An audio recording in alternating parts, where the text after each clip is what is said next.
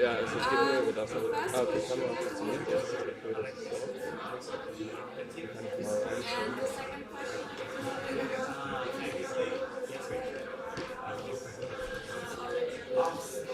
so. Kann ich mal einstellen. Immer. Immer die extra. Alles finde ich sehr originell mit der Kamera auf. Das hat schon Stil. Boah. Kann.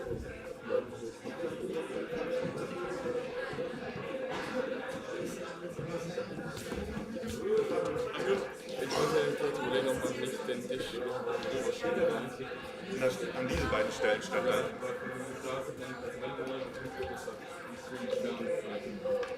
Also ich. Ja, Den kann also schon mal schauen.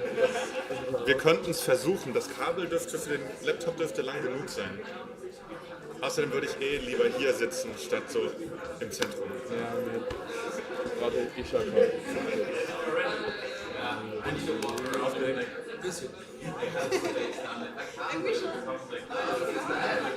Ich wollte sagen, ich bin ja kein Gegenkandidat. Aber wenn uns jetzt keiner will, ist doppelt bitter. Also lieber kein. Je nachdem, wie ich rein. Einer der beiden Schwächen schon mal hoch. Also aktuell. Okay, also die sind Aber ich kann ja rein. Macht euch da keine Ahnung. Das ist jetzt. Ganz entspannt. Wenn ihr nicht sagt, wollt ihr es in Deutschland anschaffen, wird das glaube Aber ich. ich kann auch raus. Nicht auf der Achse. Sailing. Also die Computer, das macht nichts, aber die Flasche. Zweites Mandat. Aber ich kann dann, wenn ihr einen Analyse macht, einfach so mal kurz drehen. Habt ihr einen so Hintergrund für Stream? Okay, gut. Ja, brauchen wir Gabriel dafür oder sollen wir es einfach dafür tun? Nee, das passt so. Also ich denke mal. Also wenn jemand da so. I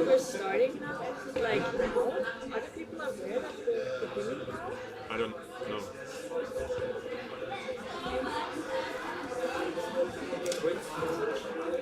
Yeah, we are already doing Quorum check. It's not like. So, da, passt das so für dich? Das Ja, also das Einzige ist halt, wenn da die Person da steht, dann, also in der Mitte von der Bühne steht, ist halt dieses ESN davor. Ja, das ist ja völlig egal, das ist ja nur vor den Beinen.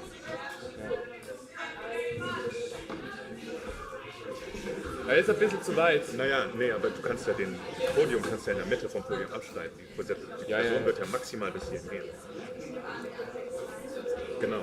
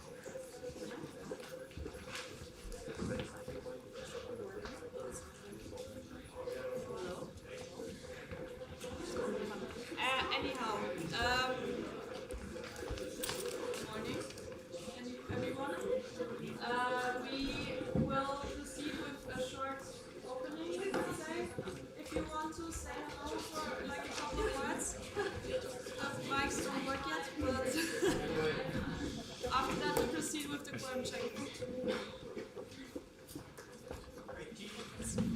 All right.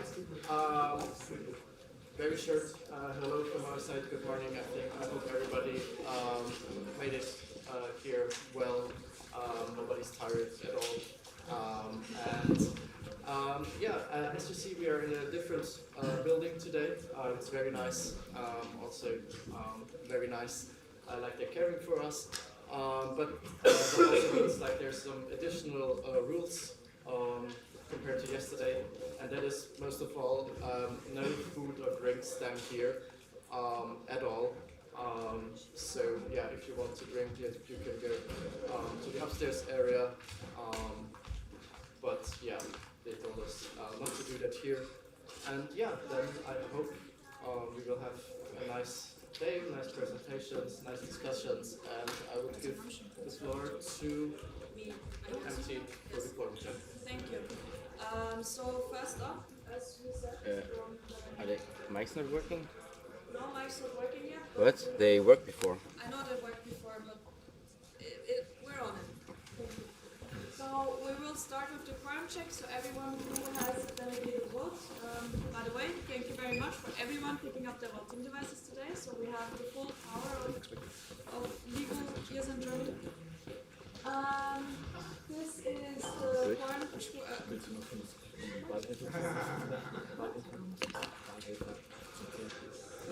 Wahlhelfer. Okay, so this is the quorum check question for today, but before we can actually do the quorum check, I will ask Jana and Axel to join me on stage again to officially conglomerate. I think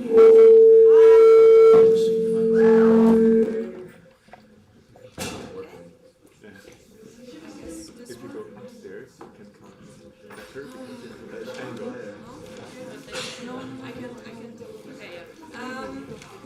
So, please join me on stage. You can all see the quorum check question today. It is which train company is the best? We have the options. My laptop is a little bit which in is the Austrian one. Please.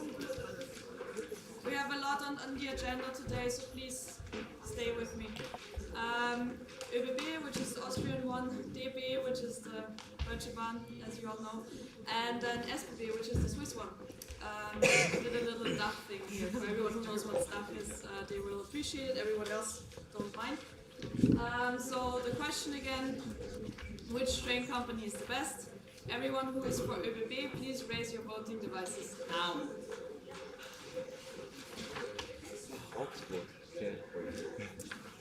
I have one thing. For you in the back who folded it, can you open it? Because it's hard to see it in between the others. And raise them high up. We had that yesterday. Rules don't change. Stretched arms because they need to see the voting devices, please. 14. Okay, thank you very much. 14. Thank you. Thank you. You can lower them. Everyone who is for Deutsche Bahn, please raise your voting devices now. Yeah, this is What? I know it's fun and all, but please, we're still doing this serious business. Try to make them show to us, not... Yes, thank you. Hello? Hello. 13. Wait, did you just, like, in the back, did you just raise it Wait, again? yes, wait. You have to raise it when I say it, and not after that, please. Otherwise, we're coming and going, and this is not possible. Okay, so we do that again because you can't switch in between. You can't redecide. Thank you. Nice. Please lower them again. Okay, I need to speak very quietly. So we do that again. Everyone who is for Deutsche Bahn, please raise your voting devices now.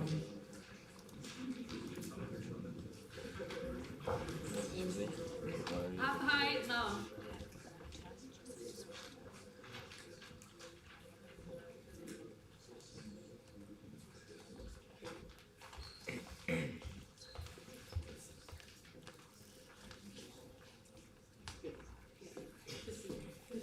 Thank you very much. 15 it is. And the last option, SBB, please raise them now. High up, also for you, Gavin.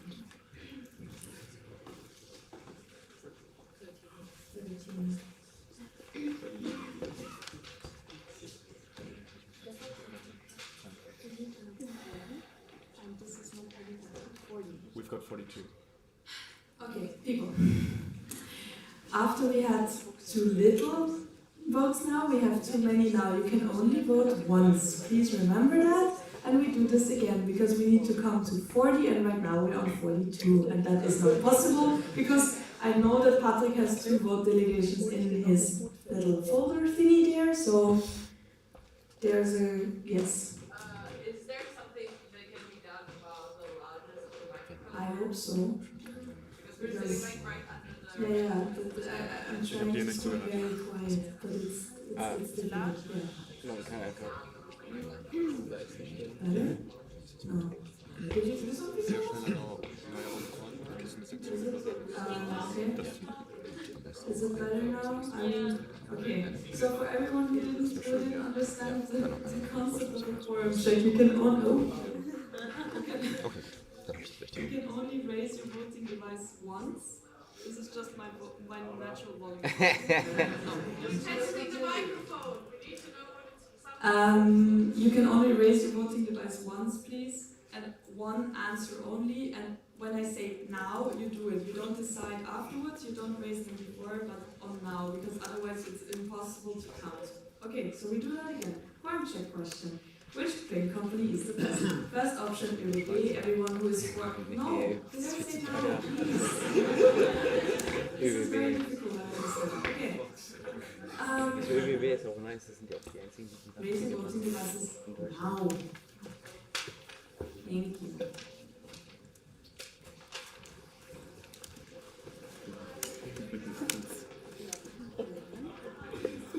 Thank you very much. You can lower them. Everyone, lower them, please. Thank you. Everyone who's for Deutsche Bahn, please raise them now. Hi. 16,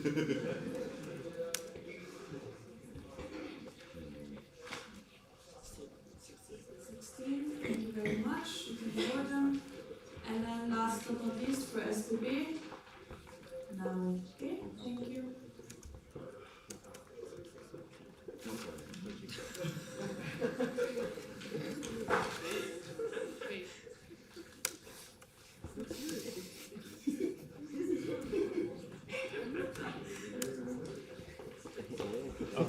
Well done. 13. And now that's up to 40. Thank you very much.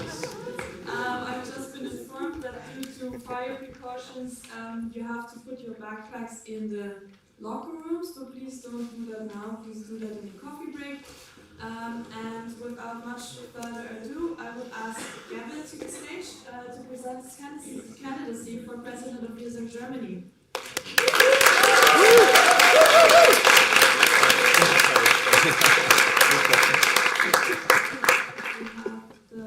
You have the clicker, and you have the mic, and you have 10 minutes, and they're starting now.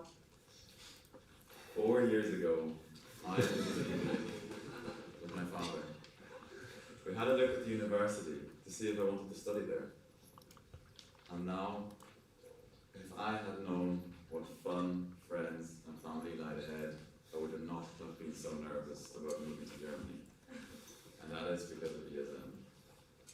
So, briefly about myself. My name is Gavin Pelan. My mother is Dutch, my father is from Northern Ireland, and I was born in Rotterdam.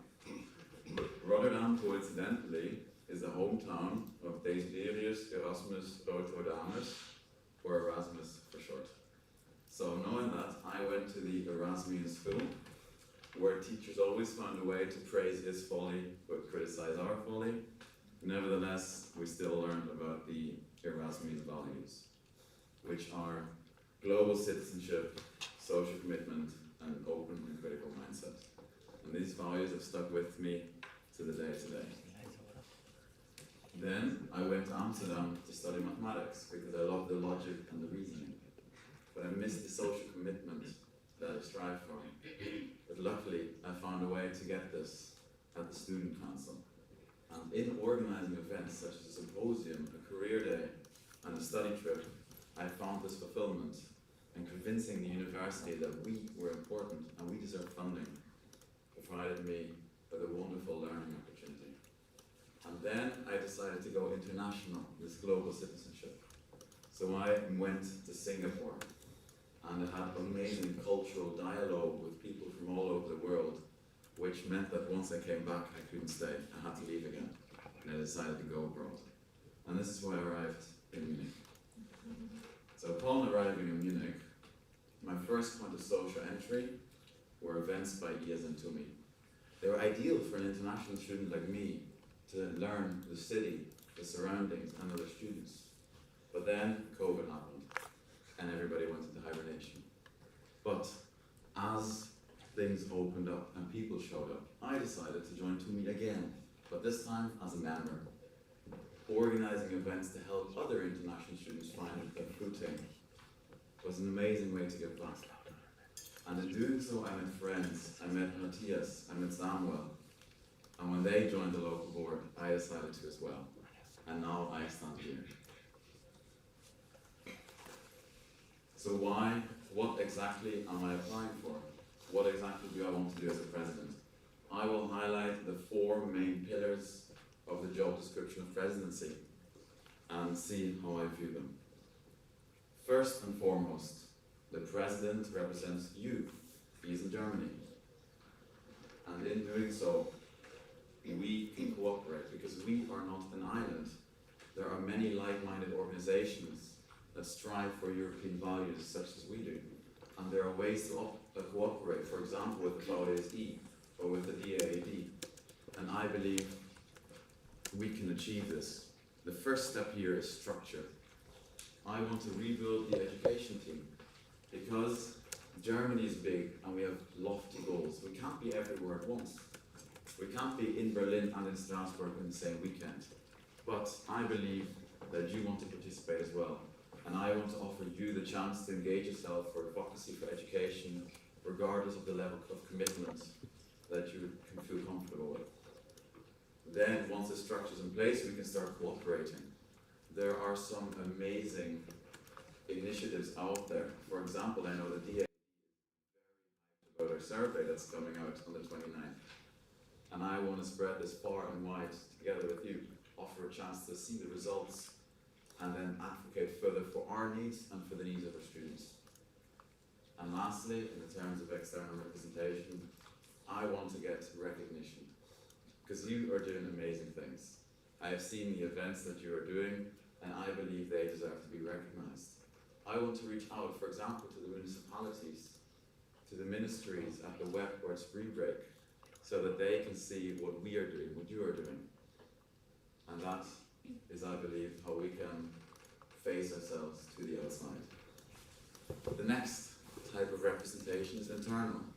It's just as you are sitting here today to represent your section, your members, and your internationals, so must Gierse in Germany represent our sections, our members, and our internationals to Gierse International. And here I want to improve our image, and I want to put ourselves on the map as a national organization that is inquisitive, important, and inspiring. I want to ask the questions that make the nationally international board doubt if they're going in the right course, to test to see if that is right, because that is our job as a National Assembly and as a General Assembly. I want to network, to connect to the other national organizations because of the amazing initiatives. We heard from Gabriel yesterday, for example, that the IT systems in Italy are great. We can learn from there. I know the buddy system in Spain is great and they do great advocacy. We can connect and teach each other how we work. And lastly, I want to connect you to the international level. We had a call, a consultation call, with 10 people. Why? I want you to feel like you are relevant at the international level and that they care about you. The third pillar is the less interesting pillar. It's not all having fun speeches and standing up on stage. We are a legal entity, as we learned yesterday from Chris. And we have duties. Just like you must register, I must hopefully register a new board at the Franziska, and I must hopefully register new statute changes. But it's not just a moment's notice. We are in a plan of growth. We are currently at the end of a 3-year plan where we need to evaluate where we stand, which of these goals we achieve, or which we might want to drop. We will reconsider and redefine with that at the end of the next mandate, the next 3-year plan until 2026, to ensure that we are not just growing within a mandate, but over a decade. And then lastly, we come to organisation at the national level. This is the fundamental pillar for presidency. Because at the end of the day, we have 13 motivated candidates, all with their own wonderful ideas. And I believe every board member should have the agency to determine the shape and future of EAS in Germany in the relevant area of expertise. And for this, we need cooperation, we need teamwork, and we need to see how we can manage each other's tasks and timelines. That is the prime job of presidency. Next, we go one step down from the national boards to the national level. Because we are not alone, we rely on you. There's a million types of structures and ways for you to engage yourself. We need to fill these positions up. The previous 2 mandates has done an amazing job in restructuring the national level so that it is possible for you to engage yourself, maybe not as a national board because that's scary, but as a national board supporter or a team member. And we want to structure these teams, and I want to make sure they're all working. Primarily for me, that would be the education team. And lastly, I want to support you in reaching these goals. So, that's a lot. That is a lot. And sometimes you have to prioritize. Time is not infinite. And when I want to make hard choices, I want to highlight that my primary point is my fellow board members and to make sure we are doing our jobs. Then, once that works, to turn towards the education team, to see if we can fill it up and to find a job for everybody that they suit, either liaison officer in Berlin, or maybe contacting the VDSI. And then I want to work on the projects within education. That is my priority. So, that seems like a lot of arduous work, a lot of time. Why am I choosing to dedicate my time to this? The reason is you. You embraced me with open arms when I arrived in Germany. You taught me invaluable skills through the work that we did together. And you provided me with a sense of belonging that made me call this place, Germany, home. And for that, I am thankful. I am thankful and I want to give back. I want to enable you to make the situation better for your international students. I want to enable us to work on projects in our passions. And I want EAS in Germany to grow together as a network and as a community. I stand here asking for your support and your trust in me so that together we can make EAS in Germany better. Thank you.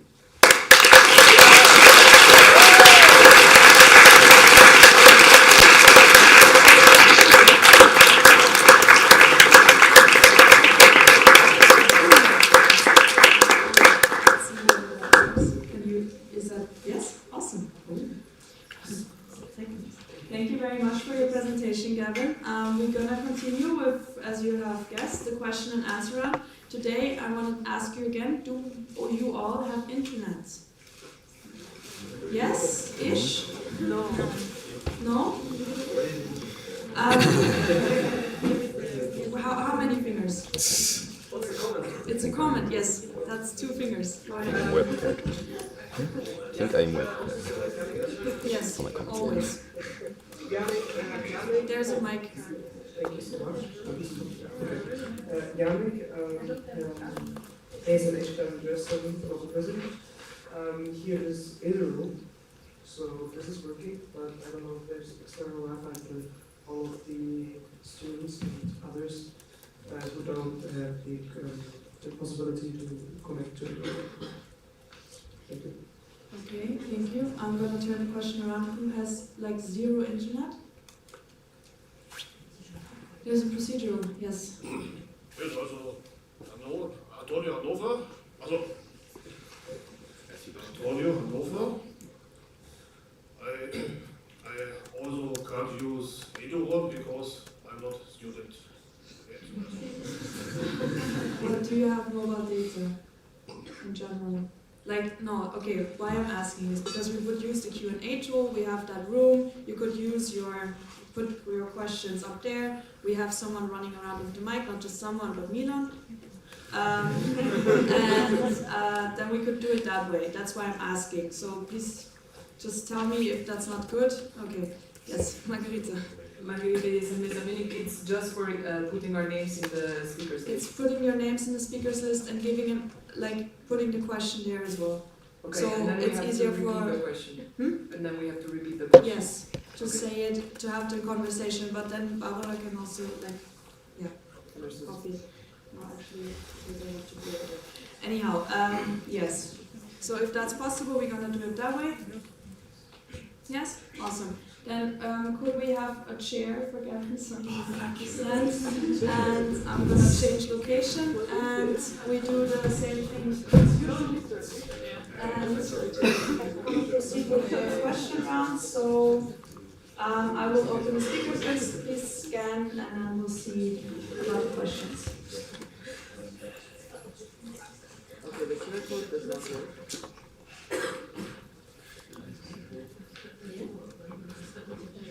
Now I have to stop it because I'm not sure where the line was going on.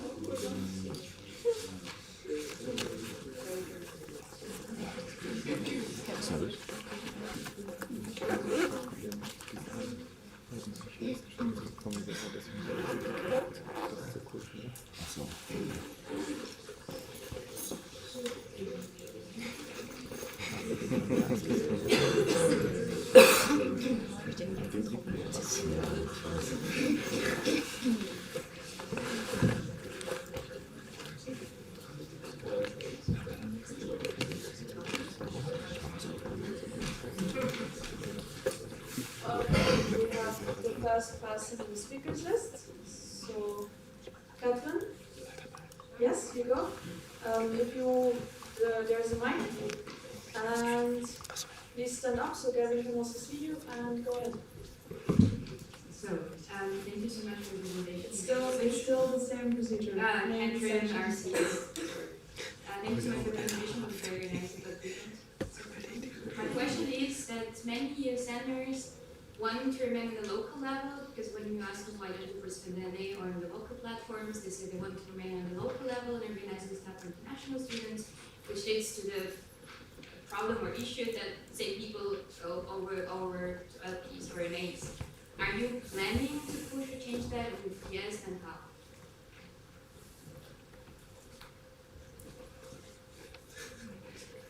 Okay. Thank you for the question. This is a very intricate problem, and this is something I believe we all thought about at some point, because we are the ones that go to the NAs. For me, one of the reasons is that participation might be too difficult. And here I believe in the regional structures, at least I see it in my region of Bavaria, that it is easier to engage perhaps with the region and to provide perhaps the opportunity for people to do a minor project with each other there is a great incentive to push people to a higher level. For those that have already been at an NA but refuse to participate at the national level, I believe that having teams that work allow people to participate with a lower time dedication, which makes it an easier barrier. And I hope that that will lead people to participate. And the third point is volunteer recognition, which is a whole other story in and of itself. And that is something I believe we can definitely work on. And we'll have to sit together with the board to see how we can best tackle this. Thank you very much. Next up we have Nika. Is that, you want to comment? Procedural question. Okay, that procedural. Yeah, sorry. Yeah, there is a limit of characters in the app. Also, maybe transactions, please. Margarita, yes, and there is a limit of characters in the chat. In the app, can we ask longer questions, or do we have to stay with like what?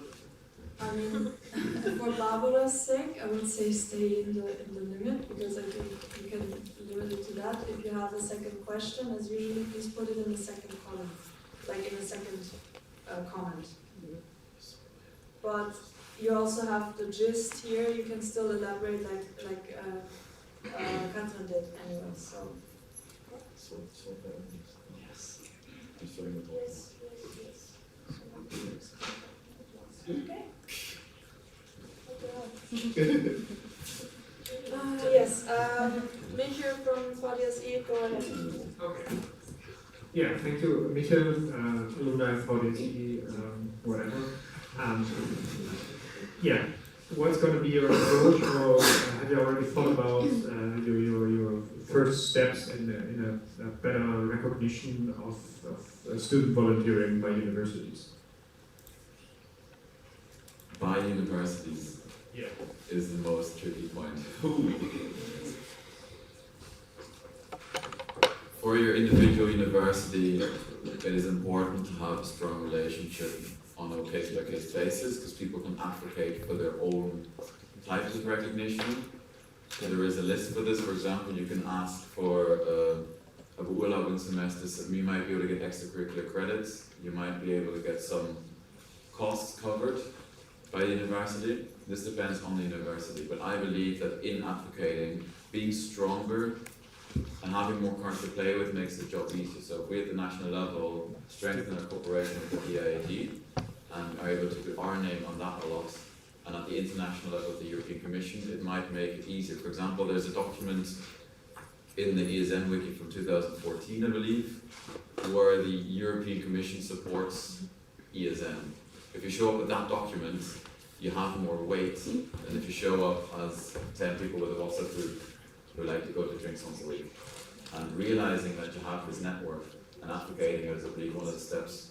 But this still will remain, I think, a local problem, a local thing to solve. And there we can only provide the tools and the training, but we can't go to all 42 universities to advocate personally. Yes.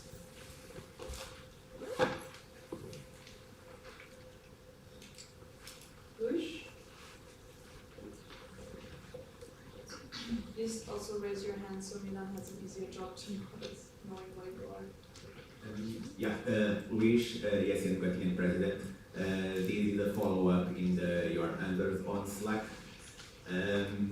Why did you choose to talk with ESN France, and which has a old secretariat already, and not other countries that have more recent secretariats, which probably are better examples for us to follow?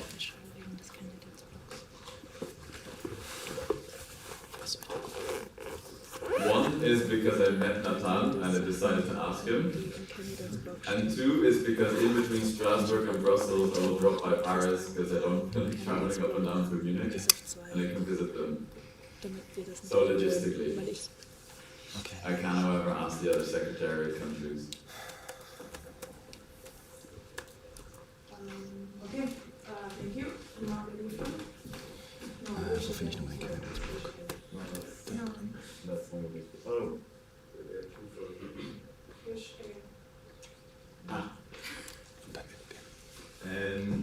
Yes, so still follow up on the same topic. Would you then create a multi-year plan on how to implement the secretariat for ESN Germany? I don't intend to right now, and there's a reason for this. The reason is I believe as a sections coming out of COVID, we still need more stable sections that can reliably finish projects.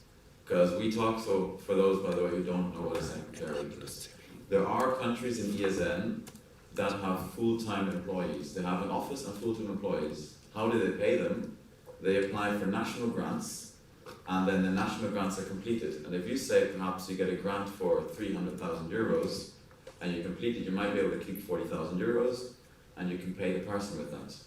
But for that grant to be completed, we need all 42 sections, or maybe possibly 44, to complete these projects. So we need to be able to write you and say, hey, we have this project that fulfills this cause, you can get money for it, you need to complete it, you need to complete it properly and send all these bills. And until then, once that is regular, so once the role of the project manager is established, and projects are being completed, then we can start making steps towards the secretariats. But I wouldn't right now. Okay, thank you very much. Marija? Margarita, yes, Mezzanini. Bit of context for this question. Since you talked about wanting to create a team team with the national board. My question is, since we have a lot of candidates to the other positions, my question is if you have already worked with any of the candidates, and if you have any preference of people you would like to work with for positions where there is more than one candidate. So, to be honest, I don't know if that would be such a nice thing to ask of Gavin to possibly incriminate someone who is applying for a position. He can choose what to answer. I asked if he has any preference. Answering who he worked with, I see very valid, but who would you would prefer, since he's the only candidate, is for me a little bit risky, to be honest. It's important for us to know who is going to work as the next national board, and he can decide to answer this as he wants. Like, I'm not asking name the best candidate for each position. Okay. I mean, if you feel comfortable with the question, go ahead. First of all, I like all applications.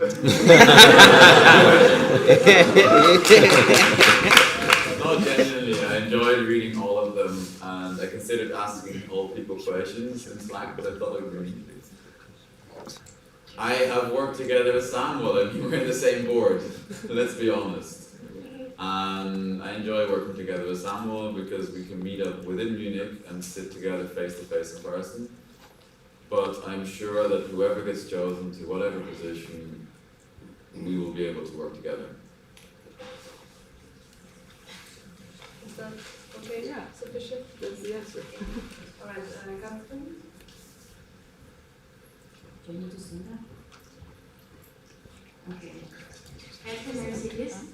So, my question is, out of curiosity, generally, if you get, or in case you get elected, what would be your very first 3 things you are going to do as a president of the Thank you. For months I've said getting insured, but it turns out we are already insured, so I don't have to do that. Step 1 is sending the protocol to the notary so we can get registered as soon as possible. Step 2, for me, is writing an email to Brussels, because I'll be there in the middle of June, and I would like to see if I can meet somebody there from the permanent representation. Be sure we still have to talk about that. And step 3 is to try and schedule a way to find when we can be together with all 8 members of the board to do it on the weekend. Thank you. Wish? With Gierse and Göttingen, since you have a lot of goals for your mandate, which board-supported positions do you think in having an open call for? And because you also mentioned liaison officer, how will they fit in the supporting structure? Thank you. I try not to have too many goals. I promise what I want to do, but it depends on you. As I said, it depends on the support structure. Because Louis is correct, I cannot do that alone. No way. So for that, the first thing I would like, when we talk about internal representation towards ESN International, is the international officer. For this, I have a person in mind, and I intend to work together with them so that we can prepare the consultation calls better. They can take over the roles of reading the 200 pages that I read for the GA, and they can take over the presentation so that we don't just have a Zoom call, we have a Zoom call with a presentation so that you understand what is going to happen, and perhaps they can even take over Slack communication while we're there so you get a live blog. Depends on what they want to do, because that is up to them. For the education side, I intend on having the education team. I am still not quite sure whether I want to lead the education team or have an education officer leading the education team. But this education team would, for example, involve the role of somebody maybe in Berlin who is willing to go to the conferences that happen in Berlin. And that is how I see the structure right now. Did that answer the question? There was a nod. Thank you. Aziz. Aziz, yes, and Bolton. Actually, you partially answered my question. My question was, you have stressed in your presentation education or supporting education team. My question was, what is your approach to do so? Maybe you can.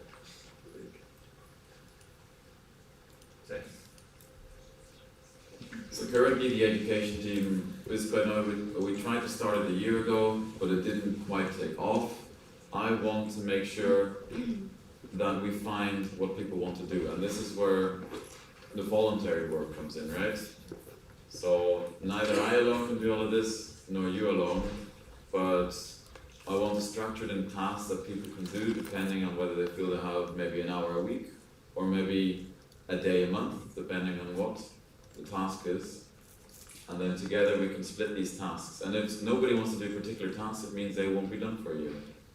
If nobody feels motivated to take over visiting this or that institution or trying to build up communication with that organization, it means that won't happen. But I do hope that somebody will still be willing to communicate, for example, with the Candidacy, somebody will be willing to go to conferences in Berlin, and somebody might be willing to work on reaching out to ministers or whatnot for a street break.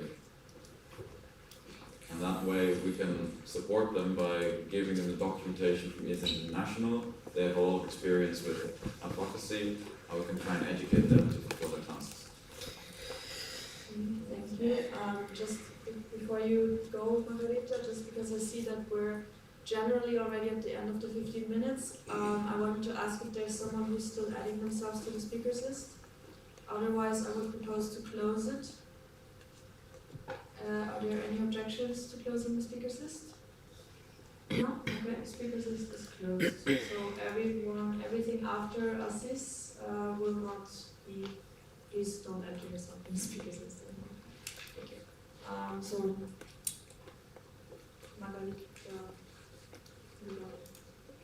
Margarita Jessen is of Munich. Will you step down from your position as a lawyer on the ESN Communication if elected? Or when is your next election? I will step down before the official start, and the election is about 2 weeks after that. Thank you. Thank you. Wish? Very easy because you did mention the strategic plan. What is your provisional opinion in the implementation of the current 3-year strategic plan? I believe a lot of the structure has been improved. So structurally, it has been executed, and that is what we need to go further because it reduces our workload in an efficient way. However, at the aspect of education, I saw we didn't get as far as we hoped.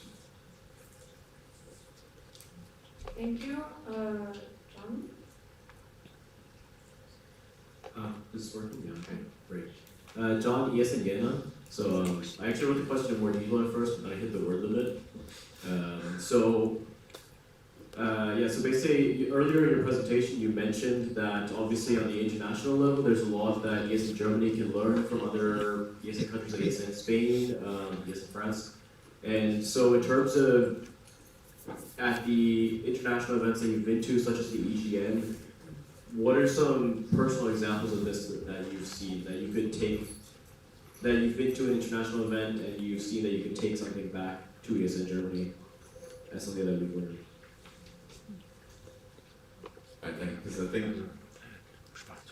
different from what you said over there. If I understood you correctly, I talked to a lot of national boards about how they structure their board internally, how they manage their work, how they manage their teamwork. And I think these are the main takeaways. When it comes to concrete projects such as the IT of a country, or I think that is hard to copy, and it can't be a part of the ESN Italy web team. But I think mainly the takeaway is information. So asking ESN Spain how they communicated to the Ministry of Education and what they did there, and learning what their steps were, and that is a takeaway. Asking ESN the Netherlands how they managed to have such a coherent board and what steps they took. That knowledge is a takeaway, I think. Thank you. Ariane?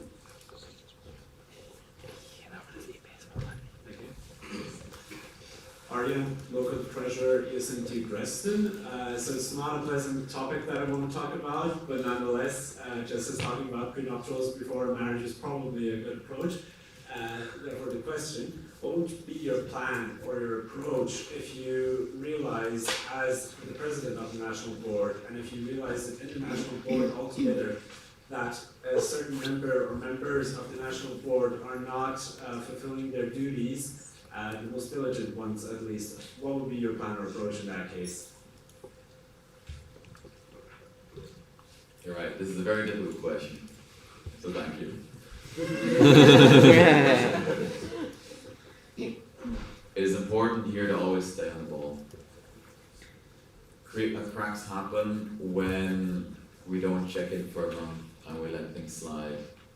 And I think a big part is we have our weekly meetings, but another part is personal check-ins. So scheduling half an hour phone call, and then it's not about asking why haven't you done your job, but it's how are you feeling right now, what is happening in your life, how is your work going for this task, by when do you think you can have it done?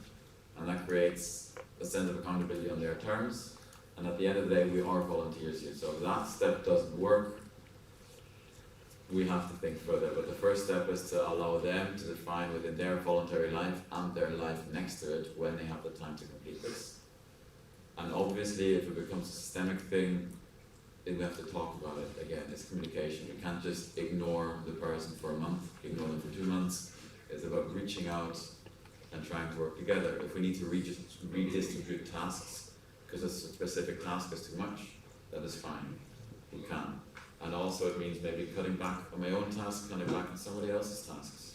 And I think that is acceptable as well.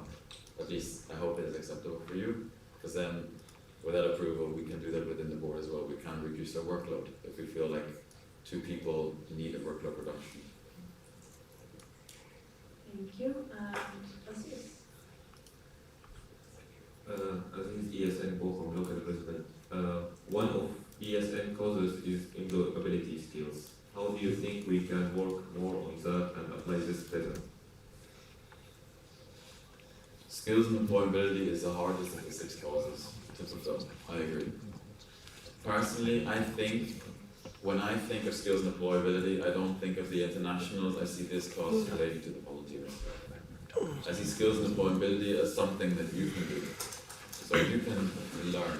For example, by organizing events, you learn, and as I like to say, you'll become the best wedding manager out there. By engaging yourself in a national team, a communication team, you can learn design skills. By engaging yourself in the education team, you will learn advocacy, which maybe even turns into lobbying at some point later in your life. These are skills that you can learn, and we intend to support you. I know that there is a plan where we wanted to maybe invite professionals in calls and invite you and your section members. But this is a plan you have to ask somebody else about, Samuel. But that is one of the ideas that came up.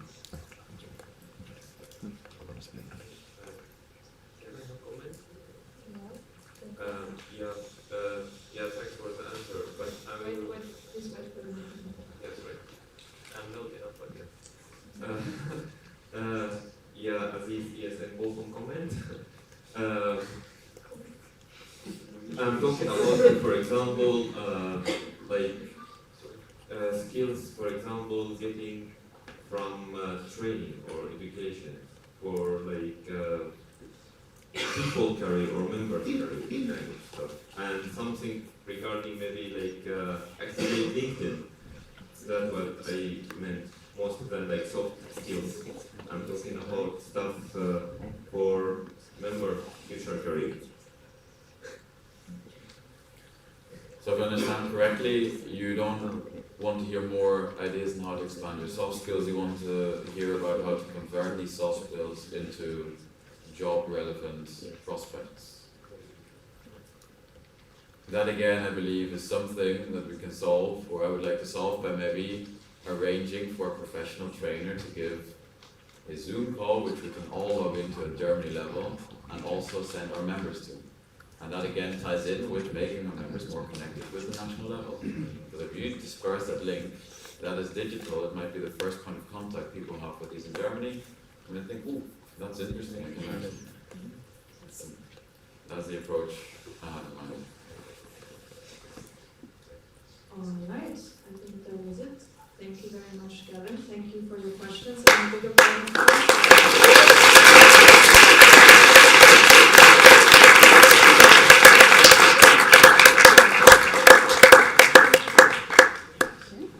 We're up to Hohlweck. We have to find another assistant. This is good. Jenny!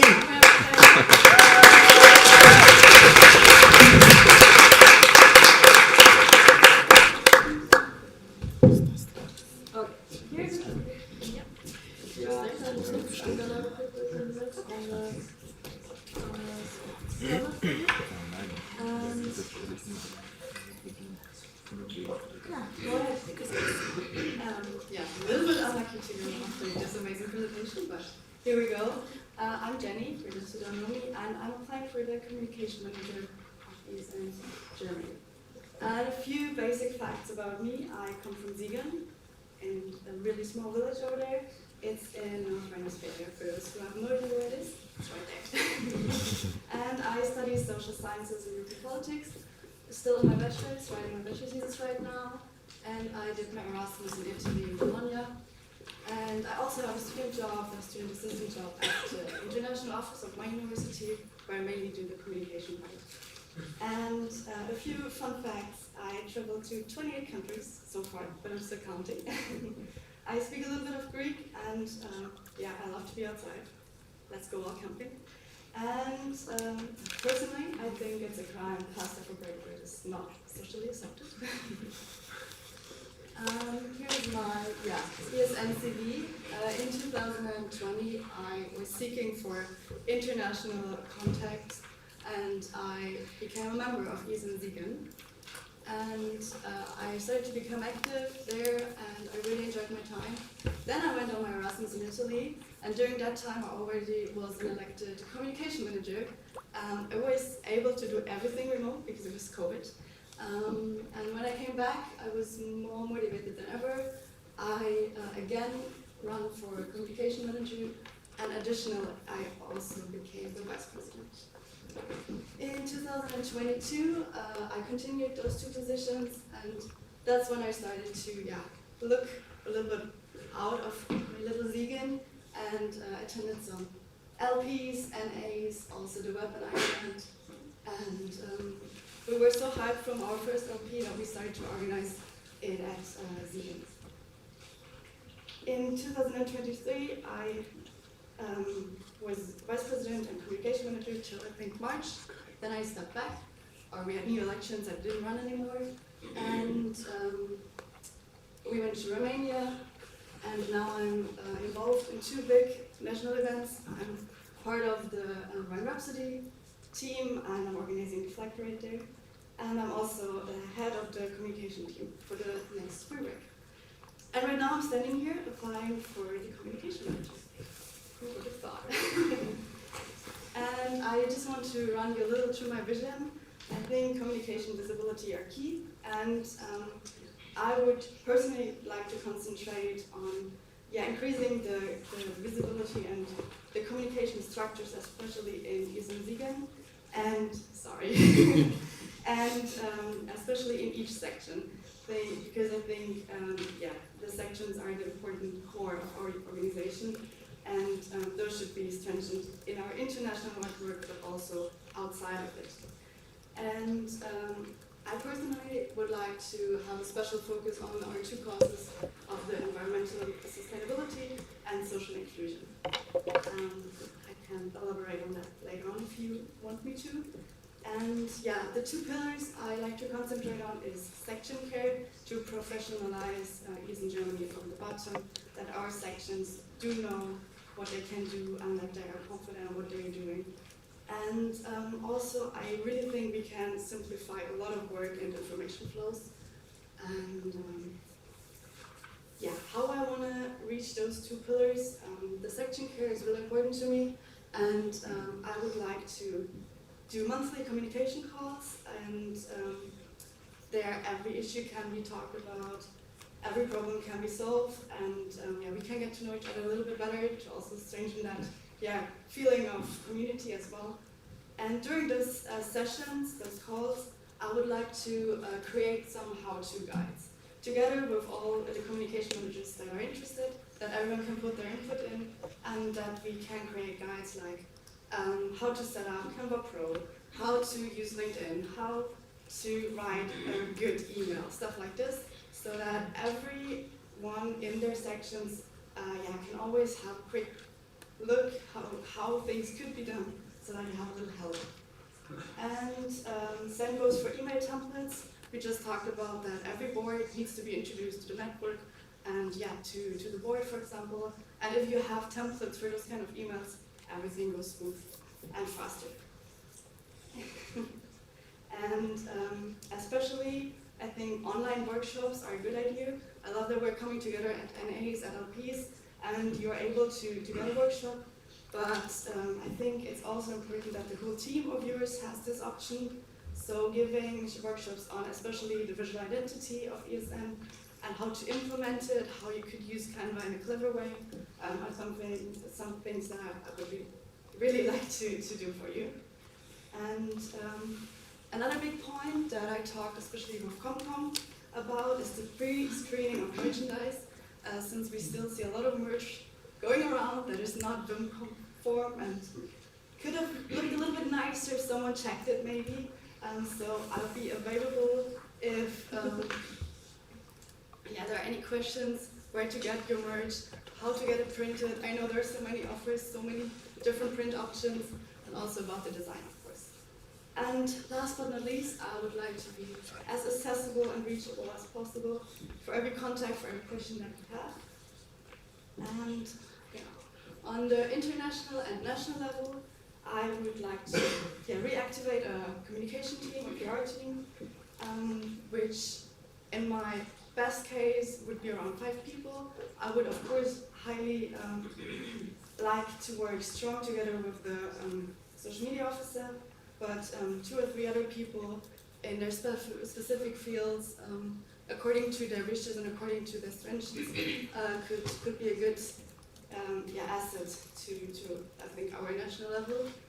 And good cooperation and support would be, in my opinion, really helpful.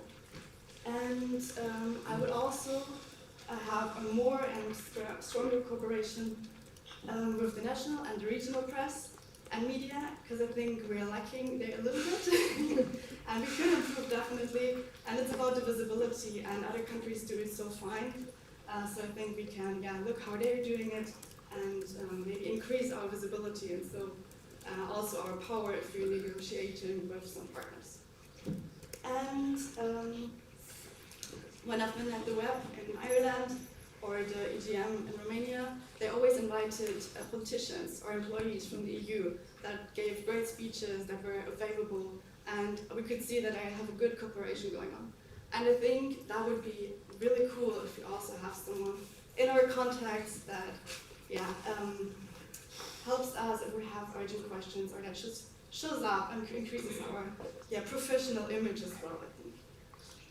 And yesterday we heard a lot about the website. I'm just talking about the content. I think we can update that one as well a little bit. And together with the team and especially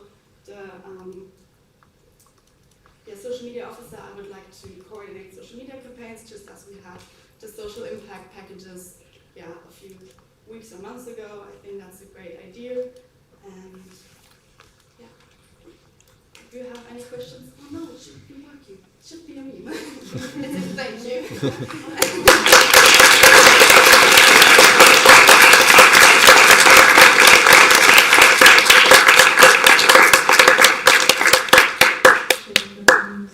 Thank you very much for your presentation. We're gonna do this differently because I was going nuts, not knowing what I wanted to do. I would ask a volunteer to just press on the questions when you're done. Just stand there or sit there. Someone, not everyone wants to thank you very much. So yes, Jenny, feel free to take the chair. You can also put it more in the center. If you prefer standing, stand up. We're gonna have the question round now. So if I have the clicker, that would help me. Click on Q&A.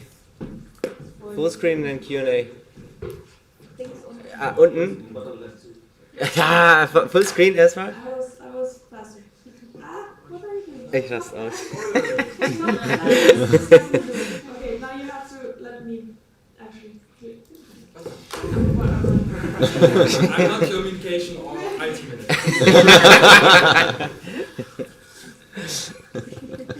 I've got a reason for it. Full screen, please. Full screen. Alright, so. Das ist so ein grüner Ding. Das ist so voll, dass ich verzweifle, so, wenn ich sowas sehe. Eigentlich. Well done. Alright. I feel that so much. I'm also useless. Volunteers when tested. It takes so long to get a volunteer, but thank you very much for volunteering in this room. For a volunteer. Anyhow, the question round. So, Jenny's fine standing up. Please, as usually, go for the. Yes, you already do. So, until I see it, we can start with the first one, which is Peter. This one. Go ahead. Thank you.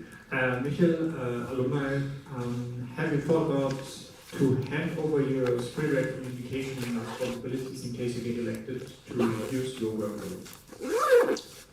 No.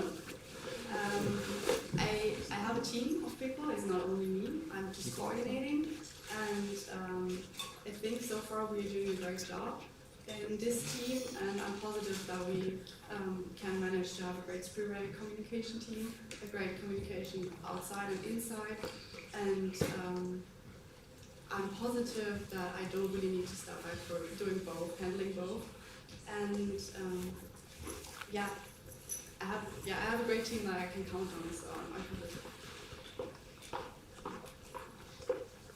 That's right. Okay, thank you. I think I managed to. Is it deleted? No, it's not deleted. Never mind then. Thank you. Awesome. Catherine is next. I'm speaking without the mic turn. Catherine, Undersea East. So, you said it was in your motivation letter that you're going to update the network monthly about the board updates. As far as I know, understand, if I'm wrong, please correct me. Is it as a task of Vice President or CLR to update about the board, or in case you want to update what kind of update shows? That's why I didn't put in my presentation yet, but the thing that I can say is that there will go out an email or a Slack post about the updates that we talked about on the board. If I'm writing it or the Vice President, that's something we can still discuss, but I just wanted to clear, because communication goes both ways in my opinion, and you really need to know what we're discussing and what we're talking about if I get elected. And yeah, there will be information flow, that's what I want to guarantee. If in the end I write it or just help writing it, the protocols or something, that still needs to be discussed with the next board. Thank you. Next up, Marija, yes, I'm sorry it sounds so harsh, but it's the character limits again. So for years we've had the problem that we wanted to have a PR team and we didn't manage to get one. We got one social media board supporter and she got burnt out badly. So what's your strategy here? What are you going to do different, and what are you going to do with social media if you are left alone? Well, first of all, I tried to set up a team. I will send out an open call, maybe several, and I hope that some of you or some of the ESNers are really interested in it.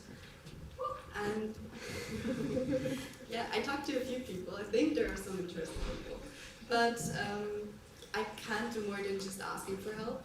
If I don't get it, I'll do it myself. That's how it's going to be. And I think I can manage, but of course then the workload needs to be distributed a little bit different, and then I can't maybe do 110% what I'm planning on to do if I have to do everything on my own. But I'm positive that a few motivated people are maybe in this room or maybe someone in Germany. Thank you. Thank you. Catherine again.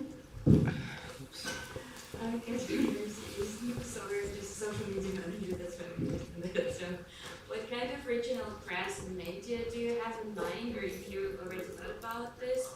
And in which sense would you like them to present in Germany, or sections like political events, or just generally on the national level or on local level?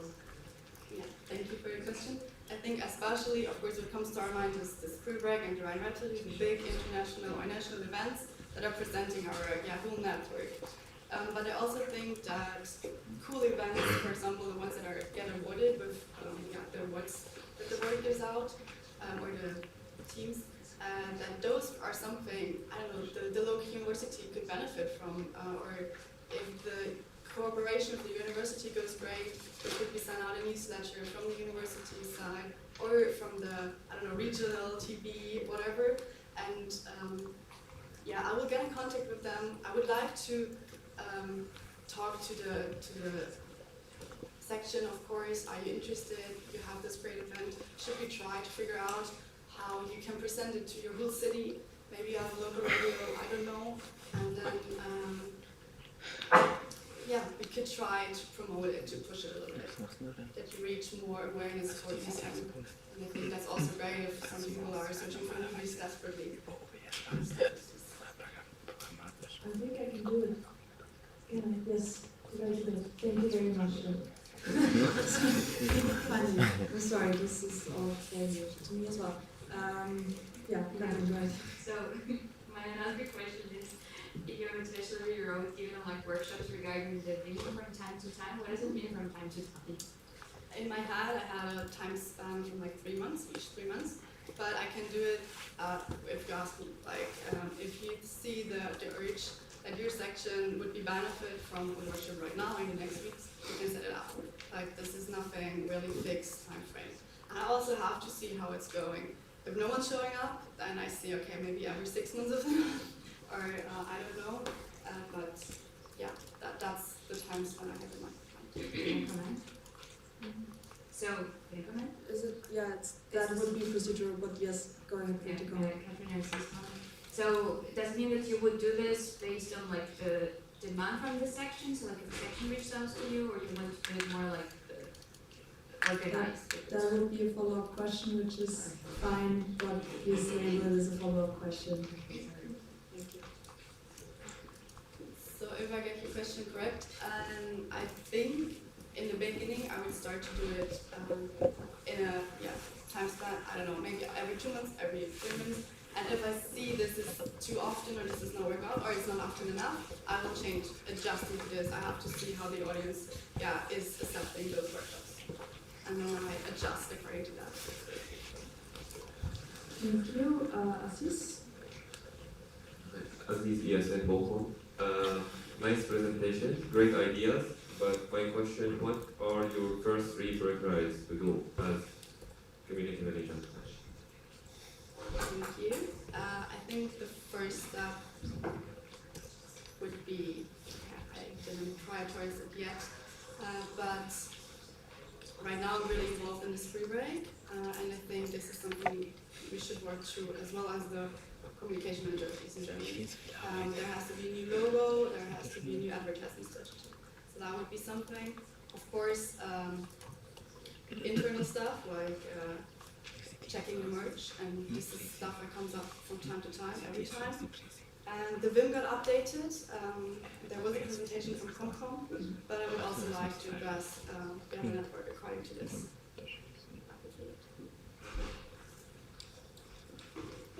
Thank you. Wish?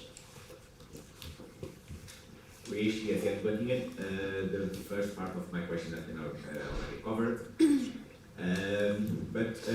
So would you consider regular press release the same way that Yes International does or other countries do, to talk about and to reach traditional media with our events, our projects, but also the project of Yes International as a way of raising awareness of the overall work of ESN in Germany? I'm not sure if I got your question 100%, but I mean, step one is contacting them, telling everyone what we're doing, and I would also like to not do that on my own. Maybe the next president or vice president would be reachable so that we can approach bigger partners or bigger press things, bigger media together, that we even are getting your more official and more professional. And of course, I will put together a portfolio this is ESN, this is ES in Germany, we have those numbers, everything about numbers today, and we reach so many people, and that's how I would try to sell ESN to professionals and to hope about their meeting.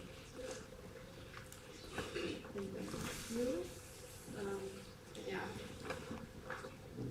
I don't know, but I guess it doesn't. Yeah, next up we have Arian. No? What's going on, Luis? Why are you shaking? I don't know, is the microphone? Okay, it seems to be working fine. Give me a second. Luis, what's the issue? My question was not answered last time. Okay, well then we can try again. Because about regular pressure, will you do that? Yeah, sure. Sorry. Yeah, understand. Now. Alright, that's cleared up. Ariane, local pressure, ESNT Dresden. You mentioned involving German EU politicians, for example, at speeches or at events that are not going to be all that regular. Other than that, how do you imagine the implementation of involving these EU politicians? So to be more concrete, how is that supposed to help us? And a little bit to the background, I'm asking this as somebody from Saxony, where a lot of politicians don't even want the EU to exist. So how are they supposed to support us? Thank you. Okay. So when I was in the other international events, it was always politicians holding speeches, giving some workshops. And I think that's a good thing to do, to invite them to our national assemblies maybe, or to just prepare to hold an open a speech or something. For your local sections, or for our local sections, I'm not so sure, to be honest. And I think it also depends on how big the sections are. I mean, I can talk about my small sections. I'm not sure how good the cooperation will go there. But what I would like to do is offer things online with them, so that every section can have profit from maybe a good workshop or a good communication, a discussion, telling how ESN is doing, telling maybe the needs that we have that we would like to address, and just raising awareness for the work that we're doing every day. And I think that if this campaign works smoothly, then the whole visibility increases, and for that, I really efforts. Thank you. That works. Eileen is next, and I would ask you to be a little more concise, maybe with questions and answers, just so we don't be later than we already are. Yes, you already talked about like the merchandise that you might want to check before. How else, or do you plan to support the sections with deciding for certain types of merch, designing it, ordering it? Like, would you consider shared orders, or like a list of design examples, or like, do you have any ideas? I think then I'll be able to distribute to sections. Yeah, I have some ideas in mind. Thank you for the question. First of all, if you want that help, you need to come to me. I will not address each and every section like, do you want me merged? If yes, we can work on it. If you want me merged, you have to get to me. But what I also want to do is create a guide, so that I tell you, okay, if you use that print option, if you use, I mean, there are so many different options, and I personally at the beginning also always got a little out with all the options, with all the, things that you could choose that you cannot choose. And I would like to send out a guide, step by step, what I would recommend, or what maybe our team would recommend. And I think that makes it easier for the first thing. And I didn't talk to the partnership manager yet. That might come up then. But I would love to have a cooperation with, yes, more or less sustainable company that maybe provides merch for all of us with a little discount, that we all wear kind of the same baggy hoodie, or I don't know, that we have a common company for everyone. That would be great. Thank you. I will ask the usual question. We are already at the end of the question round, so is there someone who still wants to add themselves to the speakers list? Otherwise, I would propose to close the speakers list after, the, I don't know how, third question of which that is currently in there. Does anyone oppose? Okay, speakers list is closed. Wish, go ahead. Are you considering the need of having more board supporters besides a eventual social media manager? That really depends on if we are able to set up a team. We could call it a team, we could call it additional board supporters. That's a structural thing. I definitely want to talk in the next board about it, how the best way is to set it up. For now, I think personally the social media is the biggest part, and that's the most important work that we're doing. That, yeah, also takes a lot of time. It's really time consuming, and I think having someone there for support is essential. And other than that, it's a nice plus, but the rest could be handled as well with those two people already existing. But yeah, I think it would of course be helpful. But thank you. Thank you. Katrin? Katrin Erasmus. So are you, I think it's kind of related to Evan's question, but are you planning to like check or control how sections are using Beam? Mostly like on social media, because when I would go for different sections, I see that you use different designs, especially sometimes with like really different designs, and I'm not sure if it is like fine with the image we have, and if yes, then how would you do this? So that was my initial idea, that I do screening once in a while to check all the accounts of your sections, how it's going. And I talked to ComCom, and they're doing exactly this. And they said, okay, why should we do double of the work? We could just work together and check together, and then we can contact the sections afterwards. You get a little feedback. Okay, this is great. This looks, you could improve that, and I think that's the key. And after such screening, after the answers are getting out, that's exactly the time when I want to do another workshop. So yeah, freshen it up. Thank you. Next up, Gabriel.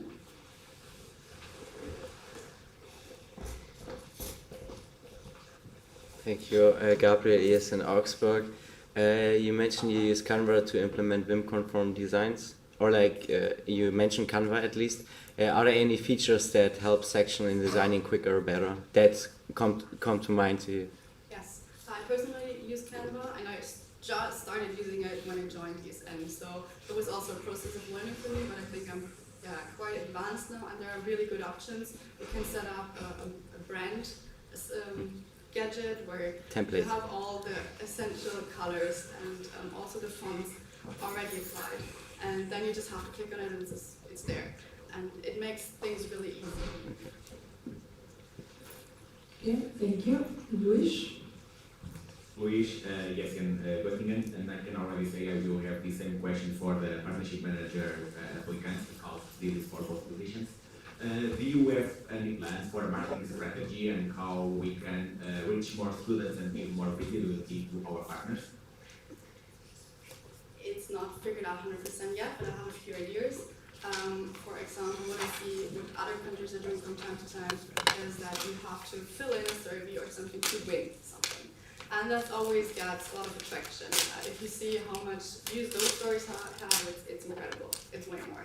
And yeah, reaching the people where they get interested, where they might get something from it, and then they are on our account and then probably stay.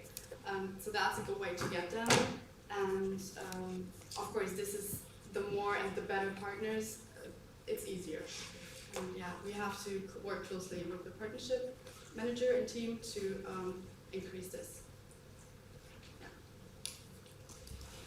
Thank you. Next up, we have Aziz. Hi, Aziz, ESN Quorum. During your presentation, I have noticed you are holding like many positions and have many tasks. Plus your bachelor thesis. I know you are doing great and you have like wonderful team, but are you planning to give up any position if you got elected?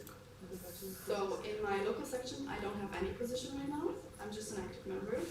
And I'm writing my thesis right now, but I will finish it in a bit. So during the transition period, I should be free. I will start a master in October, somewhere in Germany, not decided yet. And the other two responsibilities are Rhine Rhapsody and Screenwriting. Rhine Rhapsody will be done in June. And yes, free break is something I think the communication leader should anyways be involved in. All right, thank you. And Lush, one more. We don't see that something bad, but as something that we have potential to improve. Our social media, mostly Instagram, has a really low number of followers when we compare with some of our sections that we have in Germany. In Germany, we're less than 4,000 followers, and we have other countries with the same size as like Spain with 52,000. This is also now a follow-up on your previous answer of how to reach more students or how to give more materials to our partners with competitions. That I know from past experience that partners are not interested in having these big corporations when we have this low number of followers. So which plans do you have to increase the number of followers that we can have the partners more interested in collaborating with us? Thank you. Yeah, that's something that we can just reach step by step.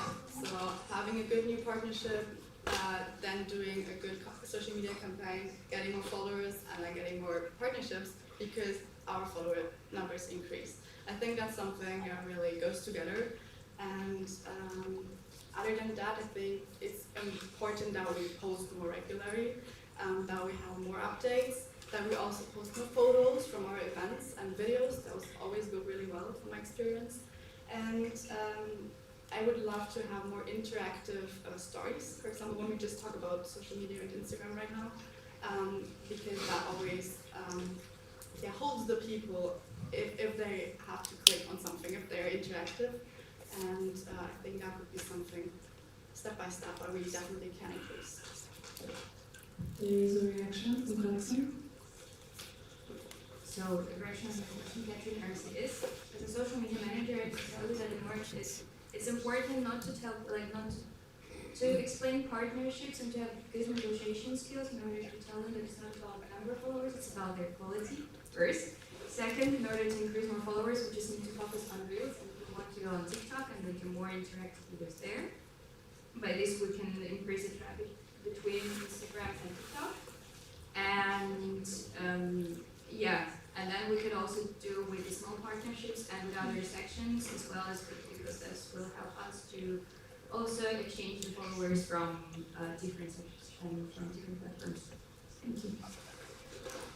Thank you very much. That's the end of the question round, and another big applause for Jenny, please.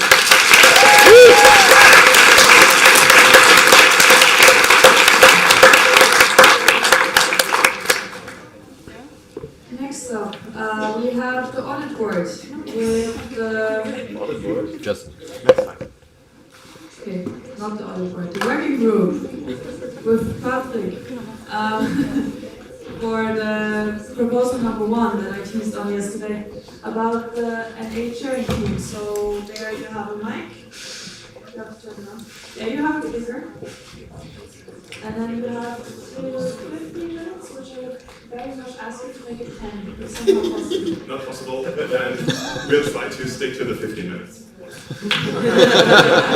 Thank you very much, and welcome to the Patrick Sandwich. You'll have the first little introduction from my side, then Gavin will tell you more about the thought behind this proposal, then it's going to be me again going into the changes to our SOS, and in the end, Axel will take over for the task descriptions of our of the CT, and then it's going to be me again with a little help from a couple international supporters.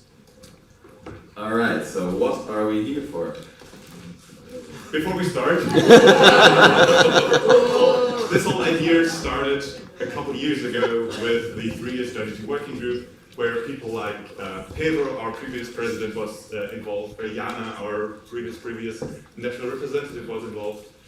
Within this working group, there's not only the 3 of us, but also we had input from Thomas, we had input from Emily, both from the national board, and these 2 beautiful people. So yeah, that's the work out of the last couple months and years even.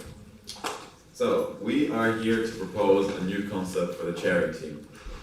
About this proposal, currently the chairing team gets appointed by the national board.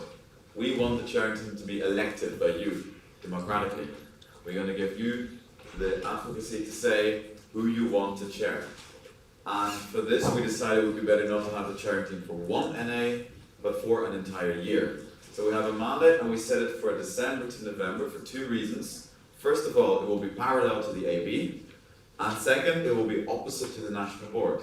So if this proposal goes through, then in November, at the autumn NA, we will elect the next chairing team for a year, and then their first NA will happen when the board is experienced.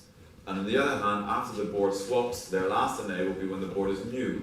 So that way we can ensure there is always knowledge in the system.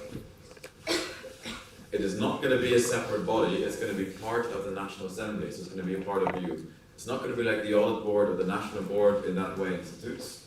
More on that later, and it will act on your behalf.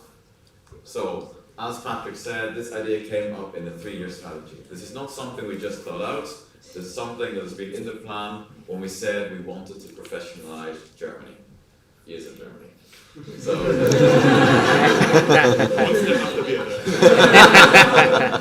we want to professionalize, and in doing this, there are a couple of main advantages. The reasoning we'll get later. And when I say permanent in these next slides, that's because they won't change. They'll be fixed for 1 year. Here we go. Description and rationale. The reason we want a chairing team to do 3 NAs in a row rather than 1 is so we have constant leadership and stability. By having the same people, we know what to expect. We won't go to 1 NA where the moderation is very loose and then another where the moderation is strict. We won't have different rules from chair to chair. We will know what to expect. The second is continuity. When you do something the first time, you make dumb mistakes. Everybody does it. But when you do it the second time, you've learned from your mistakes, you don't have to do it again. And this way we can improve the quality of the chairing team as a whole, and then the quality of the National Assembly as a whole, which leads to more productive discussions on your side and a more time-wise thing for your lunch and your stomachs. And also, by having the same person again, you feel trust to the person. So if you have a procedure maybe for this the first time, you'll dare to speak up, to see what's happening, and they will know the answer because they've done it before, so they will know how to answer your questions. And this is why, all in all, we have decided to do a 1-year chairing team. You can read the rest in the rationale online. Now, second slide, let's go. Because it's quite a technical job, it requires a lot of knowledge, and the current situation requires a lot of input from the National Board. Because the chairing team does 1 NA, they're new, they have to be taught. So in addition to the National Board already organizing the National Assembly in part, they have to educate the chairing team. Whereas if the chairing team is in the know, they can take over parts of the organization, they can take over the agenda, the planning, and they can then ensure a better transition with the next chairing team so that the system becomes sustainable, reducing the overall workload. Alright, now we go to the red. Thank you very much. And yeah, having a look at the time, I'll speed this up a little. Since every one of you read all the proposals, I can go through this in a little more speed kind of way. Here's an overview.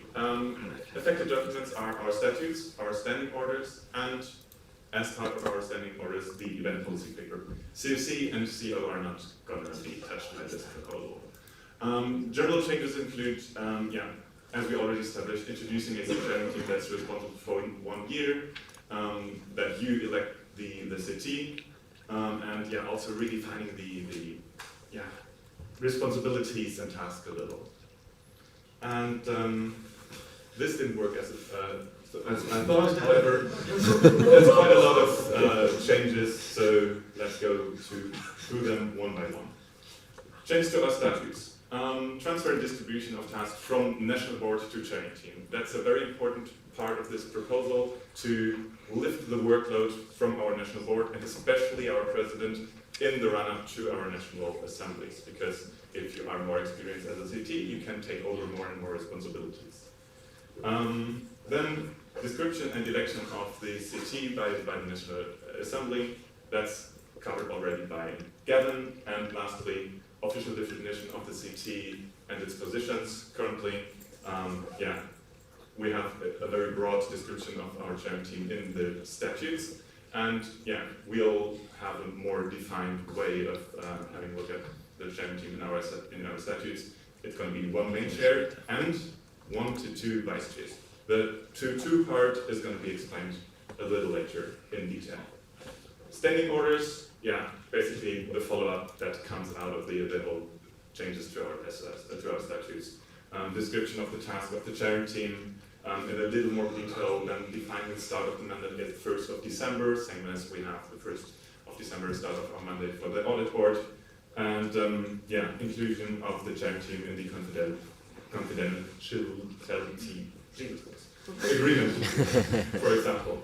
And yeah, event policy papers just including the phrase that the chairing team of our national assemblies is included in general tasks that currently was only distributed to our national board to go back to the first couple of things I said, lift the workload of our national board.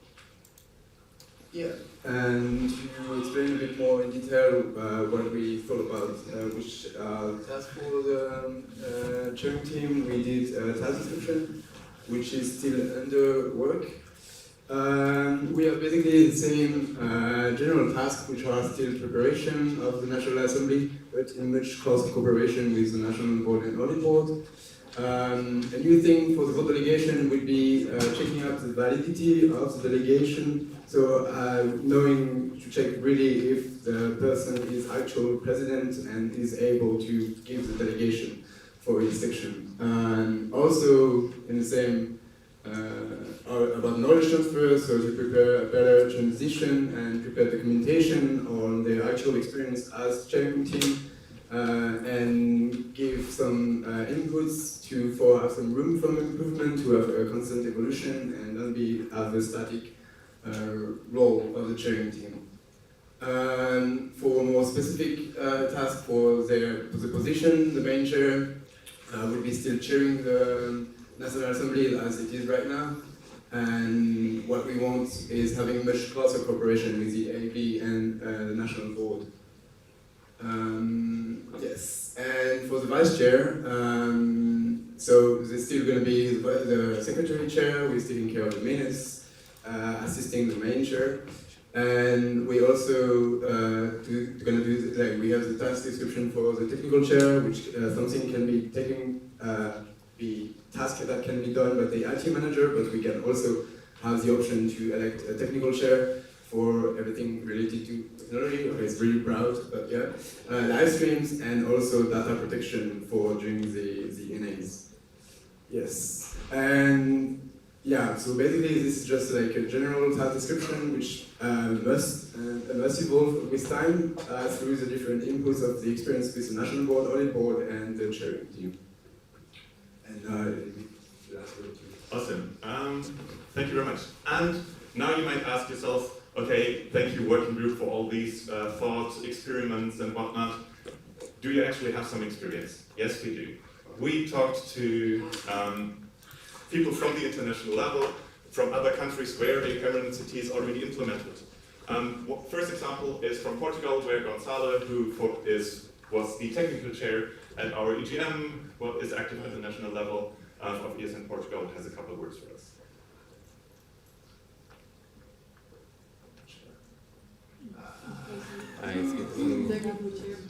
Yeah. He doesn't love it.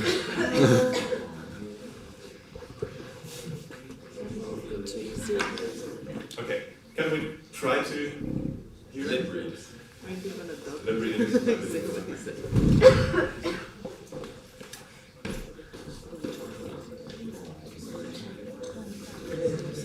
Give us a second. Thank you.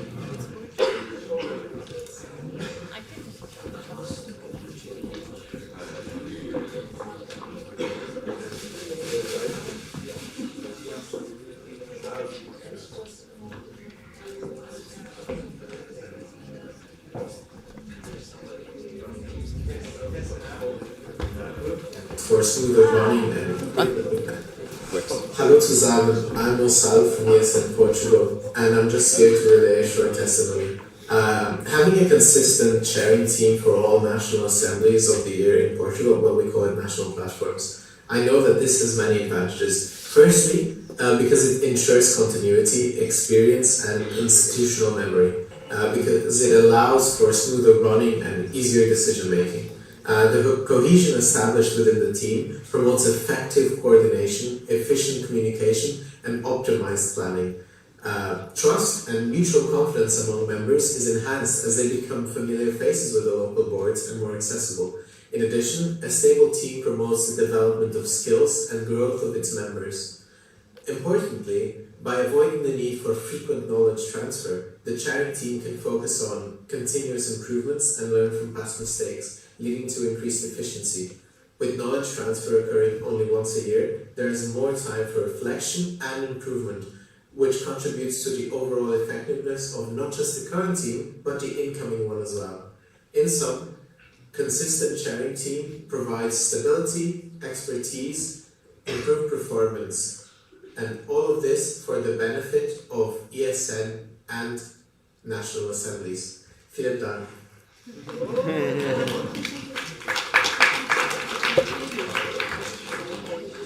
So, we have another testimony from Italy, Alessio.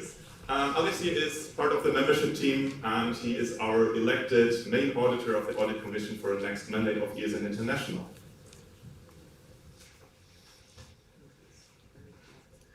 Hi dear friends of ESN Germany. I'm here to make you the Italian example about the chairing teams. The thing that I will address is the fact that for us, having a full chairing team working for the 4 MPs that we have is really helpful. It's helpful because there is consistency in the work that they do. They gain more knowledge about handling situation and having crisis management, looking also at the drama that we have in ESN Italy sometimes. And obviously all the procedures usually are more smooth at the end. Obviously also having a body that is elected from you directly helps you in addressing also the body.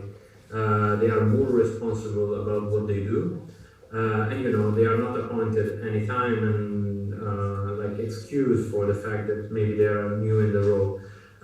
So usually at the end, the result is more coherent from what you expect.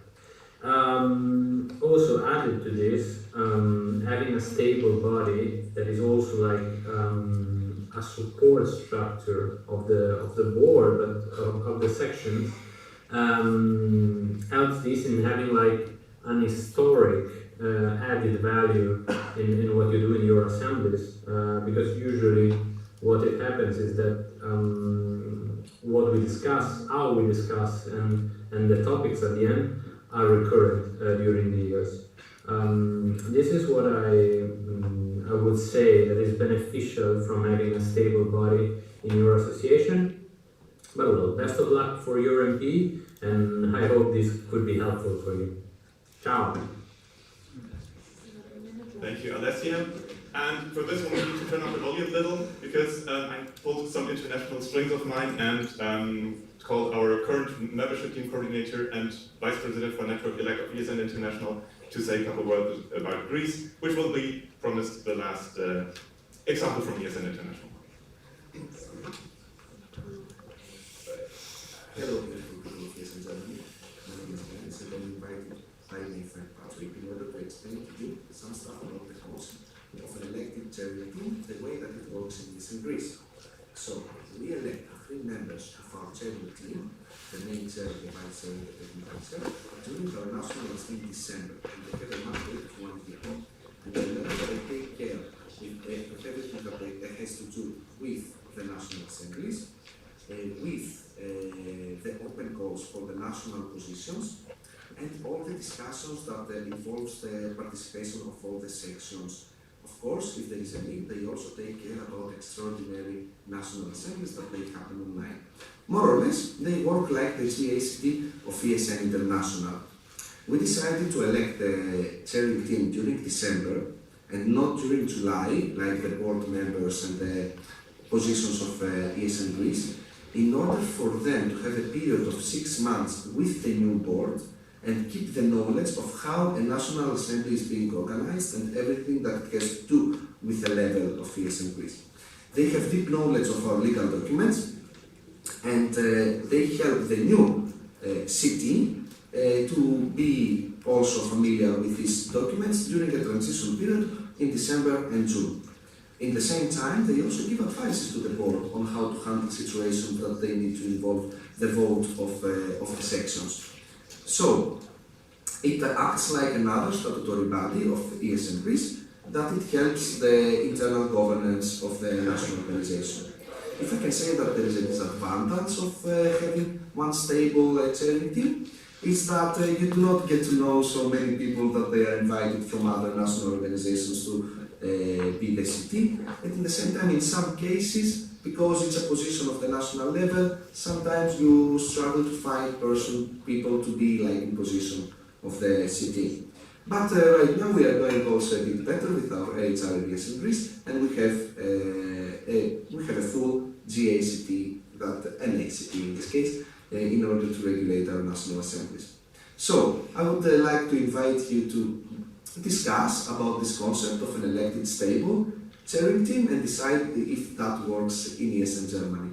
Thank you very much for inviting me, and I wish you to have a great weekend, and I hope that we will meet again soon, even physically. Have a great time. Bye.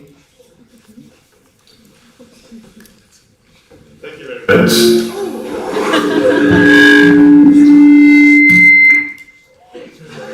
Thank you.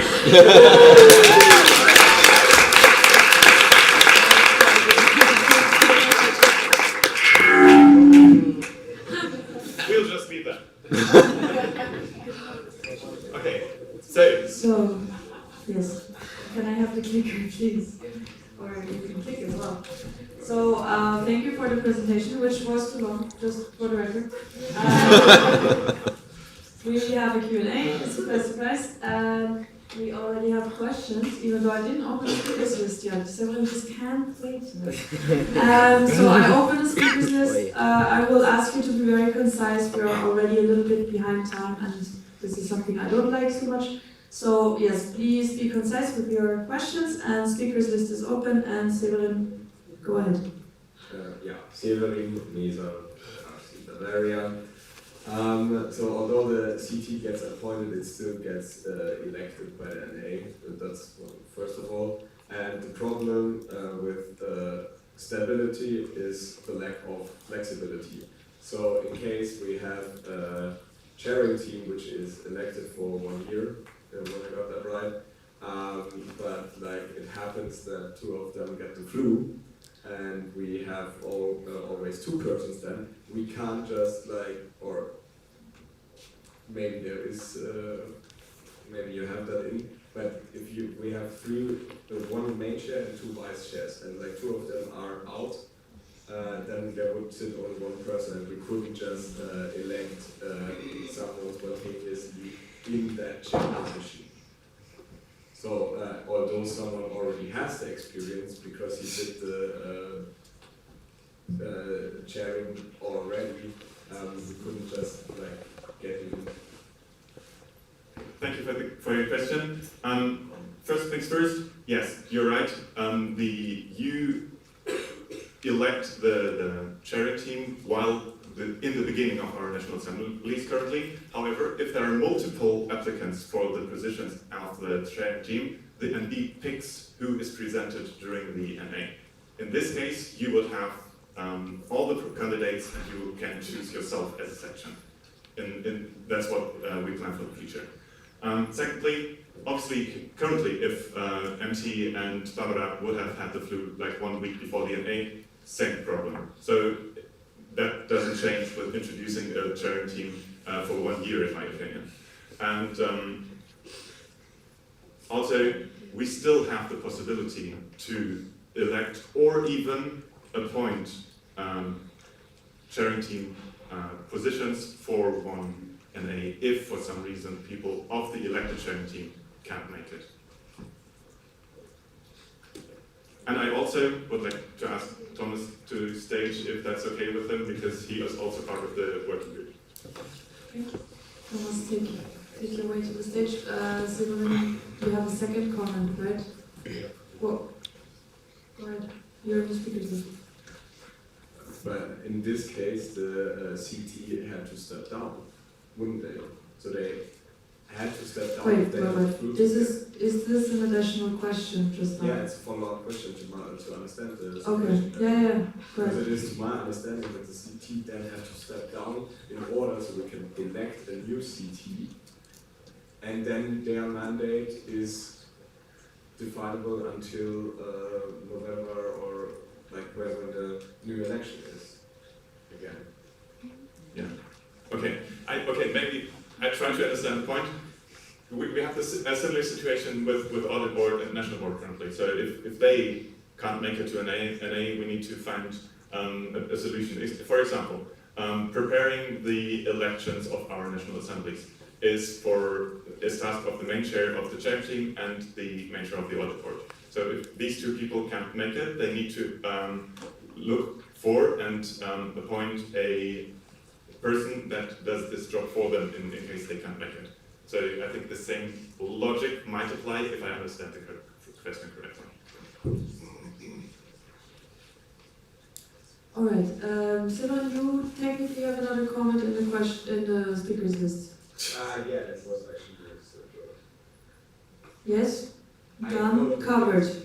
Yes. Okay, thank you. Catherine, go ahead. So I still did not get, in case a CT which we elected can make it to the NA, what then does MB appoint a new CT and then we elect them again, like put them again during the NA? Or like what? Like we chose two people, both of them can make it. What do we do? Just in case. Yeah, that's a very good question. However, I think as you framed the question would be the way to go. So we would just fall back into the current way. The NB appoints and you elect in the beginning of the NA.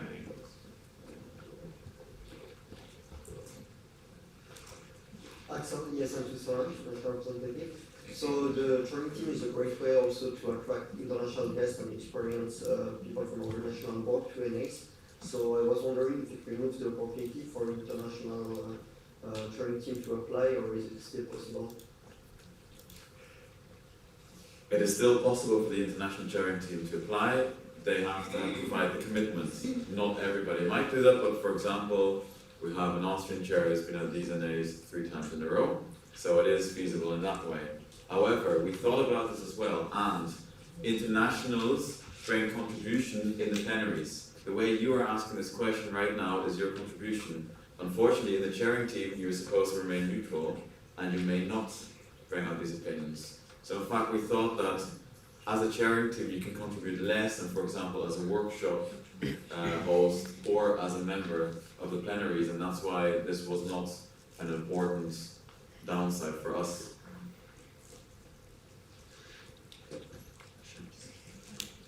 Jasmine? Jasmine, education officer. My question is, will you work on publishing the NA dates for the following year before the election? Because if I want to apply for the CT, I would like to know on which date I like to work as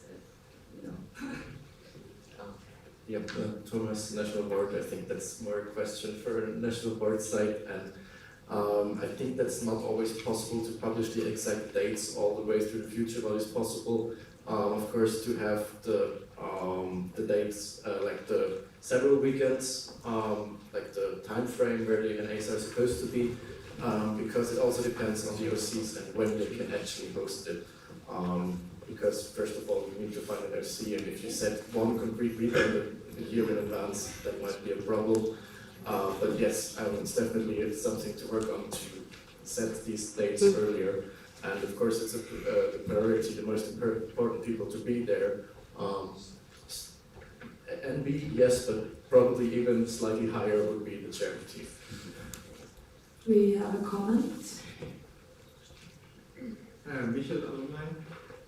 from my experience through the 4DSE, I can tell that other student initiatives even publish their dates or the specific weekends for their assemblies even 2 years in advance. So that's definitely possible. Of course, it's a lot of commitment, yeah, but it's definitely doable. What kind of phrasing is that? It's a comment, yes, okay. Mustafa is in Germany. I tried to find courses for this year's of NA, and in Eastern Germany it's not always possible to find courses for the date that we wanted to do it, because the university doesn't allow to give us these rooms on this week, and so I don't really think that it's possible to choose the dates like beforehand. Maybe we can say, as Thomas said, 3 weeks. In one of these 3 weeks it will happen, and it's for me the only doable way for Eastern Germany right now, what I see. Gavin, what do you want? A comment? Please. Okay, I'm going to remind you of the, because it's difficult for me. If you want to raise a question, you raise your arm, which kind of is, yeah, we have speakers list now. Or a comment, 2 fingers for procedural 1. Go ahead. I would say like for application. Oh yeah, Gabriel is in Augsburg. I think for application it might be easier if the dates are known in advance, so the applicants can already ask the universities if these plenaries are available. So that will help out a lot, I think, in like even applying for hosting an NA.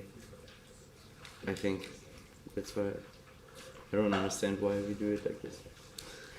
Nish?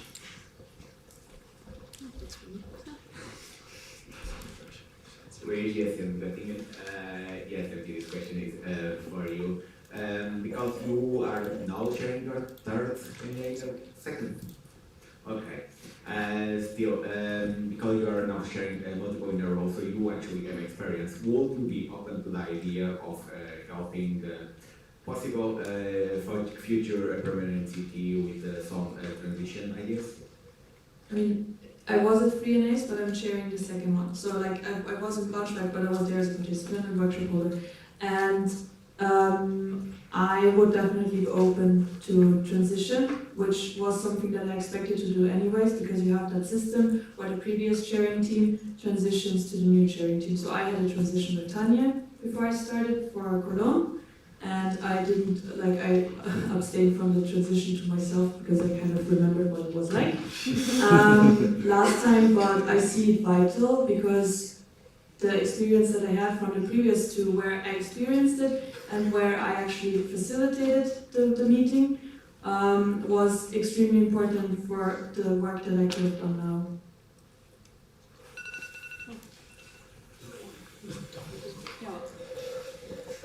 Since my tablet just reminded me that we're at the end of the question round, is there someone else who would like to be added to the speakers list right now? Otherwise, I would propose to close the speakers list. Are there any objections? No. Okay, speakers list is closed. And just for your information, after Yasmin, Patrick has 2 questions, comments, something, and then Axel, and then we proceed. So Yasmin. Okay, Yasmin, education officer. I have a question about validation, because some sections have to wait quite a while for the national meeting. So do the old board have to delegate the vote for the new board? Because my name is still in the Vereinsregister, but I'm not in the local board for 2 months now. So I don't understand. Maybe you can explain the procedure. Okay, yeah, Thomas, National Board. So if I get it right, it's about the checking if the presidents are already also actually the presidents. And if I got the presentation yesterday by Christian right, the new boards are boards when they are elected actually from that time, and not when they are registered. So yes, I think that would just be needed to check with the section. Yeah, Patrick and Katie, basically providing minutes of your electoral GA or whatever you call them on your local level. Okay, then Patrick? I have 2 yes and no questions, so that's me questioning now. To both MT and Thomas. Yes and no question. MT, was it easier to prepare for this NA if you compare it to the first time we shared? Yes. Thomas, did you have less workload for this NA and onboarding the CT for this NA if you compare it to last time? Yes. Thank you.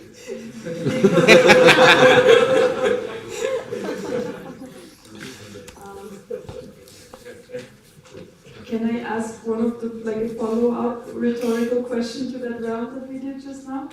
Was the workload for the CT more comparable to the last one? Yes, as well.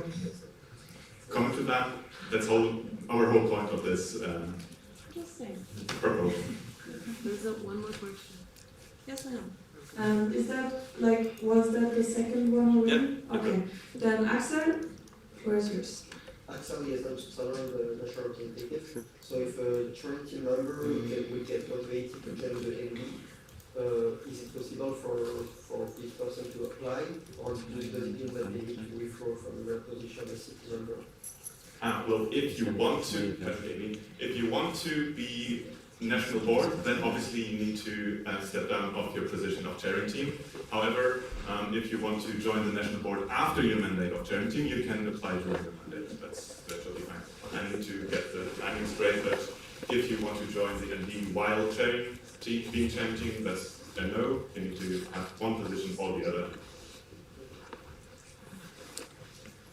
All right, that was it. Thank you very, very much for that discussion, and you can applause. It's fine.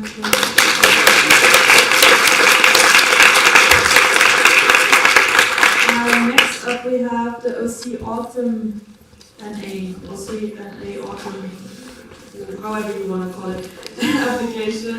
And yes, give it up for the OC possibilities.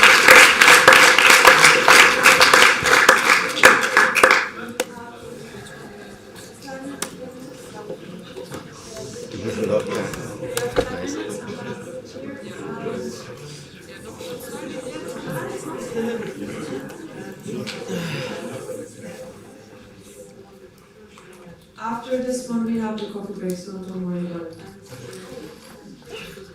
Are you ready? Yeah. Okay, so. Yeah, I think here because of this trip. No, we can just move it. It's perfect. So you're gonna be shining bright. Don't worry. Let's go. So, thank you everyone. Okay, we're really happy to be here and to be here at this National Assembly and to see so many motivated people. And I think we can all say a few good words about the effect that ESN organized events have, whether it be a trip or a National Assembly or any kind of event really, and the huge contrast that this can have when it's a non-ESN organized trip, event, meeting, assembly, etc. So we want to really emphasize this difference and explain to you our project, the next National Assembly in Mallorca, or how we like to call it, Mallorca. So I want to welcome you to the NA at the Sea. So first of all, we want to introduce ourselves a little bit. This is your OC. My name is Margarita. I'm from ESN Mesa Munich. You already know me. Next up is Anna. She's not here because she's from ESN Italy and it was a bit hard for her to reach Düsseldorf this weekend, but she's watching us live. Hi, Anna. Yeah, Teresa, local president of ESN Hamburg. I'm Maya from ESN Jena, and we have some free spots in the OC, so we are still looking for people to organize this amazing event with us. Maybe it's you in the OC. So the dates are from the 20th to the 22nd of October this year. We have looked it up in the event calendar, in the international one, so it's not crashing with any web or SWEP. The spots are calculated for about 100 participants with 20 OC members plus helpers, which makes 120 people in total. And for the venue, we have a building from the university. It's in close walking distance to the hostel that will follow in the next few slides. And it's is from the University of the Baleares, and they are so in love with our project that they gave us the venue for free, which includes the main room for the plenaries, where we can all have a space and spots for everybody, 3 rooms for the workshops for 20, 30, and 40 people, and an open-air patio for coffee breaks and maybe the lunch. There is the hostel. As I said, the close walking distance to the venue. It's the VOC hostel close to the sea and the harbor. So all about the expected fee is €150 for participants. It might be lower because we are still awaiting partners. Yeah, so I'm gonna quickly go over the budget. You can see it here. It's also in the documents that you have, so I'm just gonna point out a few things. This is what we expect to get, and as you see, we're basically only relying on the participation fee, and we plan to have helpers paying half of the participation fee for the work that they put in the event. You can also see that we're planning to get some partners, but for the time being, we did not calculate with that money. And if you're wondering where did we take the numbers, it's the same numbers that ESN Darmstadt managed to get for their NA. So we didn't make them up. We are confident that we're going to be able to actually get this money. Yeah. And this is the money that we have to pay. Again, you can see the hostel is going to take up the highest amount of money, and the rest, again, we base our estimations on the NA in Darmstadt. And for the marketing materials, point 4, we got some estimation from the official vendor from ESN Italy, which is cheaper than the one in ESN Germany, and it ships to Mallorca, so that's great. Yeah, and you can see we also have a safety fund of €400. So, and yeah, if you compare the two numbers, it is higher, so that's good. Yeah, and we would like to move on from the budget and more to like the social program and what we're really trying to achieve with this. We have been in close contact not only with the University of the Balearic Islands, Universidad de las Islas Baleares, but also with the ESN sections from the Balearic Islands, which is for Mallorca and from all of the other islands. And they are really excited to have us there, and they're really looking forward to the cultural exchange.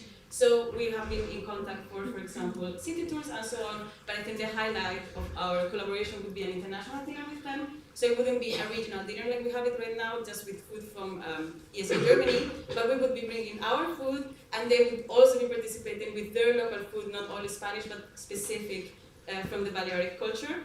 And we have an outdoor program in mind, with having trips to the beach. Of course, we cannot do a full beach day because, as we all know, NA's agendas are pretty packed, but we are planning to squeeze in some beach events. And we also want to put a little bit of emphasis on the health and well-being cause by having morning and evening sports, because the university has also offered to lend us the outdoor sport courts for free, which would be amazing. Of course, there will be parties, which are not included in the fee, and we want to clarify and make this really clear. The parties are actually going to be also with the ESN Baleares. They're going to be doing what they do with the locals and what they do for their Erasmus, so it's going to be a lot of like, cultural integration in that sense. No, we will not be going to Balaman. We are not going for that kind of tourism, and we are trying to steer away, really far away from this kind of non-beneficial trip to the islands. Yeah. Sorry. Oh yeah, so as I said, we have the partners already with the University of Baleares and ESN Baleares. We have been in contact with them for months, and they are really stoked about having us there. Yeah, and you might be starting to wonder why we're doing this. Because we strongly believe in the mission of ESN, which is the enrichment of society through international students. And we really think that we can make a big impact for our mission on the local community. Because we found out that, what the fuck? Our presentation got caught. Like there were 2-3 more slides. Anyway, yeah, that's wrong. We found out that basically 75% of the economy of Mallorca depends on tourism. So they are dependent on tourists, and a lot of tourists are German. And when tourists go there, they are not respectful of the local community. Their behavior is often against private and public property, it's against night rest and all this kind of stuff that we respect in Germany, but not when we go abroad. Yeah, and also we thought that we as an association really have an opportunity to make a big impact, to become ambassadors of responsible tourism in the Balearic Islands, and especially when we go back home, because we all have friends who've been to Mallorca to party, and we can all make an impact on these people and on ourselves to change the way that we travel and the way that we go around in this world.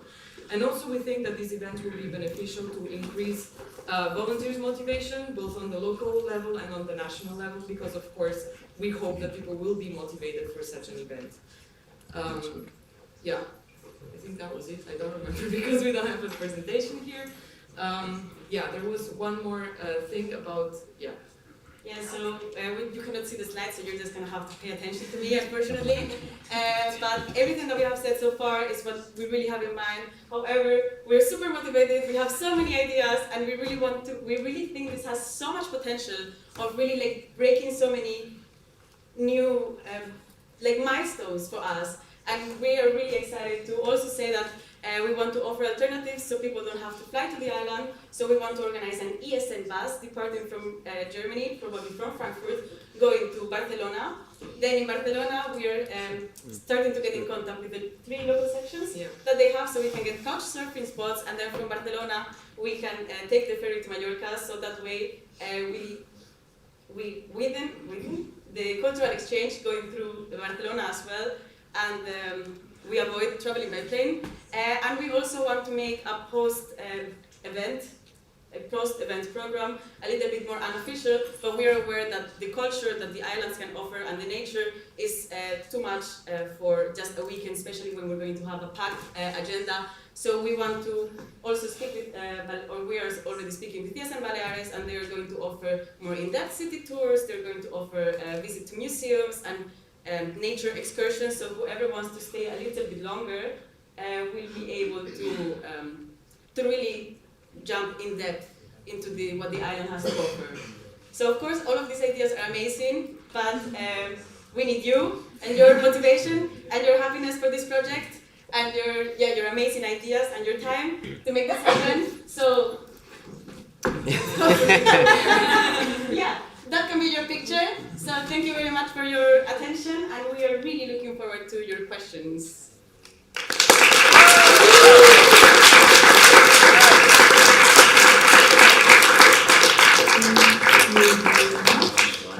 Then next up we have the National Board statement. So I guess I'm asking Thomas, right? Because when I asked who is gonna say it, he said yes, so I guess it's him. Okay, Thomas, go ahead. Do we leave? No, you can stay. Okay.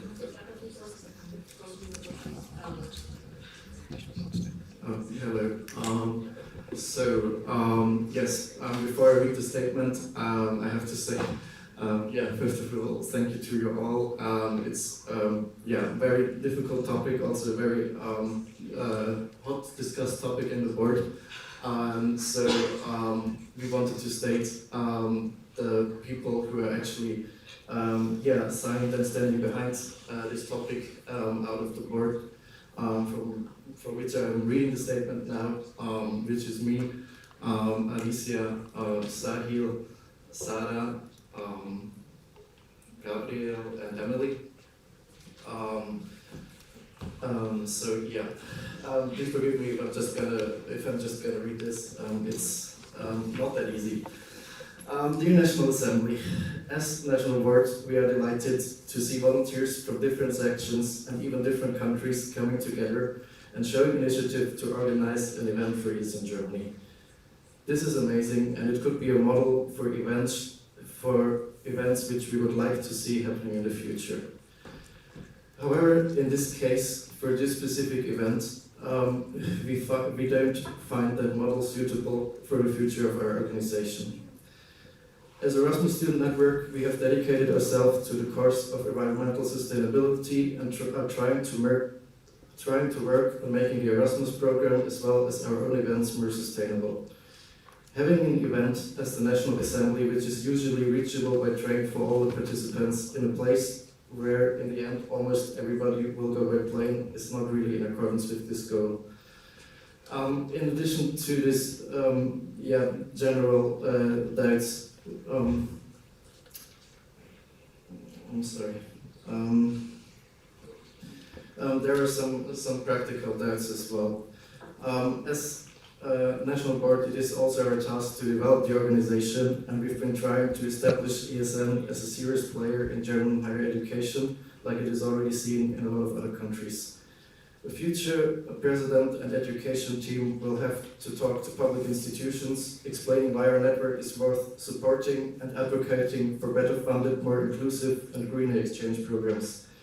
Being the organization that held the National Assembly in Mallorca would mean a big setback to this mission and would potentially tarnish our reputation there.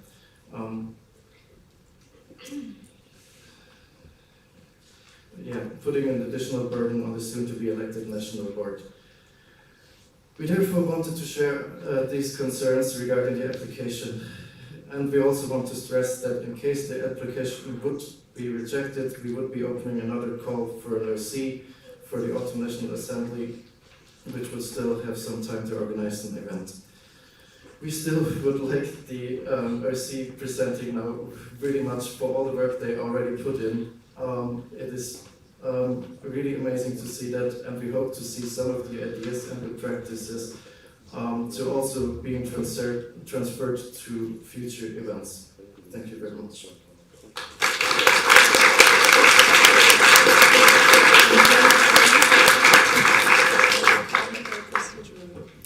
A statement. Okay, so we have a statement from Chris. Yes. I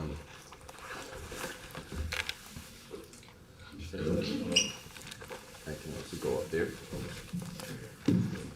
What do you want to do? I want to make a short legal statement. Yes, then please go ahead.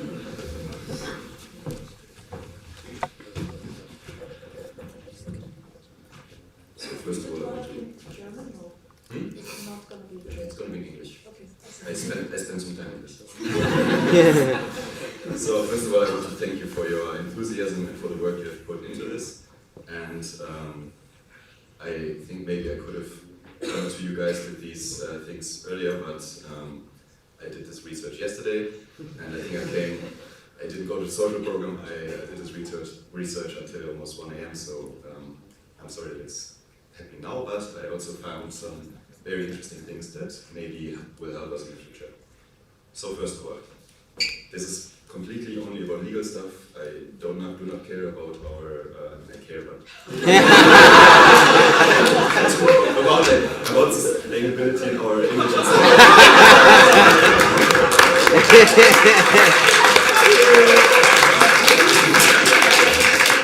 This is simply if this is legal or not. That's all I'm talking about. So basically, we're talking about having a general assembly outside of Germany. That is the main question that I wanted to answer. So, the German law and also our statutes do not forbid to have us a national assembly outside of Germany. So, in theory, this could work, but there are limits. First of all, from paragraph 6, section 3 of our EPP, the participation fee for the members must be appropriate. A binding maximum of the expected participation fee must be named in the application for OC. I think the €150 that you named as a maximum is definitely okay, but obviously the participation fee doesn't include travel costs for the members. So, but according to our section of our SOS, this would still be in line. But there are also jurisprudence and legal literature hurdles, especially when it comes to the travel cost. It is in October, so it isn't maybe the main season, but still flights to Mallorca, especially if booked not right now, but maybe later, it will go up in price. So right now, at this date, I think we just checked around maybe €90 for there and back. That would be acceptable. But I also found for like earlier in October that it's already like €200 for there and back. So I'm just going for the jurisprudence now. Under no circumstances may the choice of location lead to some of the members being made more difficult to participate in the general meeting beyond a tolerable extent. The choice of the location must not actually impair the right to participate, but the fact that the meeting place as such, or at least at the scheduled meeting time, can only be reached by members with an extraordinary expenditure of time or money. It can be unreasonable to determine the meeting place at a place far away from the association's headquarters if the majority of the members live in the region of the association's headquarters. So, to give an example, we are an association that works Germany-wide. Therefore, it is okay to have a national assembly anywhere in Germany. If we were only having sections in NRW, for example, in North Rhine-Westphalia, it would already be a problem to have a general assembly in Munich, for example. Now, we don't operate Europe-wide, we operate Germany-wide. So having it in Spain is already a big question mark. And on top of that, having travel costs that may make it impossible for some sections to pay the costs, I think makes this whole thing legally highly questionable. And therefore I would not advise to have an NA in Mallorca. But for future NAs, maybe something like in, I don't know, the Netherlands or in Czech Republic, where you can go by train, where the travel costs are similar, maybe it would be possible. But yeah, it's not illegal and it's definitely up for debate, but I would advise against it, but it's still up for your choice. Thank you very much. Can we react on this? Like, do we get a say on anything that is being said? Is this a question? I mean, we're having a question round anyways, and I think most of these questions, can I ask a question to myself? Okay. And I guess a lot of questions in that regard will be raised, but first, which has a procedural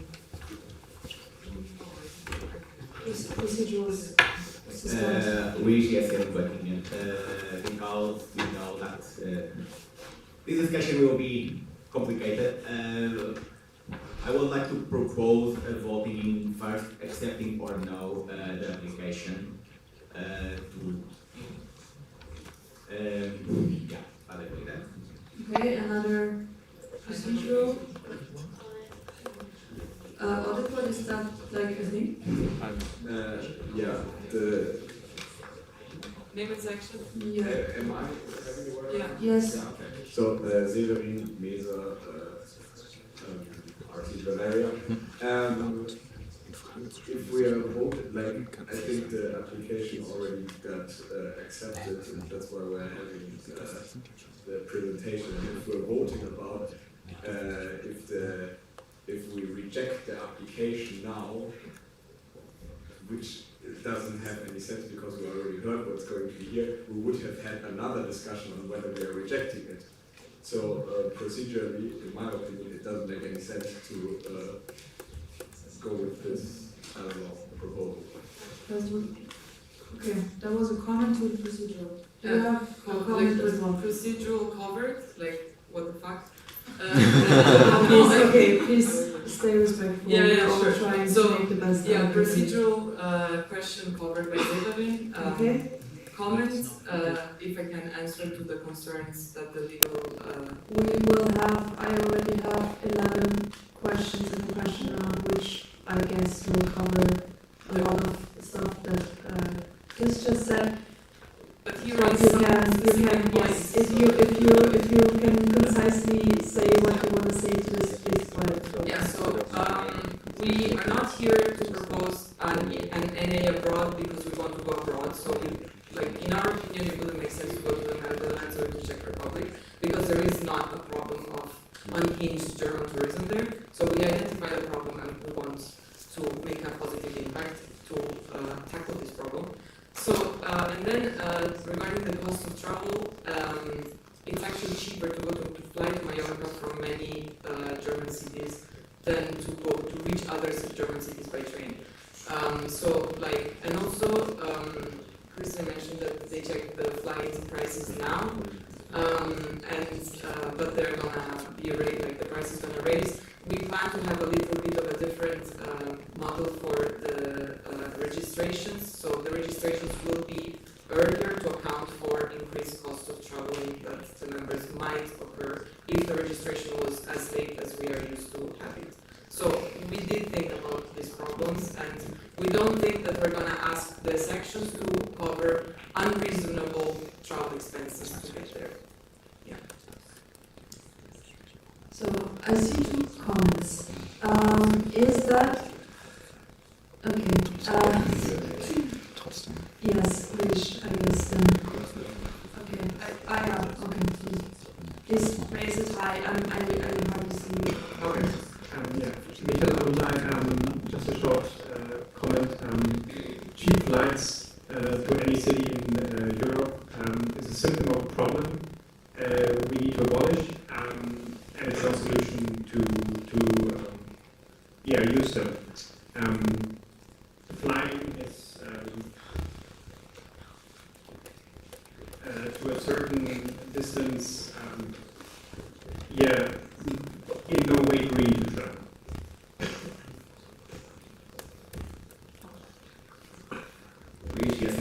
I know that this idea of majority started indeed with a joke because of being cheaper to fly there from some cities. The thing is that not all of us live in cities with airport like Hamburg or Munich.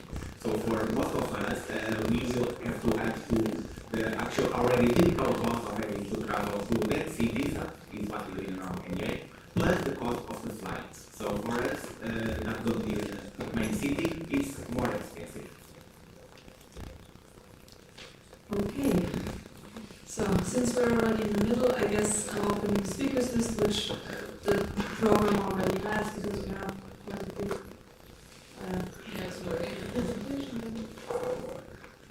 which we already have, quite a few.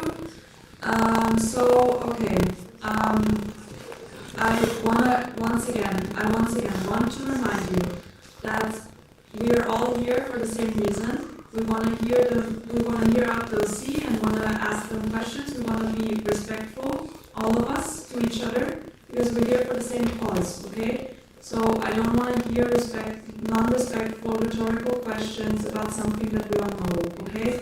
We've established that flying is not good for the climate. We don't have to repeat that. Please try to help us with LC because they're already kind of annoyed with me being half an hour over time, I guess. So, Luisa, go ahead.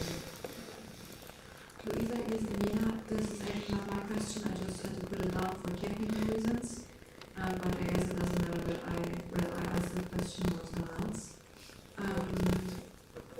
Like the first one, I think was covered by your statement just now, or the second one. Have you ever considered whether the participation fee and flight tickets might eliminate some people who are not from a privileged background or don't have a German passport or German ID to actually not be able to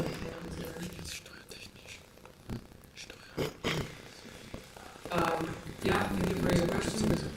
So first of all, the participation fee is as high as it was for LatiNA, and we have not calculated any kind of partnership in that. So we're very confident that in the next 4 months we are going to be able to lower the fee substantially.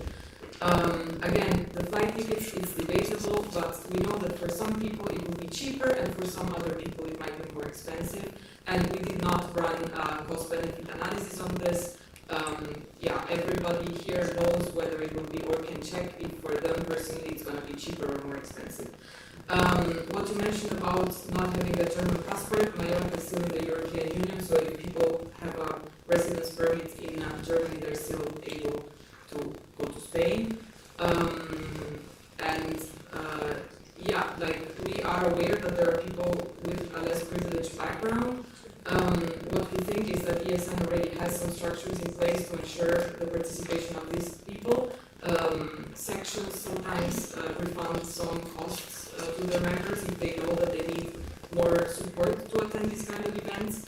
As I said, we still have a lot of time and a lot of capacity, so we can also start a discussion on focusing a partnership, for example, finding a partner for covering travel costs for people who cannot afford it. This is completely feasible, and I think actually partners might be even more interested in helping us out if we have this specific goal. Okay, we have one comment in the back.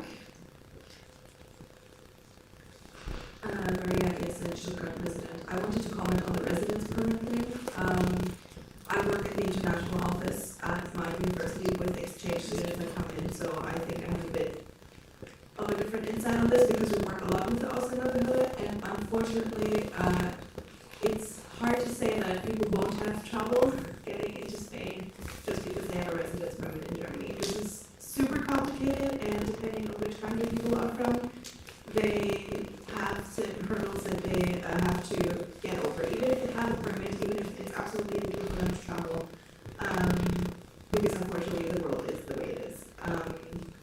So I think this is not something that we can just gloss over and say, well, we have a residence permit in Germany, because some people are here for 3 years and they have a residence permit, so a permanent one, but other people are only here for a semester, and then that is already a different situation. And currently, the Ausländerbehörde doesn't give visas very easily. They're overworked. They're only giving Fiktionsbescheinigung, which is a whole other thing.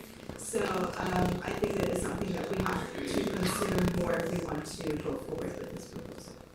Okay, we have a couple of more reactions. Can I ask you to be really concise? We will know what you want to put forward. 1 or 2 sentences should be enough. Otherwise, I have to impose Gavin was first. Otherwise, I have to start imposing speaking limits, which I really don't want to. But please, Gavin, continue. To the original question, flights get more expensive the more people book them. Our first 5 tickets somewhere were 130 euros, the last 5 tickets somewhere were 700 euros. We have 5 people who could go to the GA in Portugal, 2 people cancelled due to the price of flights. Okay, thank you, Christian. Who's next? I just wanted to comment on the question that was just posed. There is jurisprudence, that means there have been verdicts that have ruled General Assemblies completely illegal if there are members that could not attend because of residency status. So if this is actually a thing that we have a member that cannot go because they cannot go to Spain from Germany, it is definitely illegal. Okay, thank you, Mustafa. I have a comment also to comment on Marija, I guess from Stuttgart. Actually, this is racism that we face everywhere in Europe. Like, I was in EGM in Bucharest, and police asked me 20 minutes questions. It's not a problem of going to Spain or something like that. Like, it's not a problem of Ausländerbehörde in Germany. It's racism in Europe that we should face, and it shouldn't be a question for this America. It's a question for maybe the politics. Okay, then next up we have Axel. Technically, those are 2 questions, so I would ask you to ask them individually and not repeat the same thing. Thank you. Axel, yes, I'm just on the short continue. So, wondering which steps in the organization of the event do you want to put to make the event sustainable to compensate for the emission that will be used by the this is a very interesting question. We don't think it's actually possible to compensate for travel emissions, not in the sense that we're going to plant trees or stuff like that. We think that's a bit of greenwashing. We think that NAs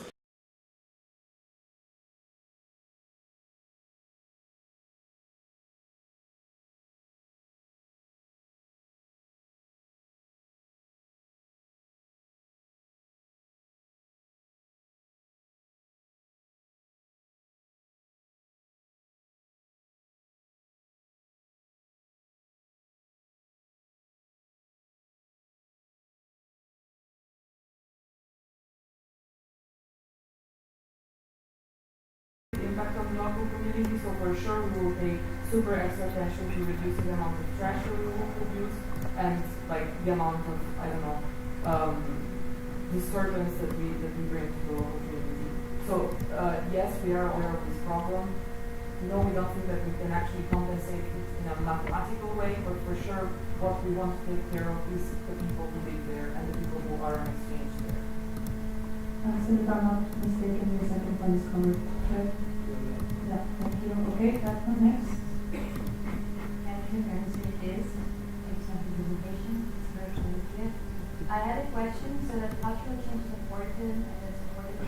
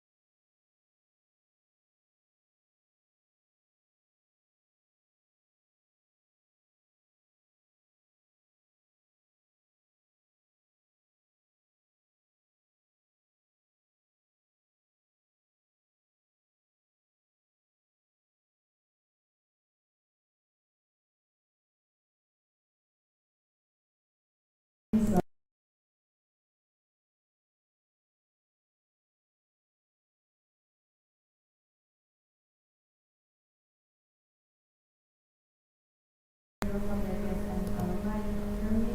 You already agreed on it?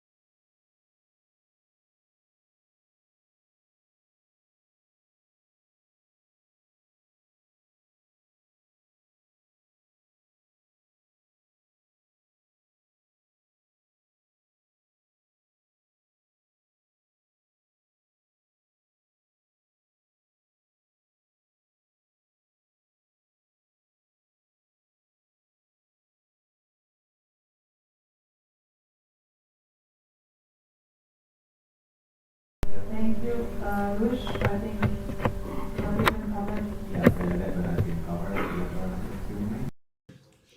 Okay. Do you have confirmation from the TK for 250 euros? No. Everywhere you saw a zero. Everywhere you saw a zero, that is money that we're not it's counting. covered. It's fine. All right. Then the next one, Lush. Yes, we Yesen Göttingen, and now also talking a bit as Yesen International Yesen coordinator, because we do get a lot of complaints from German sections about the Rödel partnership because of environmental concerns.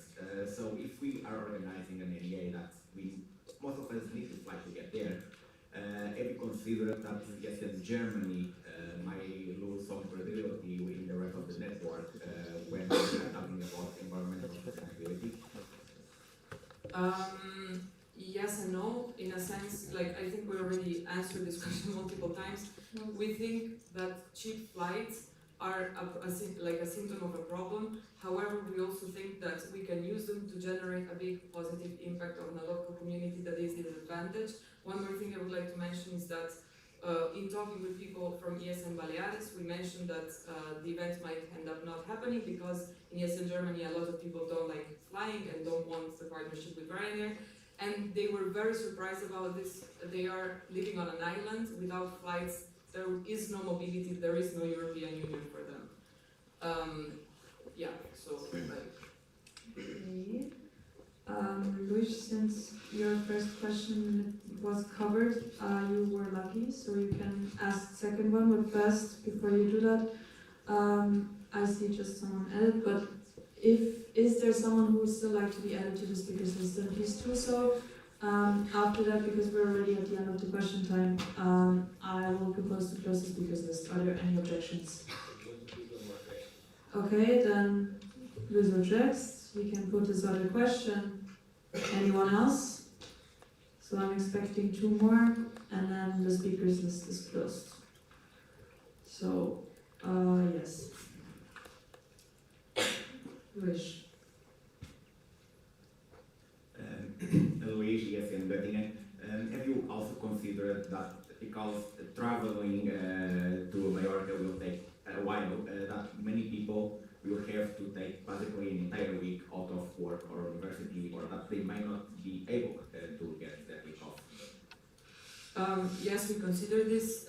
However, like one other thing I would like to point out, maybe you're thinking about yourself sitting in this NA, but your section has to send somebody.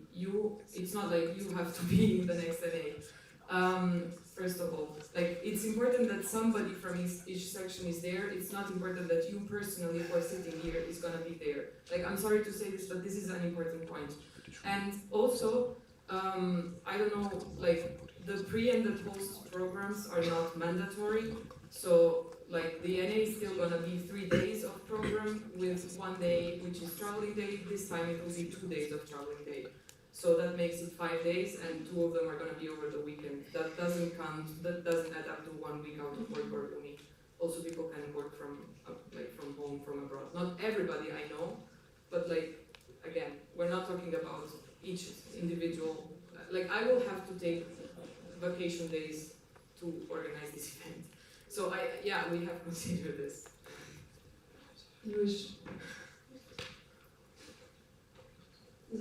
Just to ask clarification, that when you say we are considering, you are talking about you, like you are talking like me, myself, or No, you plural English. Okay. Y'all. Just put your last question in so I can, and then we have another reaction from Marija.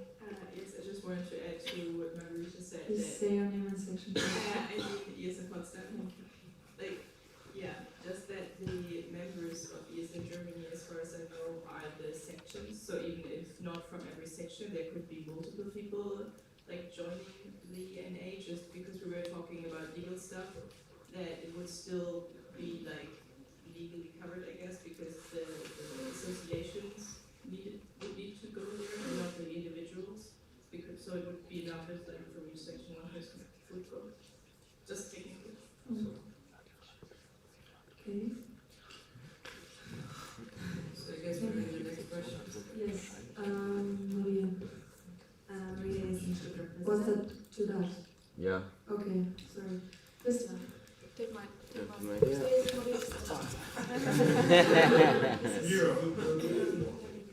I just wanted to clarify, yes, the sections are the members, but they still have to send representatives, and it doesn't really make a difference because we don't send an association. Like, they don't have a body, you know.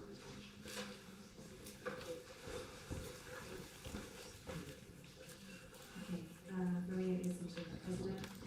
You mentioned that we would have the possibility of also taking a bus, which I think is great that you took that into account as a sustainable option. Yes. I was just wondering, it wasn't included in the budget, so how much would this be?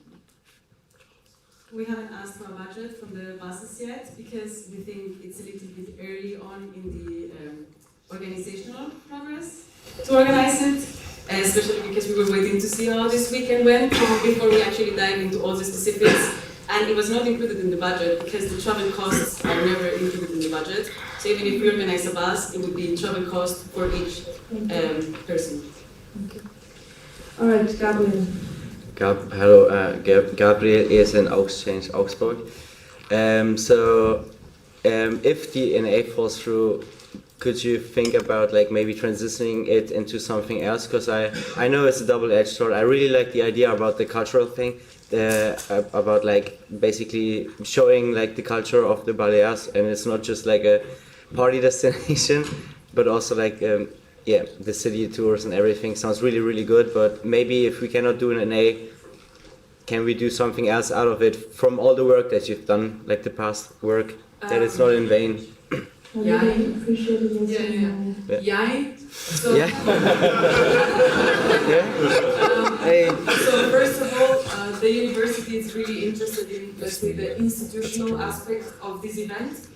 First of all. Secondly, we normally do not vote on training events or national events for ESN members, which I'm not sure we ever had, maybe community meeting or something like that. But so we don't vote for that. So if we get a negative vote today, we would interpret it. We would rather interpret it as a negative vote to the whole thing of going to Mallorca and not to this event specifically, because it would be very bad for ESN Germany if then we propose the training days in Mallorca and then nobody signed up. We would actually lose money. I mean, so yeah. Two things like a reaction, right? I don't know. Yes. Okay.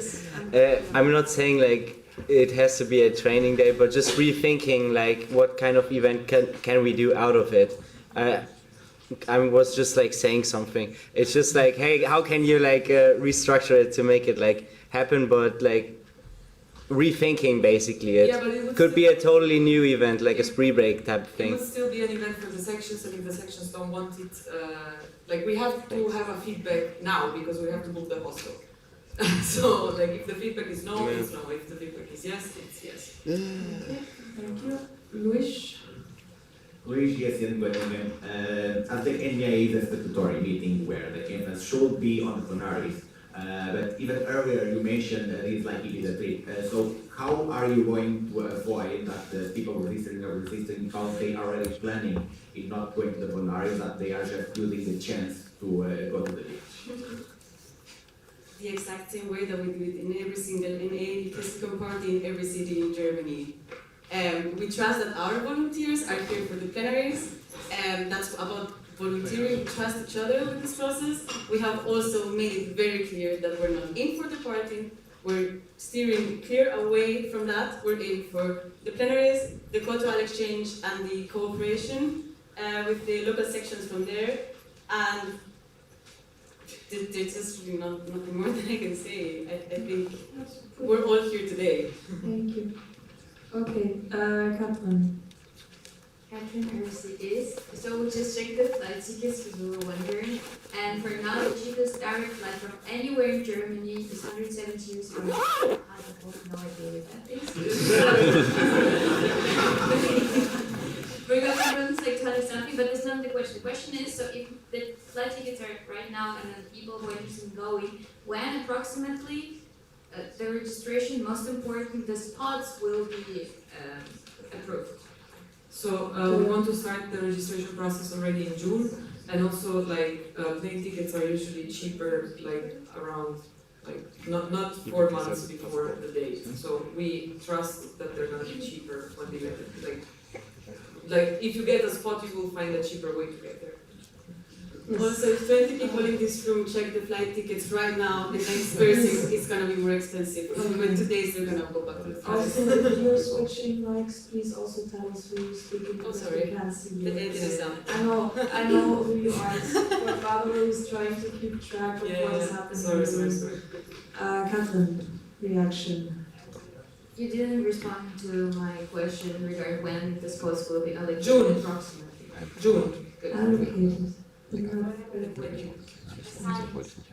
Yes, but you have EVP for that. Wait, can we add one? Marija speaking, also answering to your question, Catherine, or to your statement to check the flight tickets. So from my experience, going from Jena to Freiburg, just random estimations, by train without without Bahncard is 140 euro. So with booking it in advance, I don't want, or maybe, have you been, Timo, have you been in Pelan? Do you remember how much it was? 60, 70 for one trip or for both? With Bahncard? Because this is the other thing we're talking about. We get the gist, I guess. There is another comment. Yeah, can you hear me? Hardly. Sorry, I'm a little bit sick. Could you stand up maybe so we can also see you? Sorry. Thank you. Hi, Emily is in Heidelberg. I feel like the price is for sure like higher, maybe a little bit higher than normally, but I feel like it does not have to be a direct flight for like 2 hours. Because when I from Heidelberg go to, I don't know, Hamburg or Rostock, it's also 8 hours or to Berlin. Then I think it's also fine to like change flights all the time and have it like half the price. Okay, thank you. Next up we have Denise. Denise, Regional Coordinator Southwest Region, also Stuttgart. So I know that at least in our region there is at least one section that has not been to any NAs this year. It is in our statutes that every region, every section has to be at least one NA. So I need to ask for them because I know they are financially not that well endowed section and I have the vote delegate. I need to know if there is any possibility or any ideas on how we could be turning this into a hybrid format. So we would be able to maybe have like a dialed down thing where people could join but also join remotely. Because I think at this point that would be the only. I'd like to address that to the audience point. So a hybrid format wouldn't be legal, but we're not responsible for organizing something like that, and we would have to vote on something like that, I think. So hybrid formats are legal. That's what I'm going to say. Okay. Thank you. Then we have affirmation, which is nice, and Henrik. Next up.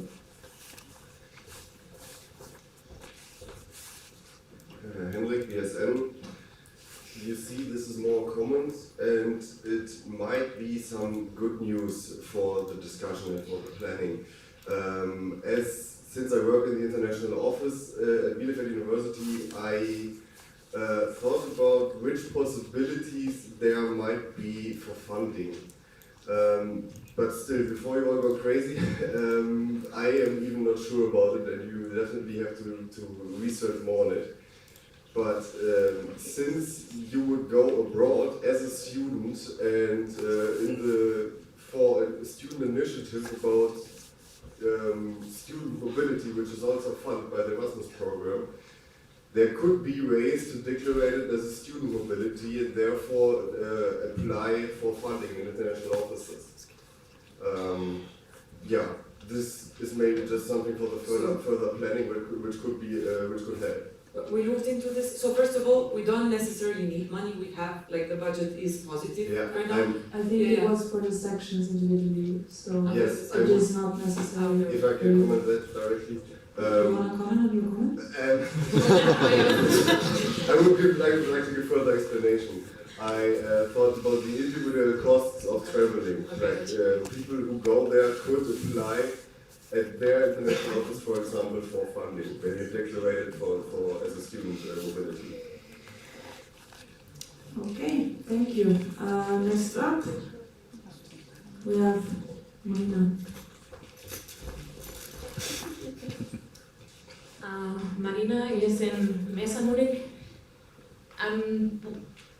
After all of this hard topic, a more lighthearted question that I wanted to ask in the beginning, so maybe it's already answered. But did you say you haven't checked buses, but had you think about like a possible common route that we all could have from here?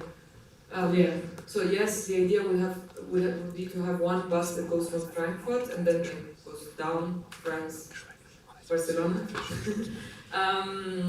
So yeah, like we would have one bus that starts from one place. We could argue about, like we could discuss, and we could have somebody stepping up for that, like we hope we would, to have the bus go through some cities in Germany before starting the direct route to DNA. If you want to come to DNA from somewhere else, we can't plan every possible alternative to reach DNA, but of course if there is interest, we are open and motivated to get your ideas and to onboard you and to help you with whatever good ideas you have for making this event the best event possible. So yeah. Then one last from Wish, and then we all get coffee. Hope it's not cold yet. Good. Yeah, if you also considered that having the NEA the week before WEC might be stressful for the sessions, also before you say that the same person does not need to go to both weekends, many sessions struggle to find a different person to go to these weekends. Yes, we considered it. We had 6 different weekends in mind. We have to remove the wet one, the sweat one, because of ES and Baleares. We had to remove the 3rd of September because it's a national holiday. Planes to Mallorca are more expensive. We proposed 3 weekends to the university. This was the only weekend where they had the room for us. Adding to that, last year, last May, Braunschweig was the week before spring break, and that was not a problem. So yeah, we considered it. We don't think it's going to be a huge problem. I see a comment coming. Ha! Look at that. Yeah, my question can be exactly because last year the NEA was the weekend before the spring break, and that was a problem for many sections. It was extremely stressful for many. Okay, I think with that I thank everyone for the active participation. I thank you very much for your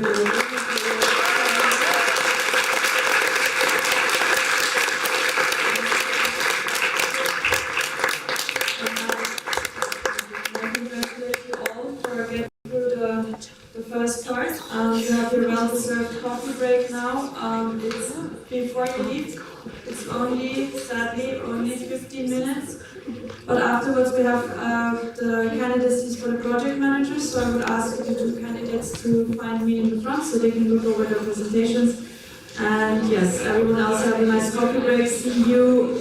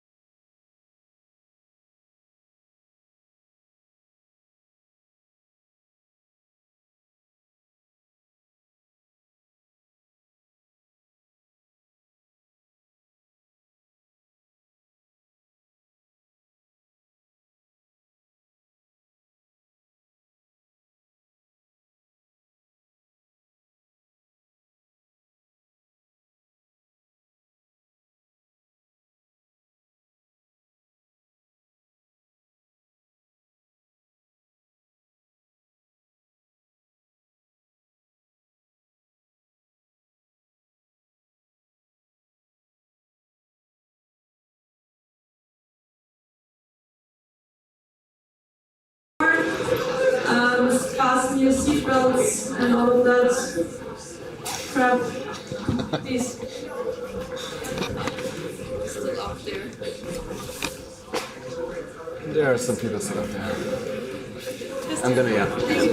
Kurz checken. Yeah, that's funny. Mit deinem Kopfhörer. Okay, any backpacks still here? I still see some baggage. Yes, that we'll have to put that in the locker room. I'm sorry. It's not my rule. It's not my rule. It's from the management. It's about safety and fire hazard if you get caught in the. Just please, I don't know why. I'm just the one with the mic right here. Don't shoot the messenger. Please put your bag in the locker room, Gavin. Thank you. Yes, that's why I'm saying stay.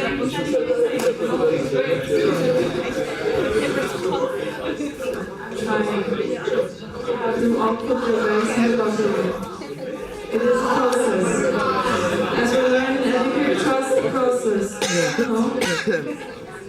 Assis, is that your bag under your chair? But it has stuff where you can tangle yourself in, so please put it in the locker room.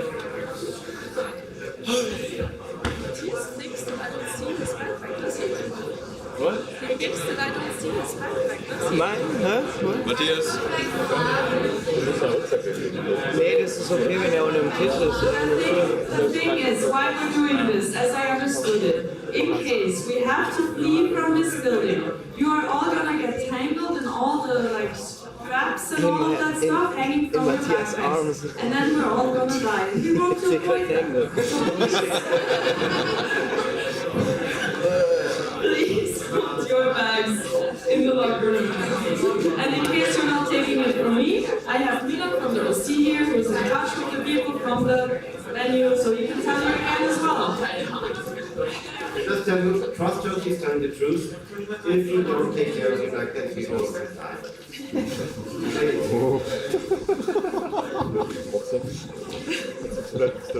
Instead of red. That took quite a turn. Yes. So, we want to something first and everything else second. Okay, so apparently I'm the bearer of the bad news today. Since we are quite, yes, please. We're all back. We hopefully had stuff. Since I'm not seeing anything, I'm just gonna put the reminder out there. You're not allowed to have food or drinks in the pantry room. So please, whatever you're not having with you, please drink it up and eat it. The people I'm looking at know that I'm looking at them. And yes, so first bad news number one. Bad news number two, since we're quite behind the agenda, we will have to scrape a couple of things from today, which will mean that we're not going to have workshops. I'm very sorry for that, for the workshop holders and for everyone who was looking forward to that. What? I know. I'm your testimonial for doing that the second time. You still don't trust me. Why? Okay, so this is something that we came to a conclusion with to save some time for you to get lunch in time as well. So, but still, as I just heard for the first time, I have to ask you whether you're okay with it. So I would propose to change the agenda with eliminating the introduction to the workshops and the workshops.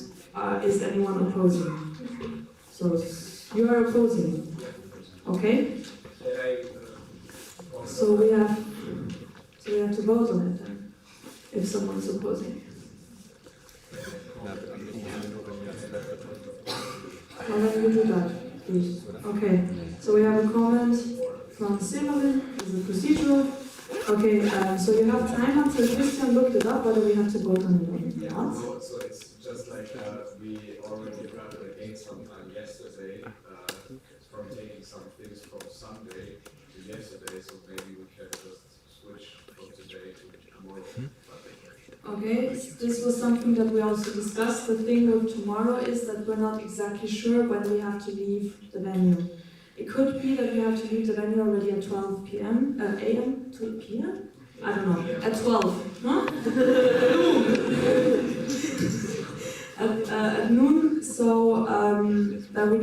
some time there. If there is still the possibility to do that tomorrow, we will add them again.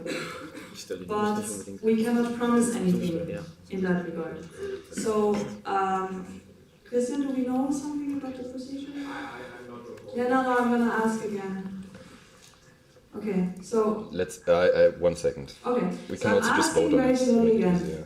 Does anyone oppose to changing the agenda with removing the workshops? Okay, so we have people opposing. Do they have to be vote delegates? No. But we still have to vote. Do we have to vote on how to vote? So, still, for the time being that we're figuring this out, I would ask the people who are applied for project managers, if I'm correct. Yes? No? Yes. Yes, absolutely. To come to the stage. First up we have, yes, project manager, awesome. First up we have Franzi, so please give her a valid applause for coming on stage.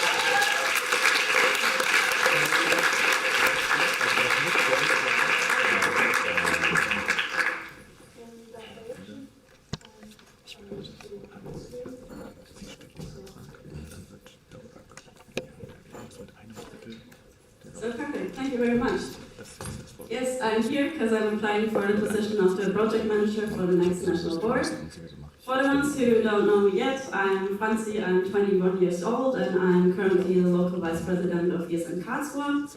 I'm studying industrial engineering in my master's at KIT, and while doing that I have a student job in a legal department of a local energy provider.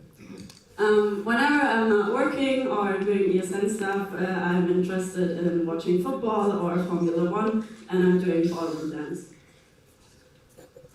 So my ESN journey started with doing an Erasmus semester in Tallinn last year, 2022.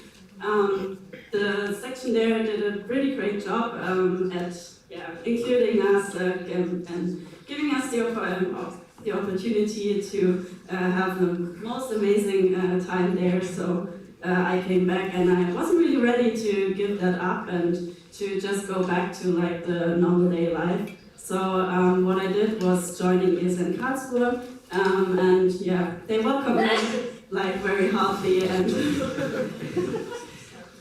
they integrated me pretty fast. So like 2 weeks after that, I joined my first regional event, like the SWAG event at Vasen, and I think 3 weeks after that, I joined the main orga for the International Welcome Week. So yeah. Organizing and attending all of the events, I pretty quickly realized how big the impact is that our and your work every day is, and what we can all achieve and what we're doing for the international students. So that's when I realized that I really want to be part of the network, and I applied for the local board in the ESN Karlsruhe, and I became elected as the local vice president. After that, I joined several years in Germany and even national and international events like Spree Break, EGM, and the LP and the last name. So that is really my motivation for being a part of ESN, being a part of that meaningful and amazing international network. So that's why I'm applying for the national board, because I want to be involved and to join the national board and support on the national level as well. So right now I'm part of the current Erasmus Generation and Action project on the Erasmus ESN Germany level. I'm responsible for the local dialogue in Karlsruhe, so I already gained some insights in the project work ESN Germany is currently doing. Besides of that, I'm the OC of 2 international events, like the Western European Platform in Karlsruhe in October and the Spree Break event. For both, I'm currently in the social program team. Besides of that, in addition, I was the main orga in the last months for 2 local international welcome weeks, where I organized a week for 350 participants, so I could gain some experience in doing the organizing thing, motivating the people, the tutors to support us, doing the event management, getting some insights and talking to stakeholders, interacting with them, doing final stuff and something like that. While that, I had the focus of my studies for project management, and I also could gain some experience in project management doing an internship for 8 months, and doing that in my student job as well. And I think that's, especially for me, like personally, it is the most important thing that I'm highly motivated to actively contribute to the network.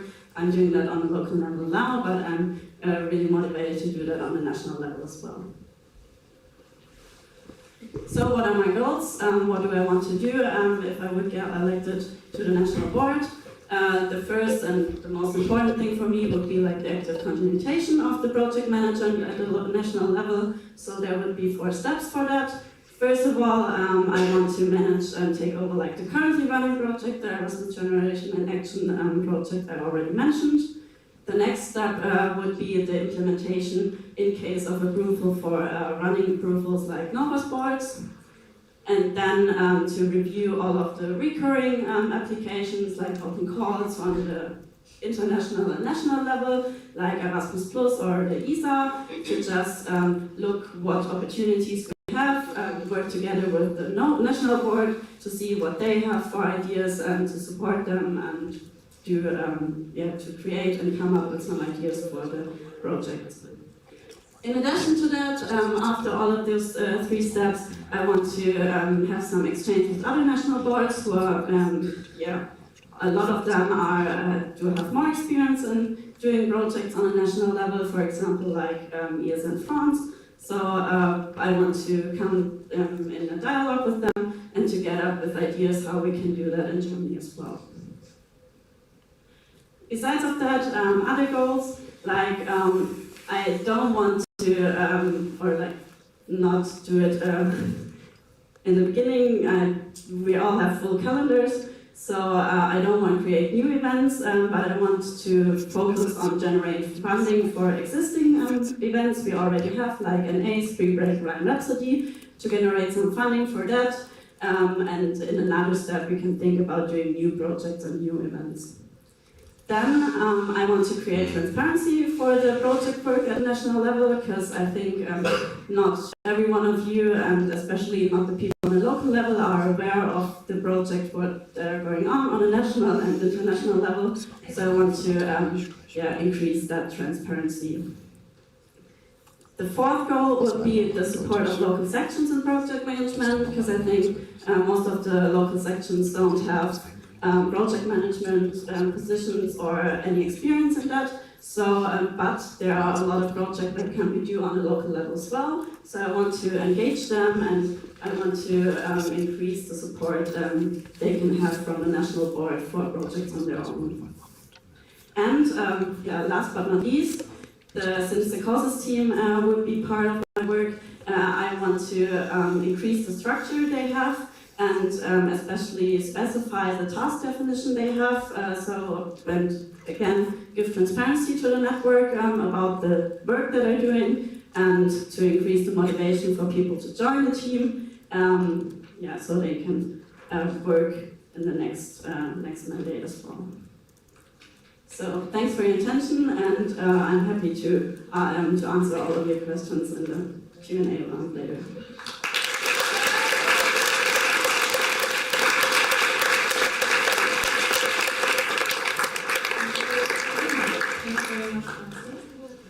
Next up, I would ask Marija to join me on stage. Also give it up for her, please.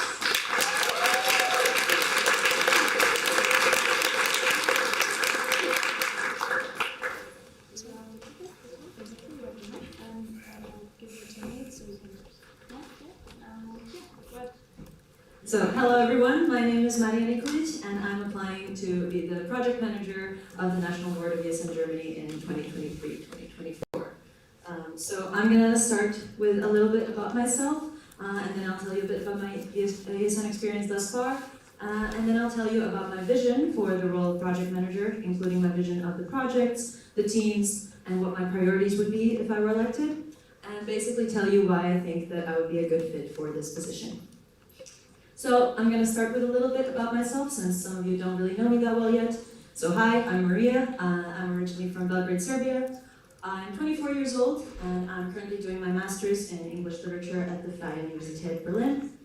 Before this, I did my bachelor in English literature at the Vrije Universiteit Amsterdam, and I lived in Amsterdam for 4 years. That's when I first got involved with ESN, and I've been a member for 4 years now. So I first started as a guide during the welcome weeks of ESN Blue Amsterdam in 2019, and in the following year I joined the board in the role of secretary. After that board year was over, I joined the PR committee, so I was still active on the national level of ESN the Netherlands, where I acted as the content writer. I moved to Berlin recently, last October, and I decided to still be part of ESN there. And as you saw from our presentation yesterday, I am one of the founding members of Berlin 1, and I'm currently the vice president there. I'm also a team member of ESN Potsdam. And yes, so in the last year I've been very, very active with ESN. I went to the last 2 national assemblies in Braunschweig and in Cologne. And in Cologne, I attended Tobias's workshop on project proposals, and I was really intrigued by the role of project manager and the opportunities that it offers for ESN Germany and its future growth. So I eventually decided that I would apply. So what is my vision for this role? So in terms of projects, I would definitely want to continue the good work on the Erasmus Generation in Action project. So I was not a part of one of the sections who were actively taking part in this project, so my priority there would be to listen to the feedback of those who were more involved with it and to implement that feedback in the later stages of this project. My priority, however, would be to reapply for some of the grants for some of the projects that we did not, that were unsuccessful this year.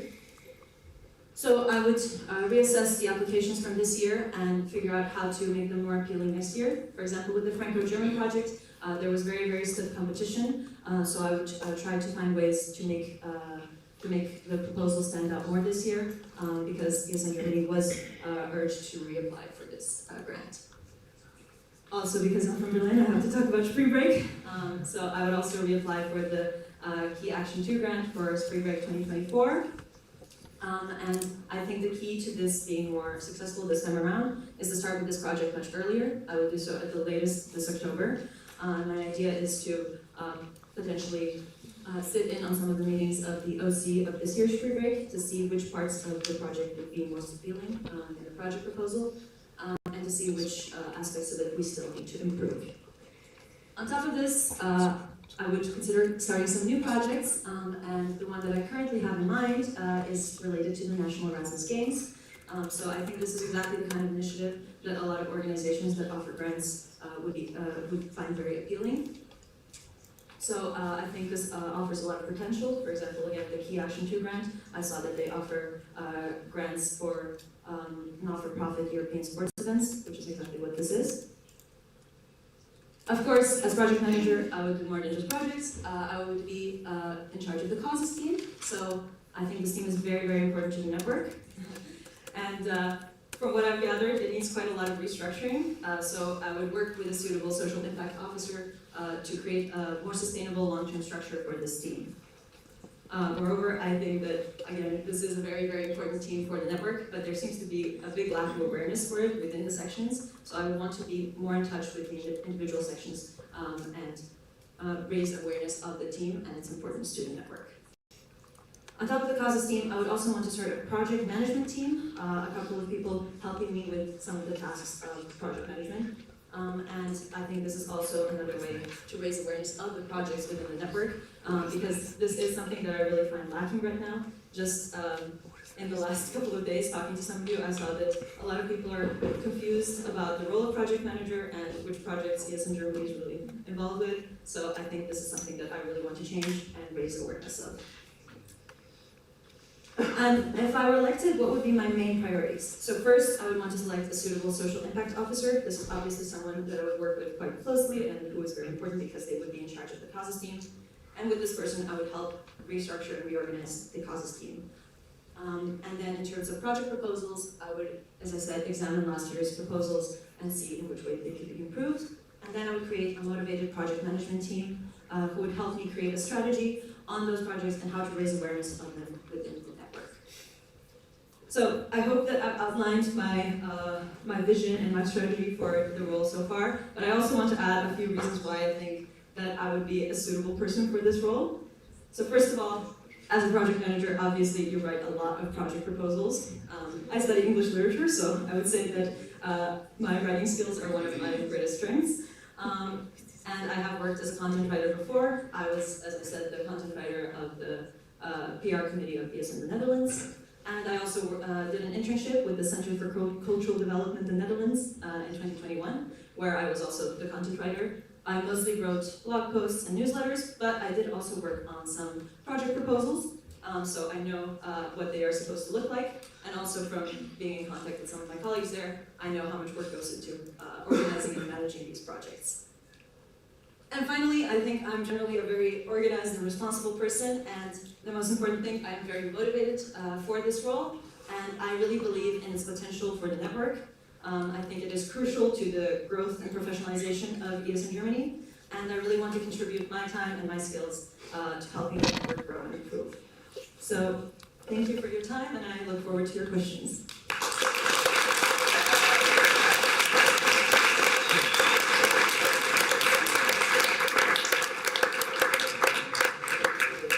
Thank you very much. Okay, so we're having the Q&A now. And I would ask Franziska to join us. You have your chairs, you can also move them a little to the center. I guess it's nice to listen while having the questions. And we have the slider thing again, you all know it by now. I try to multitask a little bit here. What? Yes. Maybe a bit more to the front, but that it can be seen better in the live stream.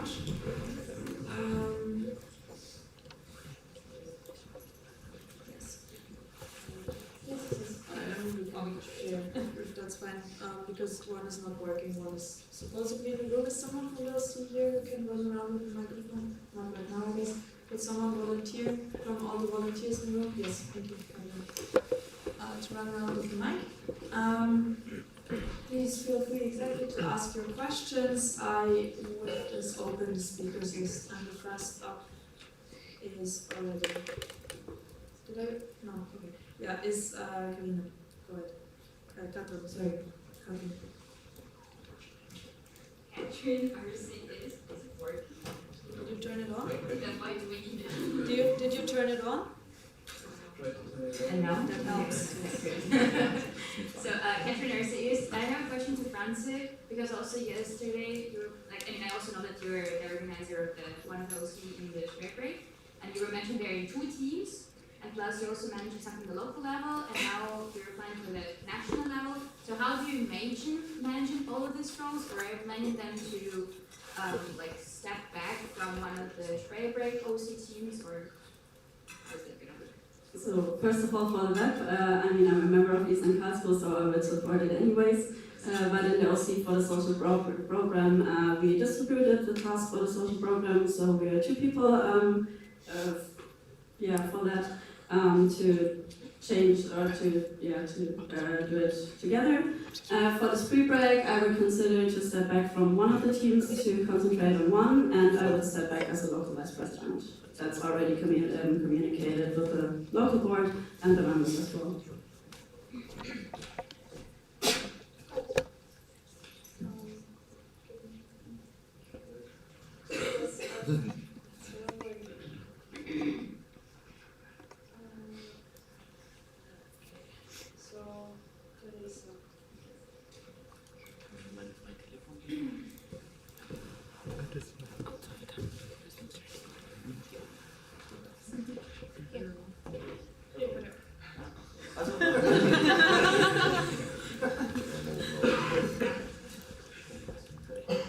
So, Marija, you have really made a lot of emphasis on wanting to restructure the ecosystem and to put more work into that. Do you already have any ideas that you can explain to us on how you plan on doing that? So first of all, I would listen to the feedback of the people who are currently in the CASAS team, because I think they know more about it than I do, really, and I would implement that and also work with a suitable social impact officer to structure it the way that they and the team think works best.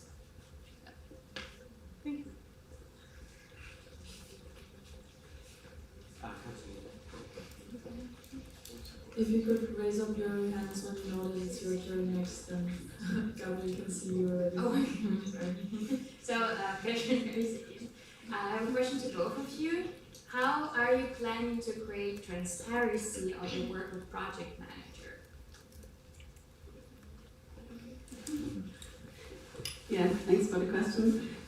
First of all, when I applied for the position, I realized that it's really hard to get to any information, even if you're interested. For like reading the minutes or something like that, it's really hard to find information about the project position. But I'm really thankful for to Thomas and Toby that they talked to me a lot, and even though Toby said back, he took the time and talked to me. Even prepared a project manager 101. So he gave me some insights about his difficulties he faced and what can be improved. So what I would do is, first of all, to put the work I would do in the position into the minutes, that if people are interested, they can read about what's going on. And I would use like the good examples from, for example, the LatiNA in Cologne, where Toby proposed the project in EJA, and many interested people came out who wanted to support it on a local level. So I would use such formats to create the transparency and improve it. I stressed in my application or in my presentation that I really want to have more contact with the sections. So I agree that there is really a lack of knowledge about the project manager, and this is something I really want to change. I want to have direct contact with the sections so that they are aware of what the project manager does, of what projects ESN Germany is involved with, and basically to be more, so they can all be more informed about it. Okay, thank you. Next up we have Marija. Yes, I would also ask you to say your name when you speak, in case you speak both. Marija, yes, I'm based in Munich. I changed a bit the formulation from the question to Gavin. Have you already worked with any of the candidates to other positions? No. Franciska? Yes. For the Spring Break OC, we are working together with Timo for event manager, Jenny communication manager, and Néle who's applying for a partnership manager. So I'm already in contact, or I got in contact with those people. Sorry, I didn't work with Mustafa, obviously. I'm sorry. So Mustafa was definitely instrumental in starting Berlin Eins. So I have a very good working relationship with him. I'm sorry.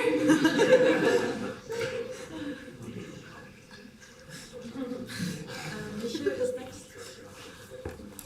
Michael is next. So if you already see that you're up, you could raise your hand and Gavin over there. Then Gavin can find you and we save time on the whole mic passing thing that will be. No, we need it for the stream. Mittal alumni, question to both of you. What's your idea to both the education/resource building related events like training days as a project? Those are events we would coordinate together with the event manager and the education officer, obviously. So I would work together with them closely. I think most of the work is not only, you cannot separate between events and projects at all. But I think we could improve of working together and see where are the strengths, where we can do project work, where I have skills and experience in doing project management during the projects, and where maybe the other from the national board have their skills. So we could work together as a team and then improve such events and have some professionalized project management in the background for those events. Yeah, I agree. I would definitely work closely with the event manager and all of the board members, really, and I agree that it cannot be separated. Thank you. Yasmin, next. Over there. Yasmin, Education Officer. Like Franziska already said that she was step back from the local level, like the local board. If she got elected, are you planning to do so as well? Yes, I've already talked to my board members about this, they are aware of it, so yes, I would step back from Vice President Pelan's. Okay, I want to highlight, I'm sorry, that this is already been asked in the candidates blog, so please mind the questions that have been asked there already. Christian, if I already have you here, I wrote you on Slack, please check that as well. And yeah, next up we have Luis. Luis, yes, and Göttingen. Because both of you mentioned grants for Szepokat. Szepokat is a for-profit event, and usually profit events don't get grants, the sort of grants that we in ESN apply for. So are you thinking in making some changes to the Szepokat so that it can receive grants, or how do you see the event receiving a grant? As I said, I would want to join the OC meetings so I can see more details about how Szepokat is organized, and then if necessary, yes, maybe I would potentially want to change some things for Szepokat 2024, but this remains to be seen. I mean, I think the most important thing is that we have to apply for the grants, because this year we unfortunately didn't manage to do the application, so we don't have to reapply, but we have to apply to get some grants. And in that way, or if we will consider it next year, so I would start early and get familiar with all of the things with the rules about it, and check what we have to do, because in the end the profit margin we would get is far less than possible grants, so that could be the focus, or we have to check that. Okay, thank you. Marija? Marija is in Stuttgart president. To Franzi, you mentioned supporting sections with project management. Do you have any concrete measures in mind for that? Obviously, everyone who asks for help gets the help, so create transparency that there is the national board position for that, and that we have that there is the knowledge and the supporters for the local sections to get some help. And then I would get into a dialogue with the local sections if there are any ideas or projects they need or they want help, and even support them if they want to create some support structures like a project manager on a local level. Thank you. Patrick? Thank you till now. I love the energy, I love the motivation in seeing so many people applying for our national board. And therefore, same question as I asked yesterday to the candidates where we have more than one candidate for one position. How do you see yourself or your involvement in the national level of Eastern Germany should you not be elected during our votings tomorrow? So do you see yourself on the national level? How do you think you will be involved with all the ideas you presented us? Two things. First, please say your names, and second, I would ask Franziska to start because you like switched up a little. Okay, Franzi? I meant what I said, that I'm highly motivated to be involved and to give support on a national level. That has nothing to do with the position of the project manager. So in the case I should not be elected, I will somehow be involved in the national level. Personally, I thought about maybe the legal team or something like that, because I have experience in that too. But yeah, I won't step back from the ambitions to be part of ESN Germany. Thank you. So I would still then be vice president of Berlin, Berlin hopefully. And on the national level, I'm not sure yet. Maybe I would join the causes team, but I would still think about it and see if there are any other options as well. But that remains to be seen. Thank you. Ali?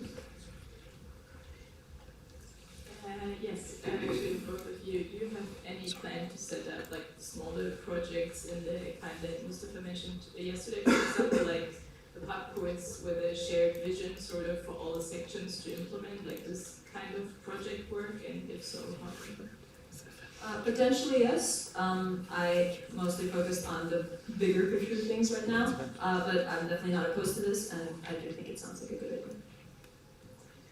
I can agree, yes, I would consider. I think we all want to dream big, and it's always nice to reach out for the stars, for the big grants, and have everything But before that, we need to take little steps. So I want to start with little projects, gain some experience, involve the local sections and all of that, gain experience as a whole in Germany, and then we can learn from that and we can take the other steps and then to go to some bigger projects and on that level. Okay, thank you. Ariane and Franzi, please answer first. Ariane, Treasurer, ESNT Dresden. I think the last question is the perfect start for my question as well, which regards connecting local and smaller projects to the national level and the national level projects which might be taking place on a bigger scale. Where's the link? That would be my question. Franzi, yeah, the link is that we can get the information from each other, we can work together. If we know on a national level what's going on the local level, we can learn from that, we can use experience and to think bigger, to involve other sections, maybe first on a regional level, then go up to the national level, and the other way around. If there are projects on a national level like Erasmus Generation Action, we can, we will do that on a national level, but of course we are a network and we're consisting of all of these sections, so we will try, or I will try to get all of the sections and motivated people involved and have some local levels, like right now the local dialogue of the Erasmus Generation Action, so it worked like the same way for that way around. And I agree that there needs to be this transfer of knowledge between the national and local level, and I would also pretty much agree with everything Franzi said. Procedural?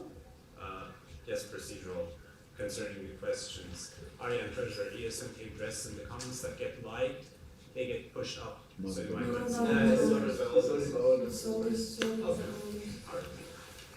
It has 0 likes.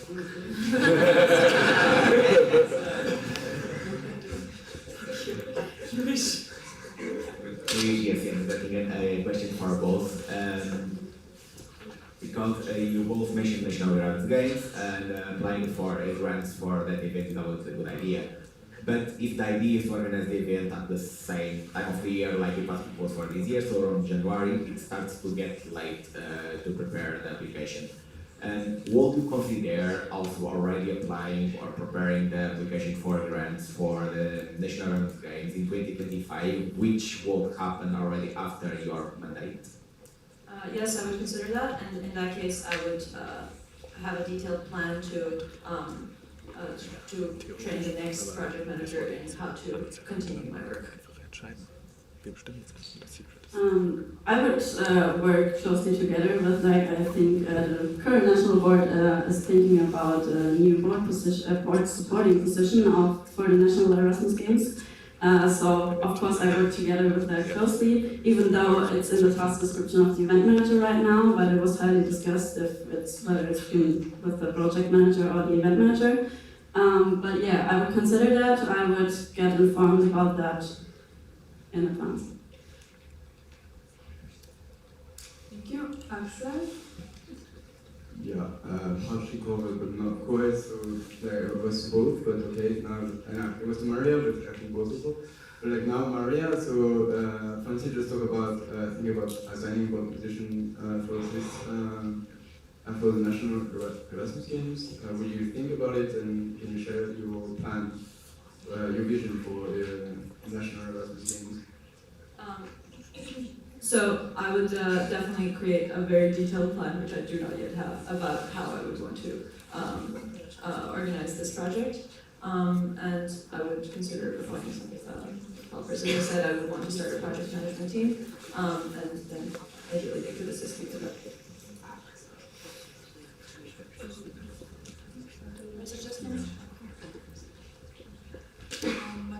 Yeah. Margarita, yes, and Mesa Munich. To Franzi, you mentioned you want to build projects around NAs and other existing events. Can you spend some more words on your vision for specifically NAs as projects? So it would be NA as project, but it would be applying for grants to get NAs, to get them more cheaper, to get some grants and funding for that. Yeah, but how would you frame like how would you apply for a project for getting funding for NNA? There are several opportunities like an Erasmus Plus or the ESA, so there are currently open calls. So it's the difficulty or the challenge I want to face is like to use our courses and to put them into a project, and that's the art of describe it that way so we can get the funding for existing projects, but not to get new work, but first to concentrate on the well-established structures we already have and to get them more cheaper and more accessible for everyone. Thank you. Next up we have Yannick. Can you also please tell us for whom the question is? For both of them. Okay, then I think Franzi is now answering first. Thank you. Go ahead. So Yannick is an entry-level person. As a project manager, what potential do you see for making events like national events more sustainable? Franzi, obviously great potential working together. It's one of our courses we have to focus on, I want to focus on. I want to work together with the courses team and to elaborate like which courses we are concentrating on and which do maybe have lack of focusing on right now. So I would like to concentrate on that more. I think personally sustainability, we're doing a lot, or we are putting a lot of effort and thoughts about it right now, but we can improve that and we will keep that in mind for every project. It will be a fixed part, like every other course for every project. I would consider all of them, and so sustainability would be always be a part of that. I agree. Sustainability would always, Marija, sorry. I agree that sustainability would always be a priority. That is one of the causes, and it is something I personally deeply believe in. And I do think, although ESN Germany is aware of this and tries to be as sustainable as possible, there is still really need for improvement. And this is something I would work with the causes team. Okay, thank you. Arjen? Ariane, Treasurer, ESNT Dresden. Marija, the question goes to you. Your English skills are flawless, as we've witnessed it here today and on other occasions. And you mentioned that your writing is one of your best skills. Does that, however, apply to your German and other than writing and speaking as well? Because I think that is a skill that will be necessary, based on my own experiences as a non-native German speaker. So my German is around B2 level, so speaking is okay. Writing, not so much. So in my project proposals, I would definitely more focus on the EU, in case there would be a need for some kind of proposal within Germany. As I said, I would want to have a team, and ideally some of them would also speak fluent German. Okay, thank you. Gavin? Oh yeah. Hi. Both. You need the mic, if it's to both, and then please state your name and section. Yeah, first, Gabriel is in Bonn, and I would ask you to say the most important skill. You named many skills, but what is the most important one, and do you have it? Please, short answer.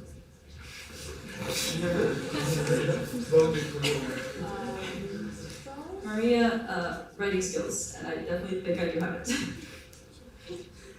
Franzi, I think coordinating and motivating the people you're working with on a project, because I think I could gain a lot of experience, for example, like during the local international workshop week with over 300 people, motivating the tutors, coordinating all of them. Sometimes, I don't know what is harder, coordinating tutors and helpers or like the internationals, but yeah.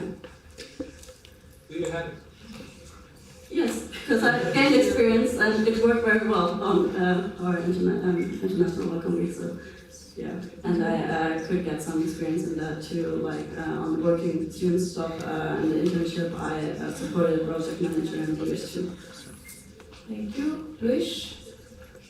Luis, yes, continuing this question just for Marija, because you mentioned wanting to create a possible project management team. So what tasks and workflow would you see being fit or being delegated to that team, and will the team be led by you directly or by a possible board support? Marija, it would be led by me ideally, and what tasks specifically they would do would depend on the project and what is necessary, and also on how many people there are in the team, and how the tasks could be divided between them. Okay, thank you. Next up we have Margarita. But before you ask your question, I saw that for a while now no one has entered themselves to the speakers list. Is there anyone else who would like to ask a question? Otherwise I would propose to close the speakers list. Any objections? No. Okay. After Aziz, the speakers list is closed. Margarita? Margarita, yes, and Mesa Munich, to both. Do you think it's better to start with one big flagship project or try out multiple smaller different things to figure out what works and what doesn't? Franzi, I think the best way is to start with the project we already have experience and we already applied for, or we tried to apply, so we prepared something, or the ESN Germany National Board did. So I would start with both, like a big flagship project like Spring-Break grant application and smaller works, but I would start with the ones we have experience and then go further to other projects. Marija, so I would start as well with the previous projects that we applied for, continue those and improve in this year, and then eventually start on another project like the one I mentioned with the National Erasmus Games. Gavin? Mine was already answered by Andy and I think previous questions. So. Awesome, that is covered. Then Aryan? Aryan, Treasurer, ESNT Dresden. Franzi mentioned what she's studying, and as a student of the same subject, I'd say that one would have at least a bit of a background. For you, it's more of the social and literature sciences, so not non-technical project management background. You mentioned writing, which is also necessary and quite important, especially when communicating with the EU and asking for grants. But project management is also a lot about coordination and good old project management skills that I think Gabriel wanted to mention as well. So how would you say that you, and I'm not trying to be offensive in any ways, how can you make up for the side that you don't have? Marija, don't worry, I don't take it personally. I think I'm a quick learner, and also I've been experienced with ESN for quite a few years now, so I've seen how other people work on different projects. And as I said, in my internship, I was in close contact with some of my colleagues who were actually managing those projects, so I think I also learned from observing them. And what skills I don't maybe yet have, I think I can quickly learn. Okay, thank you very much. Next up we have Margarita again. Sorry. Margarita, yes, and Mesa Munich. I think this question is not clear how it's formulated there, but like I'm thinking about projects of ESN International that we are asked to participate in. So, for example, social inclusion weeks and these kind of projects. So local sections usually don't have a project manager, but their participation is key to this kind of project format. So how do you plan to maintain communication open to local sections? Which local position do you think is the best suited for you to come to interface with? Question to both. Marija, so as I said, I want to have a lot more contact with individual sections. I guess for now it would be the presidents of the sections, but I'm not completely married to that idea. I think making the sections more aware of the projects on a national and international level would be definitely a priority. Yeah, I can agree. I would rely on existing structures like the presidents and especially the regional coordinators. I would try to involve them more and advocate some projects like that. And use existing structures like the president's call if there are big projects to get some focus on that and transparency. Thank you. And then Aziz. Hi, Aziz, ESN Bochum. My question is for both of you, like project manager in general could be like an overwhelming position with so much work, like for example like application and stuff. So are you considering having a board supporter or team to work with you, or for example, it could be like an intern. Fancy.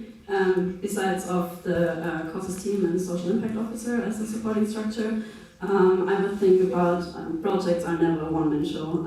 I would, as a project manager, wouldn't do all of the work alone, but I would think of creating board supporters or like the positions for big projects that are there. So I have responsible persons who support me with that, and then maybe I have to see from case to case like how the amount of work is and create a team around that.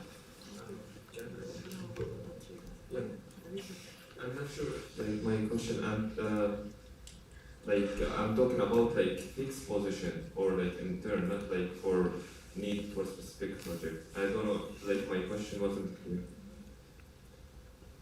So yeah, the fixed position for a social impact officer, and maybe fixed position for a project manager, supporting like a leader of a team, creating a team.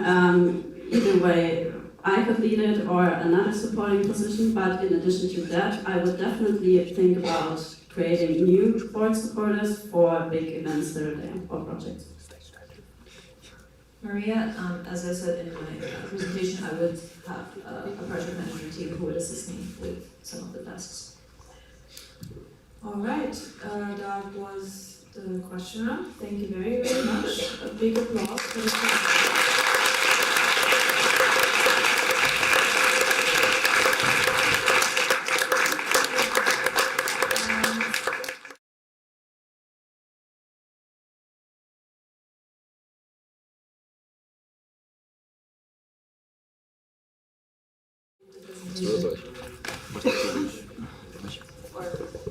Sorry, Christian. So basically, we were just unsure because if we want to add something to the agenda, we only need a 1/3 majority, and if we want to take something out, we need the majority of the given votes. So we just had a simple vote with raising them, and we have to vote on if we want to take the workshops out of the agenda. Just one vote. Simple majority. Simple majority. Why? Time. We have taken some of the time already.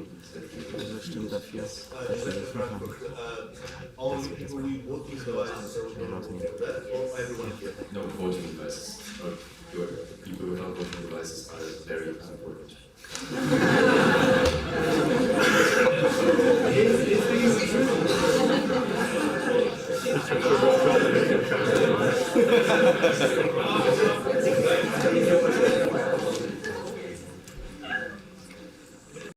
It's really powerful. Okay, I'm going to respect everything. So we have a question which you're going to see in 1 second, I hope. So please get your voting devices ready, and I need the scrutinizers on stage, please. Yes, wait, careful. Yes, thank you. So the question is, do you agree with eliminating? Yes, please pay attention.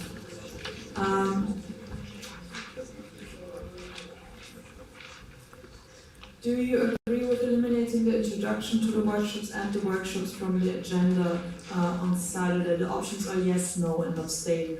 If you vote yes, then please raise your voting devices now.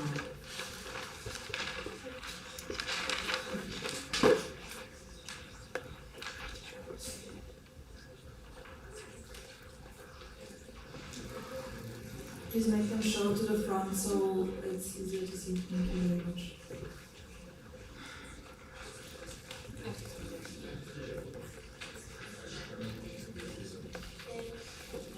There's a procedural, there are several procedures. Okay, no, it's good. What?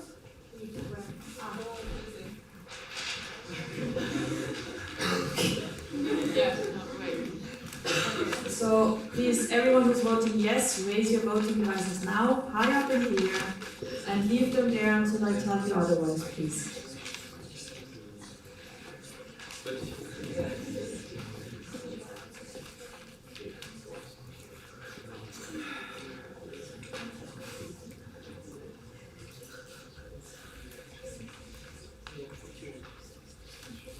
Lift them up, please.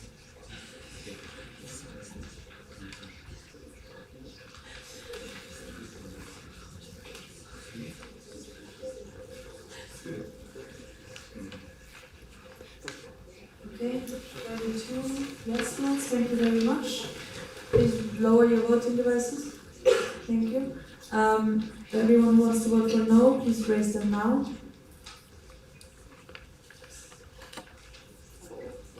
4, thank you very much. Everyone who wants to abstain, please now. Another 4, thank you very much. So the workshops have been eliminated from the agenda for today.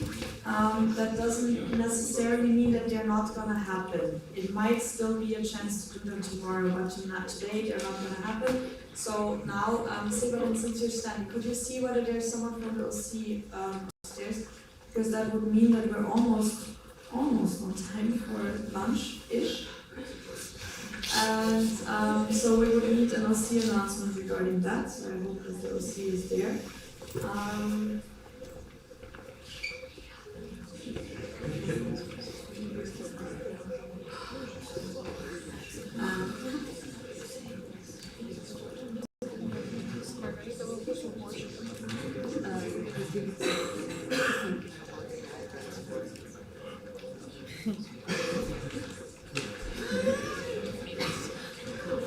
We have also an announcement from Patrick before we have to see it. Yeah, just a couple announcement rounds. Since we got contacted regarding the votings tomorrow and till now, or till, yeah, actually now, the voting regarding the NA in Mallorca, or the application for the OC, was public by default because our SOS say that both votings on members and people only need to be secret. We got contacted by an anonymous section that said, okay, they want to have this vote secret as well. Therefore, the election leading team, which is MP and myself, decided to switch the election to a secret vote. Just FYI, so NA Mallorca vote tomorrow is going to be secret and not open. Thank you. Yes. Is there someone? Awesome. Who are her? I see what's going on, I don't. So I'm very curious what's happening.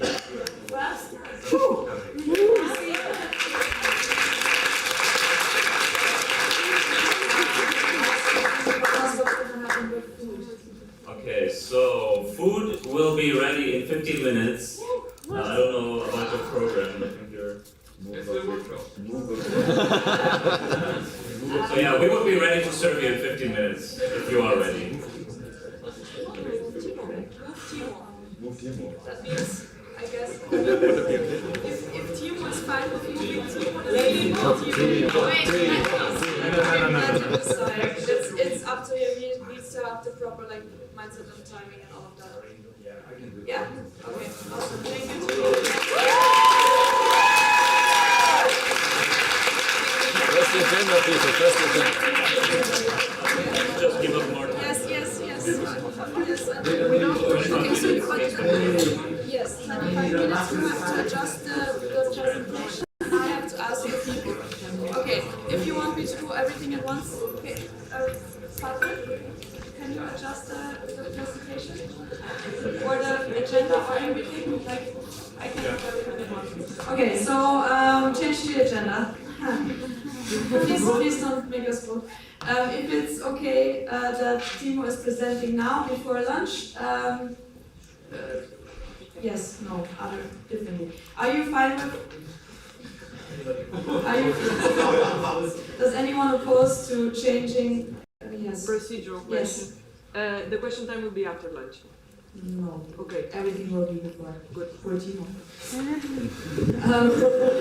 He would be questioned during lunch. We don't want that to happen. maybe afterwards. Anyhow, if you're fine with moving Timo's presentation plus question round, which entails in total 25 minutes to now, that's good. If not, then does someone oppose? We have another procedural. Procedural question: from what time do we move it up? Like From the afternoon. From directly after lunch. From directly after lunch. Ah, Okay, so does anyone oppose to this change that I very complicated explained right now? No? Okay. Then give us, like, entertain the masses and give us a second to move your presentation where it's supposed to be. And thank you very much for being so spontaneous. I think that deserves another applause.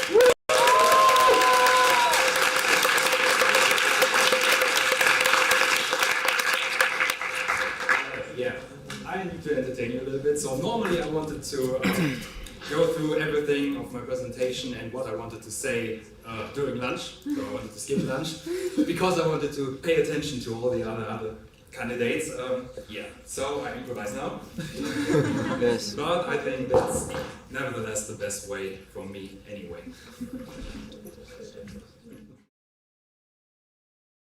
Jokes, I'm sorry. Energizer. No. Was ist los? Kein Energizer ab jetzt. Aber was ist irgendwie okay oder ist die Präsentation irgendwie? Ich weiß nicht, wie die Präsentation gerade ist. Another announcement and You don't have access to it. okay, never mind. So an announcement regarding the hoodies and those little patches you ordered. They're here. You can get them. Probably at the lunch break, but don't come at us at once.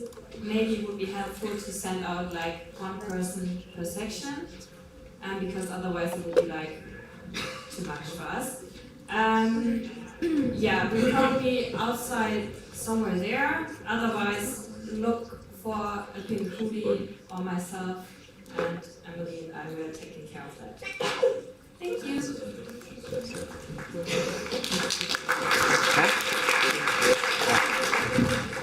seconds. 30 seconds.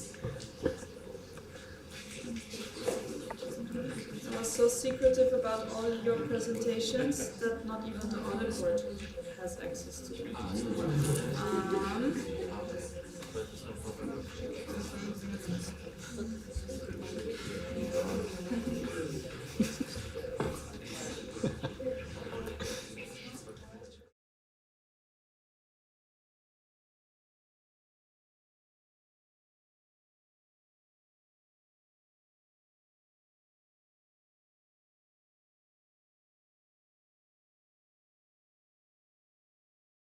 Exactly. In 2020, so directly afterwards, I began my European career, if you want to call it like that.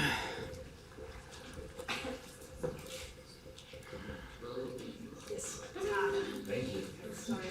No problem. 10 minutes. Yes, clicker here, 10 minutes also there.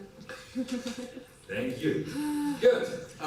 My application for event manager. My name is Timo Gierse, and about me first. Yeah, I'm a little bit too old for fancy presentations, so don't expect too much. I have my PR team for that. So I presentations.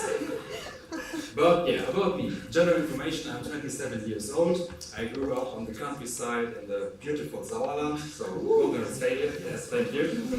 I'm studying history and social sciences to become a teacher for high schools. And I'm about to finish my master, so my intermediate time between the end of my master, which is soonish hopefully, and the beginning of my working will be next year, somewhere in the late spring, because then the referendariat for me starts, so I have now a lot of free time to do this job I applied for. I did my Erasmus, as I just told you, in Turku, in Finland. It was one of the best experiences I did in my life, so I got to know ESN there. I didn't know before, it was in 2020, beginning. And directly afterwards I joined my ESN section in Siegen, and yeah, been there since.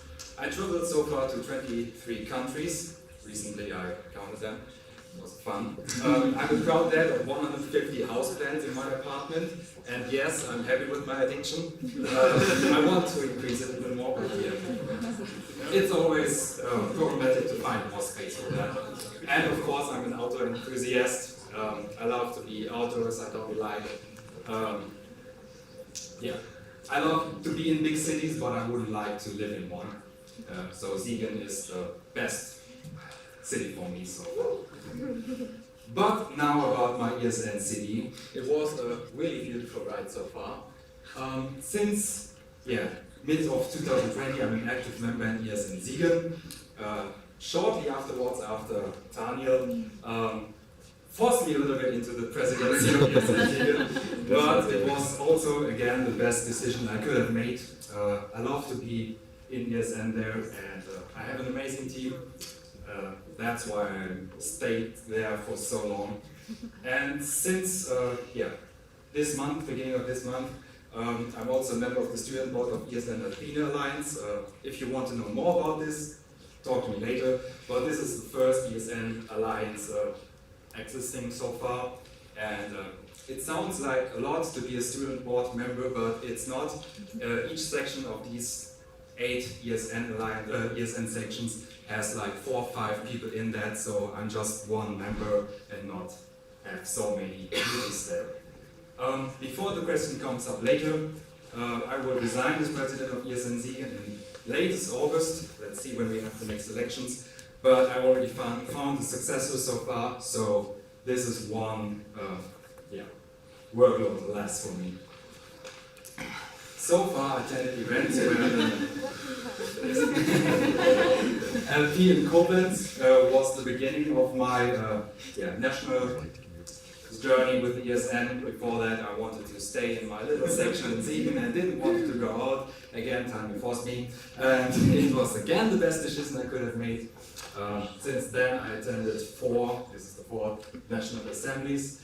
The Western European platform in Ireland, the Spree Break last year in Berlin, the EGM this year in Bucharest, and now this month also the Alliance meeting of ESN LatiNA in Poland. I'm the OC member. First I was the head of OC at the local platform in Siegen, and maybe somebody who attended there is here, they can tell you, I think it was a great success.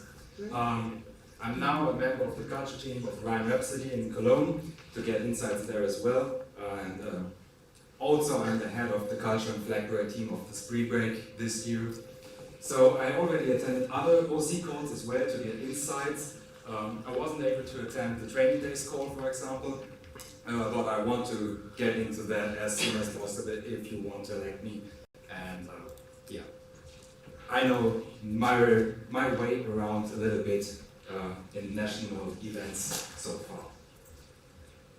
My vision, of course, ESN Siegen taking over Germany because 2 ESN Siegen applicants are here for the national board.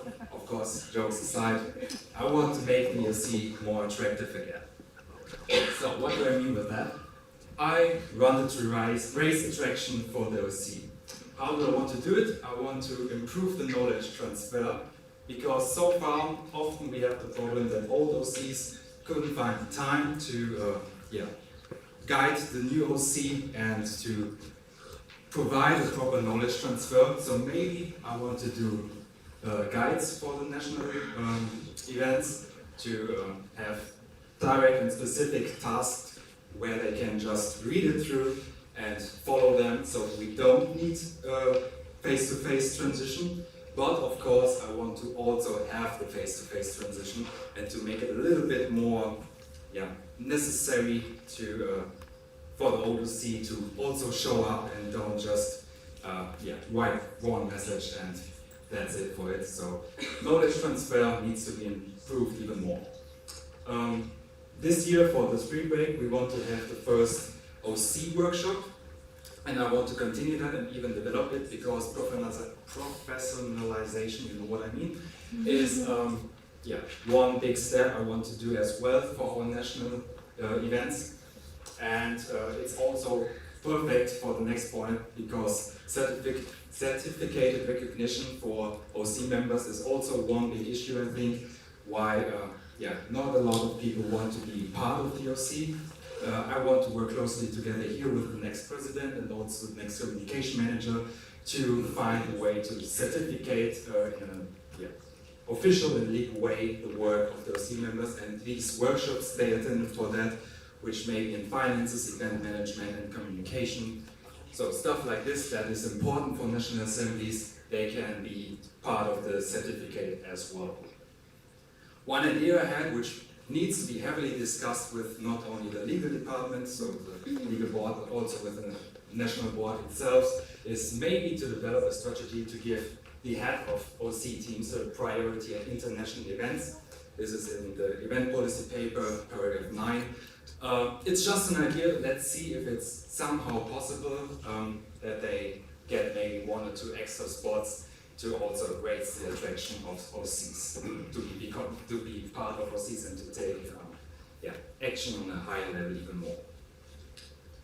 Moreover, networking is key. We heard that already sometimes today, but I want to work closely together with the training coordinator for the next training days.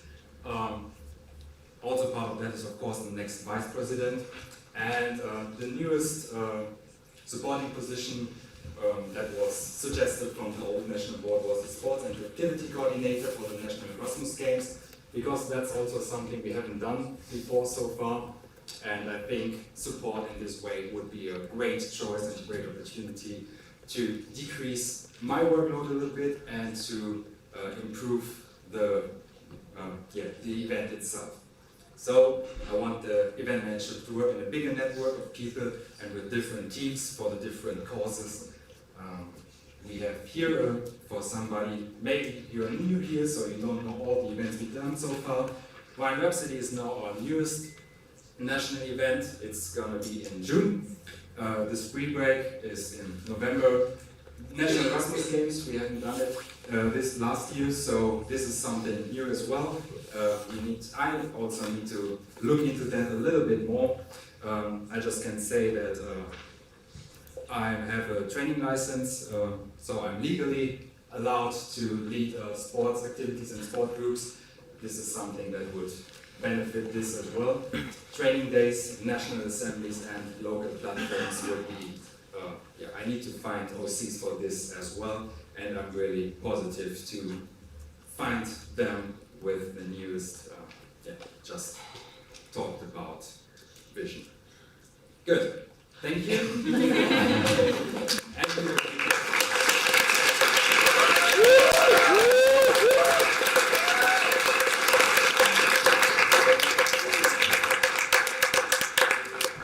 Thank you very much. Oh, so self-sufficient. So yes, you might have guessed it. We have a Q&A loading, but there is a speakers list. Is this the same code? Is this the same link? It is the same thing. I think we crashed it like altogether now. But there will be questions generally. I don't know what's happening. But, I mean, did someone already enter themselves to the speakers list? Yes. Who did so? You don't have to see it, right? We can also ask you, like, that. So, okay.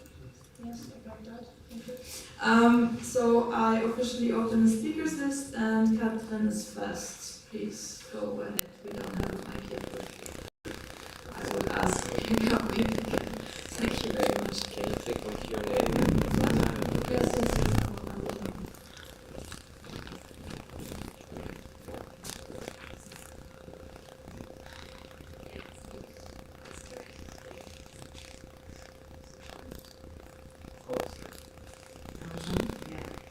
Catherine Anderson S.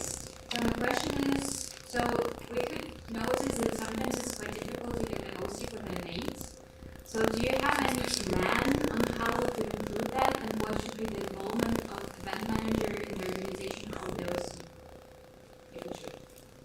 So you mean OC of National Assembly? Anyway, yeah, how involved should be event manager in the organization of the event?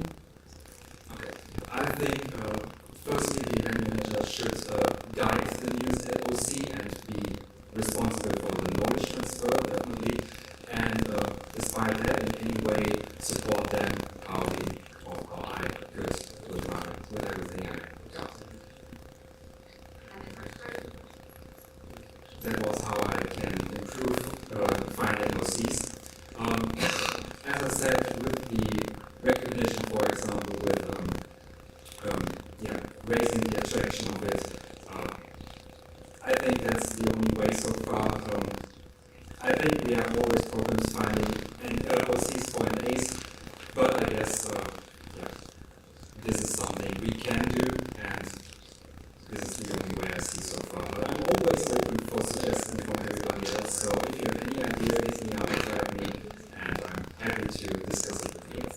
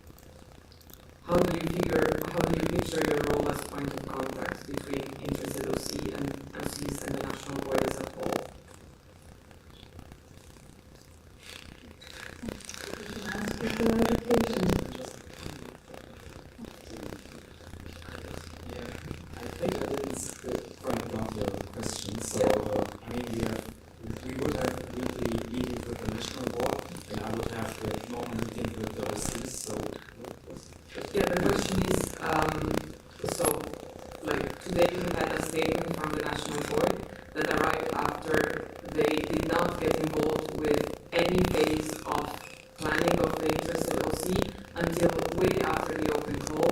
They invited us to an NB meeting last week, the first time we heard from the national board except for the event manager. So I'm asking you, do you think that this is like a way to make it OC more attractive, or do you think that you as event manager also have a duty to make sure that the NB is also onboarded with whatever the interested OCs are doing? Okay, thank you, Marija. So definitely after the open call ended and all the applicants' applications are there, I will directly discuss it with the national board and come to the applied OCs, come back to the applied OCs in really short time and not 1 week before the national assemblies were able to present it and after a lot of work they put into it. Okay, thank you. Axel from any answer, we'll take any answer. Go ahead.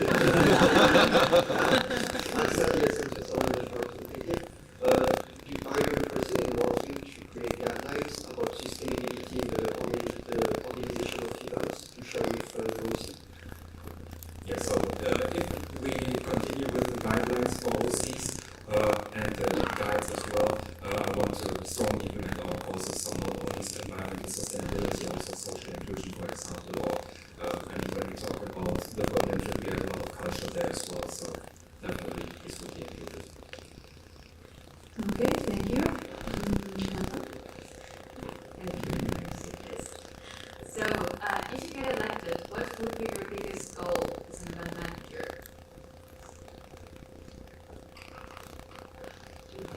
Can I say two? Funding OCs for every event. I think, especially for the NAs, it's really important. Secondly, to create these guidelines so that the knowledge transfer is safe for the next years. Good, good. Implemented this. So certificate recognition is amazing, but probably it's also a question to the audit board. Does actually the national board have this power, like in the legal terms, and like can we then present it out to the whatever employers or something like this? So how recognized would it be in terms of our liability? You can address it. Yeah. So obviously I would have to look up the specifics, but what I do know is that, for example, in our section, under Kirsty's mandate, she gave out, she got in contact with, I think, NRW, I don't know exactly who, but she was able to give out certificates for our Ehrenamt to our members who were like there for a long time and did some extensive work, and I think it's really nice. I also got really nice CD, so I would presume that on the national level there should be something similar. So should definitely be possible. Indeed, we have that as well. We have certificates officially from the DAAD where I can write about my members about the work they did for this, and it's an official paper, so should definitely be possible. Thank you. Then Thomas is next. Procedural. Fire today.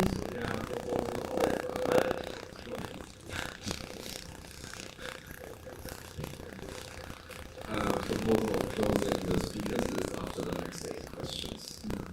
Okay, so then I will ask him.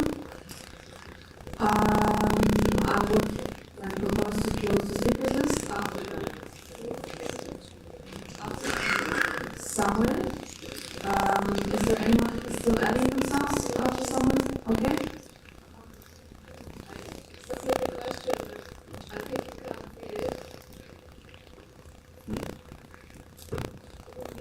Well then, there are more than that. I'm looking at like different questions because you can scroll down. Is there someone who's still adding themselves at this moment? If not, then I would propose to close the speaker list. Are there any objections? No. Okay, speaker list is closed. The question has come in and aware. Thank you. Then we have this, Thomas. national board. You're also in the Spirit OC, and you already mentioned that you would like to stay in the OC there. So how would you approach to handling this double role of as an event manager overseeing the Spirit OC or at the same time being part of it, especially also the relationship to the head of OC and potential clashes of hierarchy there? Yeah, so I mean, this year's free break, Mustafa is also part of the CSA advice, whatever. And I think with the hierarchy, it shouldn't be a problem in my opinion, because we have a nice workflow with Sarah. And secondly, what was the other part? Yeah, and I mean, in the guidelines for event manager, there's stated guiding and leading national assemblies, national events, and so I think this clash of both positions, event manager and head of, in our case, culture and flag parade, should work out fine. Next year, I don't want to become head of any team, or I just want to be part as a guiding instance in the next national assemblies, national events.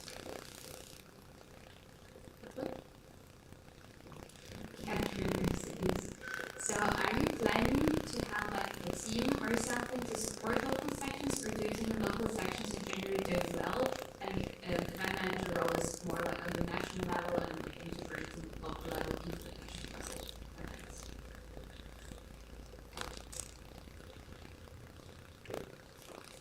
That's a good question, thank you. I think, firstly, if local sections have problems or so, they can always contact me, and I mean, as I said, the sport and activity coordinator, for example, or also the training coordinator, will support me, and I guess all the other positions as well. If it comes to it that I got the opinion that it's necessary to have a team, for example, to support the local sections even more, I will definitely think about it and maybe implement it, but I think that's something I need to discover during the mandate or during the beginning of the transition.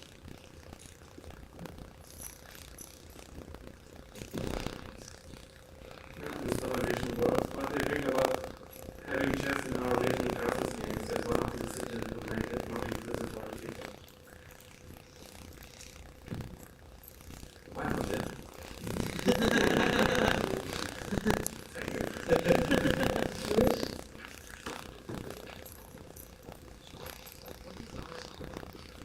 With Gierse question, there has been some feedback about the referendum study that is happening way too late this semester. What do you consider is taking place earlier in the semester or the following May? What was the last part? Just if you would consider it happening earlier, like a month earlier or so. Yeah. So I guess booking, for example, the hostels or the clubs, venues, whatever, should be definitely earlier. I mean, at least 1 year before is a normal procedure. But the open call for OC, I guess 8-9 months is early enough for that, as it was for this year's free break. So far it's going good. Last year it was, I think, in 4 months, but this is of course way too short. Yeah. And we think we should invent the date of the event, not the date of when having the event, right? Yeah. Like, so instead of June, May, when it takes place. Yeah.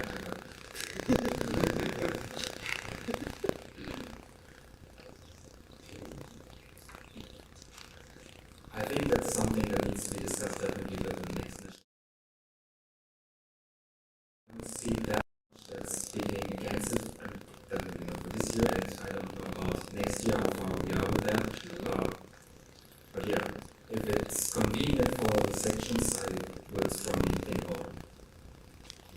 Okay, this is from Freiburg, Axel. Hi, Axel from Freiburg. Do you see room for improvement, and what would you improve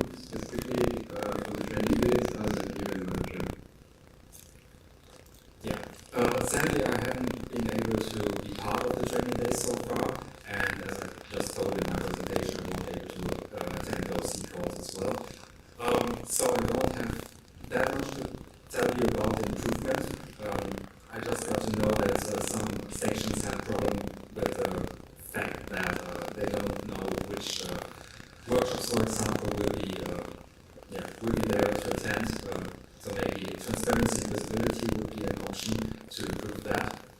And also for members who can attend there, that they know what to think about it, what they will sign up for.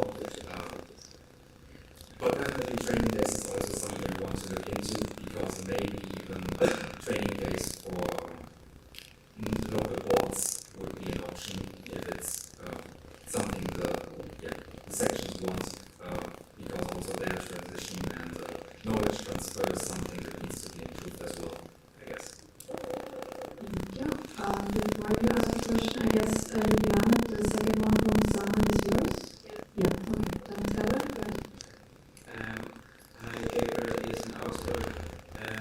Seeing how spring break is going to be bigger this year, do you need to digitize some processes in how it's done, event registration, for example?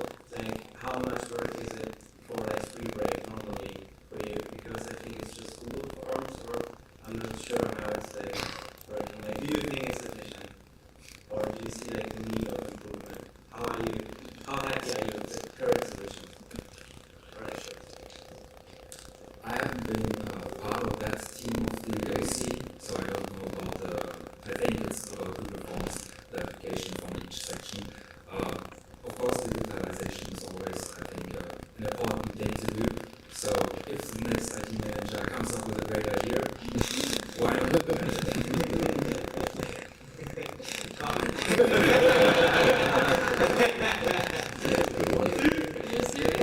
Okay, so looking at online notes, for example, there's in between, there's also the what is it called, the C sequence, and they use pretext and we use pretext too, so that would be one solution. Why do we have pretext but not use it for our own big events? So that would be one solution.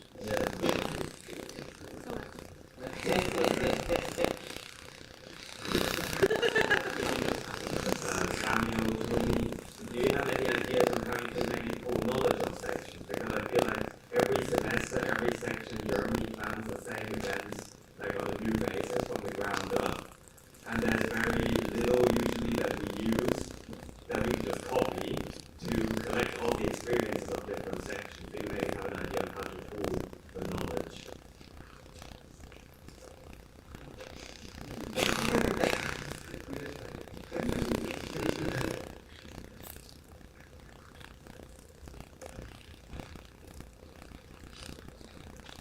Doesn't it have something to do with the activities? I mean, there is a pool about all the activities we do in ESN Germany. So all the information you need for that are there. Any comment?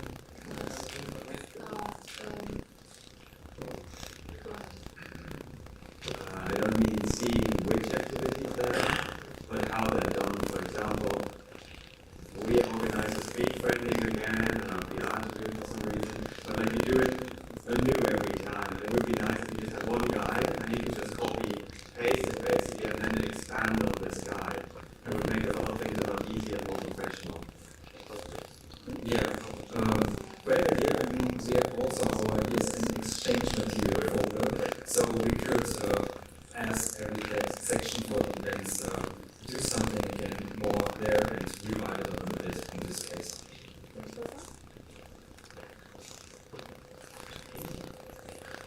I want to put Mustafa and Düsseldorf. I want to mention also our exchange material with the right now, and I had an idea to create some survival guides there and also some event guidelines. If Timo will be elected, I want to give this idea to him also during the transition. And one more thing, moreover, we in Zion also use Trello, so I don't know who else is doing that. They also have the exchange of event ideas and how they are done specifically. Comments on LatiNA told me that we also have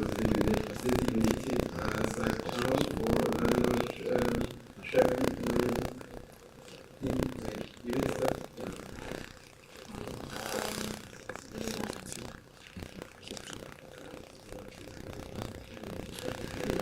Regarding these results, so we certainly want to make the OC attractive, so this is for people applying for an OC, not the whole section. Do you think it's the right way that people have to apply with motivation letters and sometimes also with their CV for volunteering in the OC? Good point. Because in this year's Freeback OC, we were able from ZN to also find, I think, 4 or 5 members of ZN who want to apply, but not because I forwarded the email to them, but because I spoke to them specifically, and then they said, "Oh, thank you for taking note." And I was like, "Yeah, I said the email 3 times, but still." So I think it's still a good thing to write the motivation letter, even though some people will be opposed to it. But to know a little bit about the person and how they can be implemented in the team, I think writing a motivation letter is still a good idea. Thank you. Actually, I like this question because I had the same experience. I asked my members to apply for OC. When they saw the motivation letter, they scared. They didn't.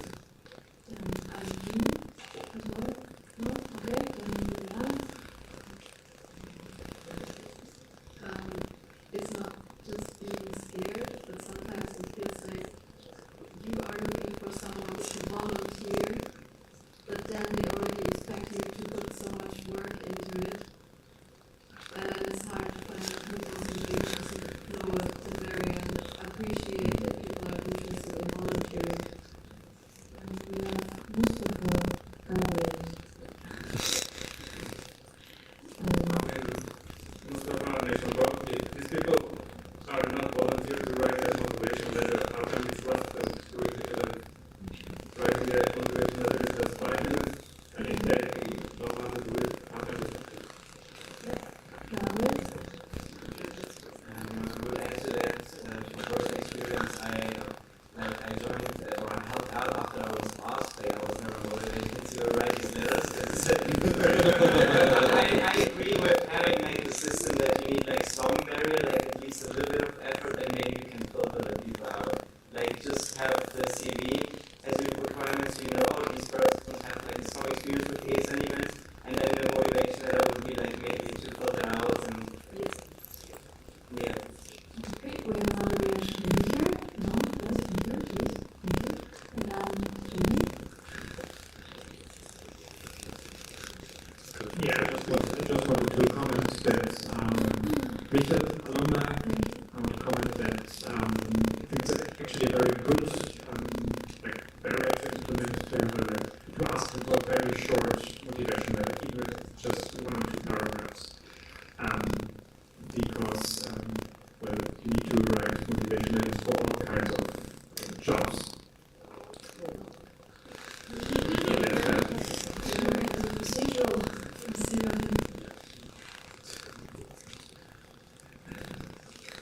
Since the question is already answered, it is to my understanding that according to the agenda, we can just move on and have this discussion at lunch. Then I want to thank you very much for stepping into our topic.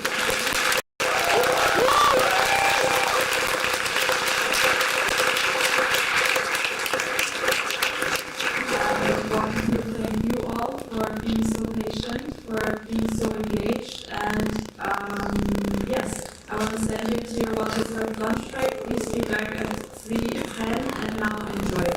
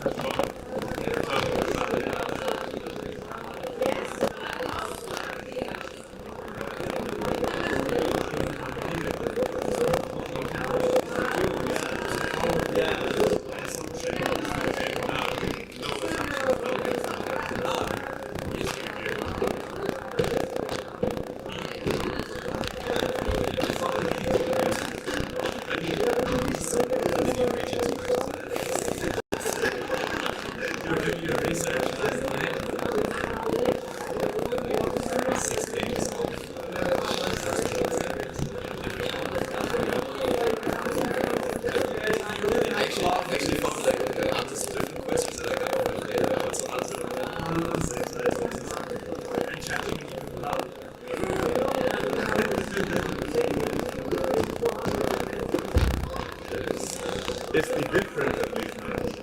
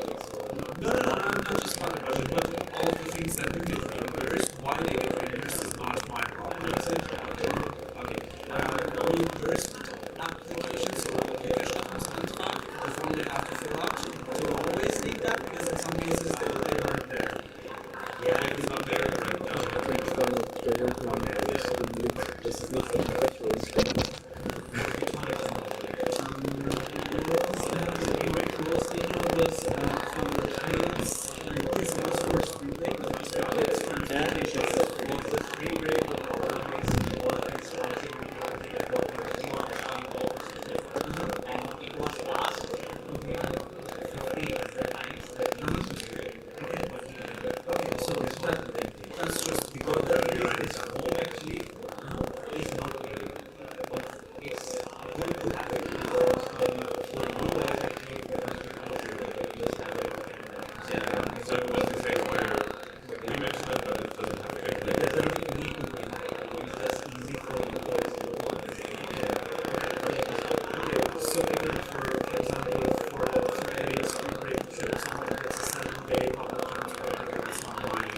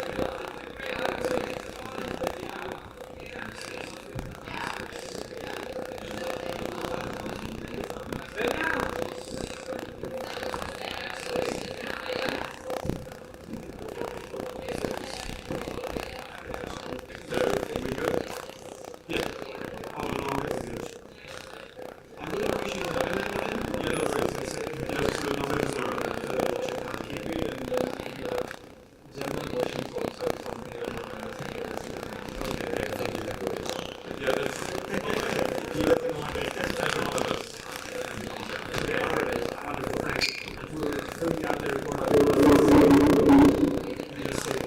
you very much for your work. Thank you guys for taking your questions so fast and so simple. Very close to the book. You can stick to the example. Thanks again.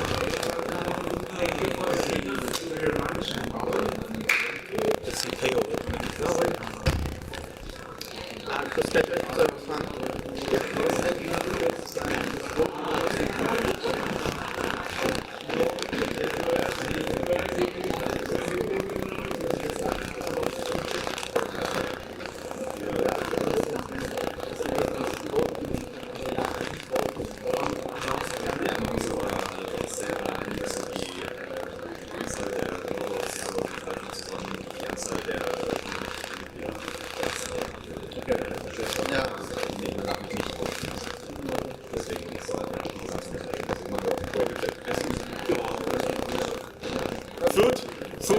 Food.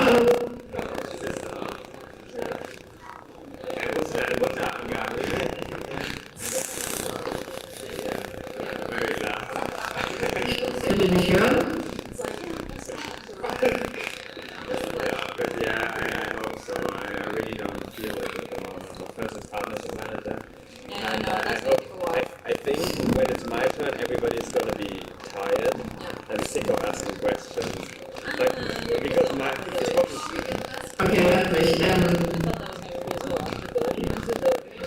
Ist voll komisch, wenn ich das nicht hören kann.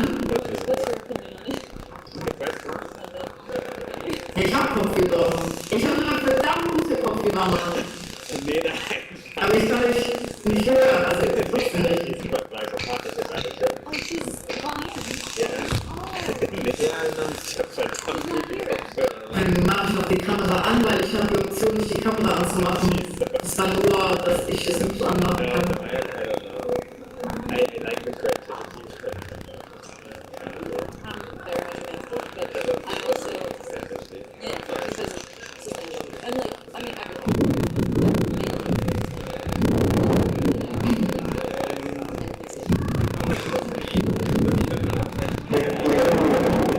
Also das halt sehr. Ah, jetzt höre ich dich. Ja, wir hören dich und wegen dem Video nochmal. Kannst du einfach an- und ausmachen? Dann habe ich mich jetzt mal gewusst, dass kein Video ist. Ja, aber wir hören dich auf jeden Fall und du siehst uns auch, oder? Also halt Nee. Nee? Ich sehe gar nichts.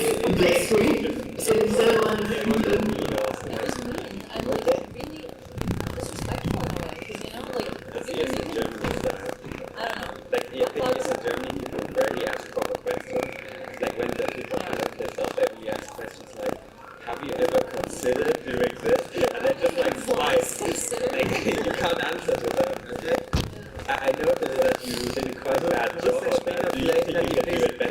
Aber wenn du mich schon nicht sehen kannst, dann... Ich will jetzt meiner These nicht online sein können. Ja, aber ich meine zur Q&A-Session. Achso, ja, danke. Okay. Ist es dann schlimm, also solange der Ton funktioniert, ist okay, oder?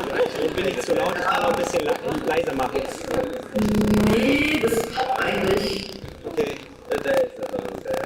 Ja, das Problem ist, wir können halt das Mikrofon nicht mit dem Ding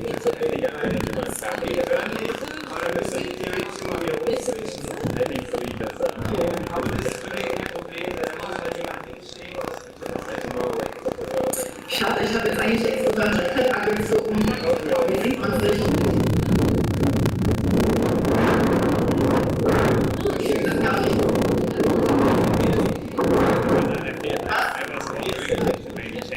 Ja, ich bin auch so. Ich bin nirgendwo so. Auch so ist es so. Ich guck mal, ob ich schlafen und will mich einsetzen, weil am nächsten. Immer einfach ein bisschen leiser. Ja, mach mal ein bisschen leiser. Zu laut. Ja, das wäre laut gewesen. Also, gib ja das.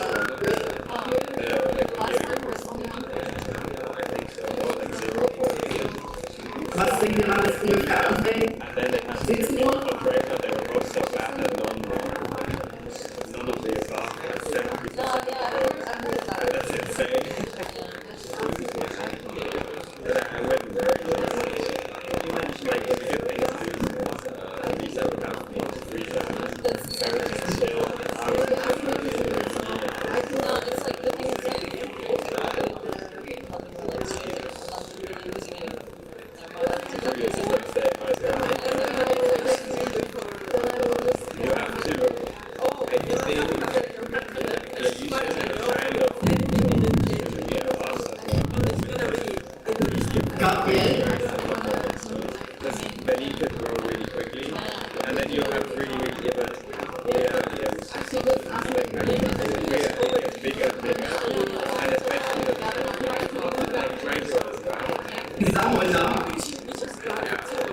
Samuel, antworte mal eine Nominierung. Aber ich kann mich doppeln. Kann man das ändern?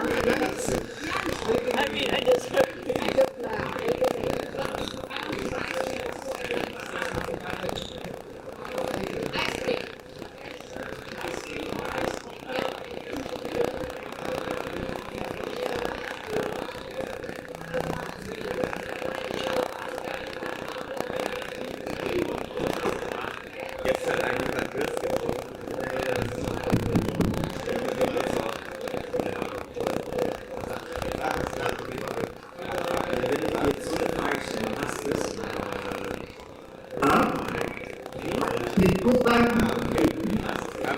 die solche Fragen sind.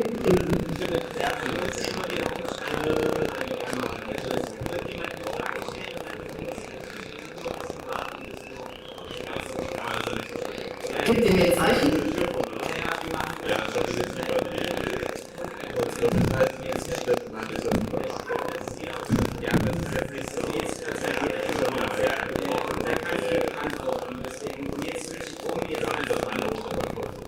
Okay, ich habe eine Frage an dich jetzt. Will ich mich die ganze Zeit noch bitte?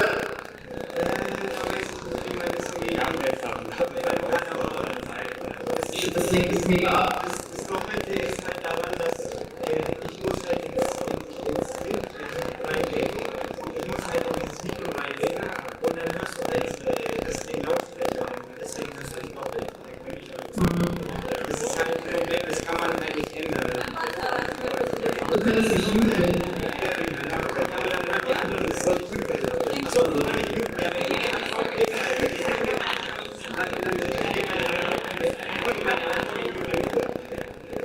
Okay, hallo? Ah, jetzt bin ich Geschichte doppelt. Okay. Hallo? Okay, das ist besser, weil wenn ich nicht doppelt jetzt lege ich es mega ab. Also danke für diese wunderbare Lösung, weil das ja, das ist halt scheiße, dass du halt jetzt die These erzählst mit den Fragen, aber anders können wir es halt nicht machen. Also ich habe extra jetzt die These mit Voice-Over gemacht, dass ich da jetzt irgendwie nicht dann noch die These überhalten muss, weil ich glaube, das wird ein bisschen zu kompliziert. Und dann noch Zeit da. Okay, ja. Aber wie gesagt, das ist dann halt immer, dass du halt stoppen musst, die Frage wird gestellt, dann antwortest du und dann müssen halt immer wieder auch das Video auf Pause machen. Ja, kurze Frage, also werden die Fragen bildlich gestellt oder müssen diese Fragen namentlich genannt werden? Das heißt, mir wird die Frage, also ich weiß, dass ich da nie gestellt wird. Das wird immer namentlich gestellt. Ach so, okay, das ist nicht allgemein. Also es geht halt, manche gehen halt an alle und manche gehen halt nur an dich dann spezifisch. Okay, und man weiß nicht, wann ich antworten soll, wenn die an alle gehen? Ja, das ist ein bisschen, das finden wir dann halt heraus, weil dann ist halt Frage an dich, du hörst es ja und dann. Ja, kann ich das also am besten, ich mute dich halt und du hörst die ganze Zeit mit und wenn du antworten sollst, dann. Was? Sorry, ich habe dich nicht gehört. Also, ich habe hier so ein Control Center. Ich kann nicht dann einfach die ganze Zeit immer, kann mich selber muten, wenn du eine Antwort gibst. Okay, aber wie gesagt, wenn alle geht, wie ist es dann? Also fange ich als erstes oder als letztes an? Weil dann weiß ich schon ungefähr. Und so ist ja eigentlich scheißegal. Ich sage einfach, ob ich antworten soll. Schau doch in die Agenda. Die Agenda soll ich vielleicht noch. Also wir sagen dir dann Bescheid, wann du dann bist. Einfach. Ich sag dir so 10 Minuten vor. Ich sag, hey Ossi, gib mir bitte Bescheid, bevor wir dich reinschalten. 15 Minuten davor. Ja, 15 Minuten davor können wir machen. Okay. Aber ich muss nur irgendwie einen Workflow reinbekommen, dass ich immer mich mute, wenn. Ja.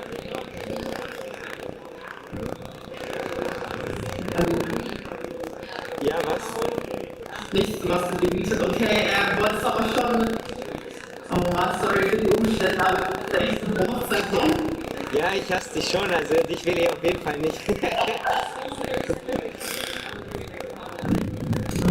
Ja, ich find's auch doof, aber Alter, ich bin nur im Schwarzwald, das ist so 600 Kilometer weg von dort, von Düsseldorf. Ich hatte noch überlegt, am Donnerstag und Freitag zu kommen, aber das geht nicht, also es ist fast unmöglich, so weit zu fahren, das sind so 10 Stunden.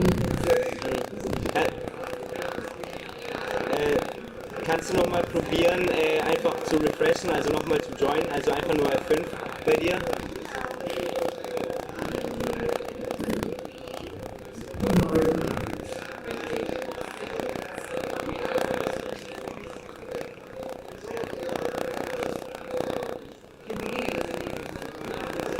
Hallo. Glaubt ihr? Ja. Hallo? Hörst du war gemutet. Ja, sorry, war gemutet. Ah, okay, sind wir dann nicht fertig, weil ich würde dann zur Hochzeit gehen? Ja, du kannst jetzt zur Hochzeit gehen. Okay, und du gibst mir auch 5 Minuten davor Bescheid. Gibt es eine ungefähre Uhrzeit, wann das sein könnte? Nee, kann ich nicht. Okay, gut, dann sprechen wir 15 Minuten davor. Alles klar, ja. Dann muss ich halt hier mal drin sitzen und halt muten, dass du dich nicht doppelt hörst. So. Das ist nervig, aber ich glaube, ich schieße auf sich auf die Reihe. Ja. Beim Waffen würde ich auch nicht noch auffordern, weil irgendwer muss ja meine Präsi auch weiterdrücken. Ja, die Präsi, das ist ja, keine Ahnung, das macht einer von Karlsruhe ja scheinbar. Ja, das Wolf geht aber, oder? Ich kann jetzt gleich ich kann im Anschluss gucken. Ich kann im Anschluss gucken. Und weil ich hoffe, es geht. Also ich habe es dir geschickt gestern schon, vorgestern. Das heißt, ich hoffe, es ist testet. Okay, gut, ich hack's jetzt und du gibst einfach Bescheid und dann geht es irgendwie. Ja, wir müssen uns halt irgendwie koordinieren, dass es halt geht mit jetzt das Mikrofon wieder umschalten, dass die Leute Fragen stellen können und dann muss ich wieder muten und dann kannst du die Frage beantworten. So. Okay, ja, das wird aber schon. Mithören wirst du immer. Mithören wirst du ja immer. Okay, gut, das ist der gleiche Ding, den ich schon später mache, oder? Ja, mithören wirst du immer, aber am besten einfach nicht reinreden. Erst wenn wir das Zeichen geben. Ich rede erst, wenn irgendwer sagt, ich kann jetzt reden. Genau. Okay, gut, dann mache ich das mal. Schau, und das ist der gleiche Link, wo ich reingehe und jetzt geschickt habe. Das ist der gleiche Link, der bleibt gleich, genau. Okay, gut, dann bis später. Ciao. Ciao.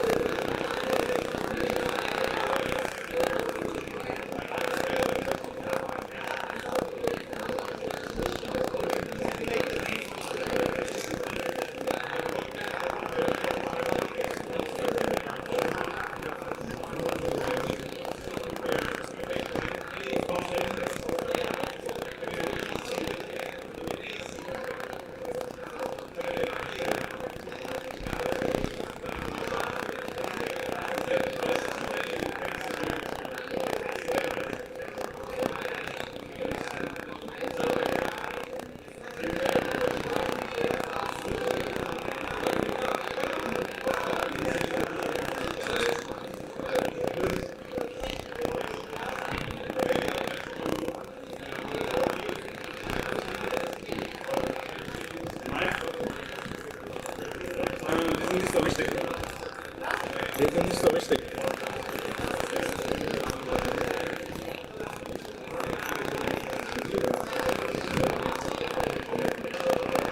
Maya, are you joining for a photo? Okay. Now.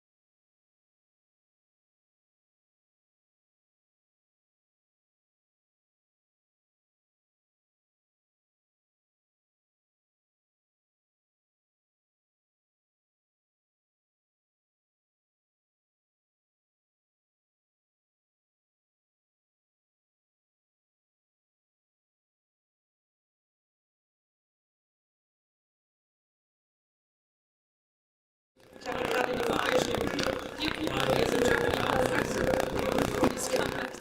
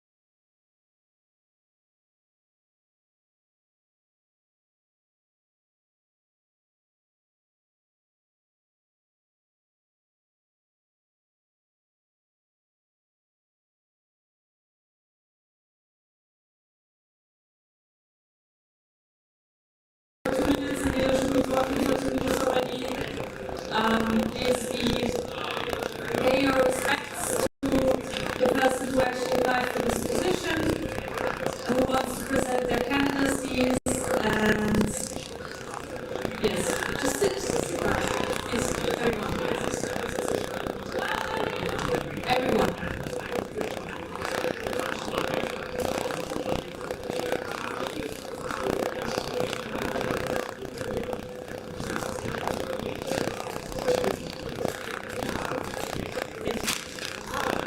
I've seen the days of Sauron.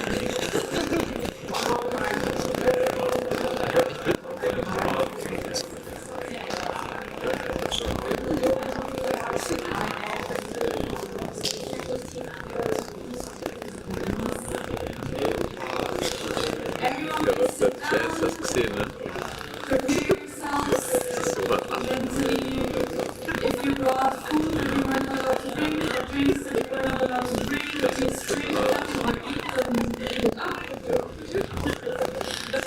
And brace yourselves for more applications. We have brave people here stepping up to become the future national coordinator for Germany. So pay your respects to those people and let them present their presentations.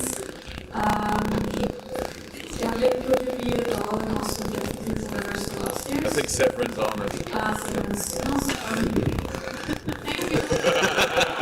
Thank you.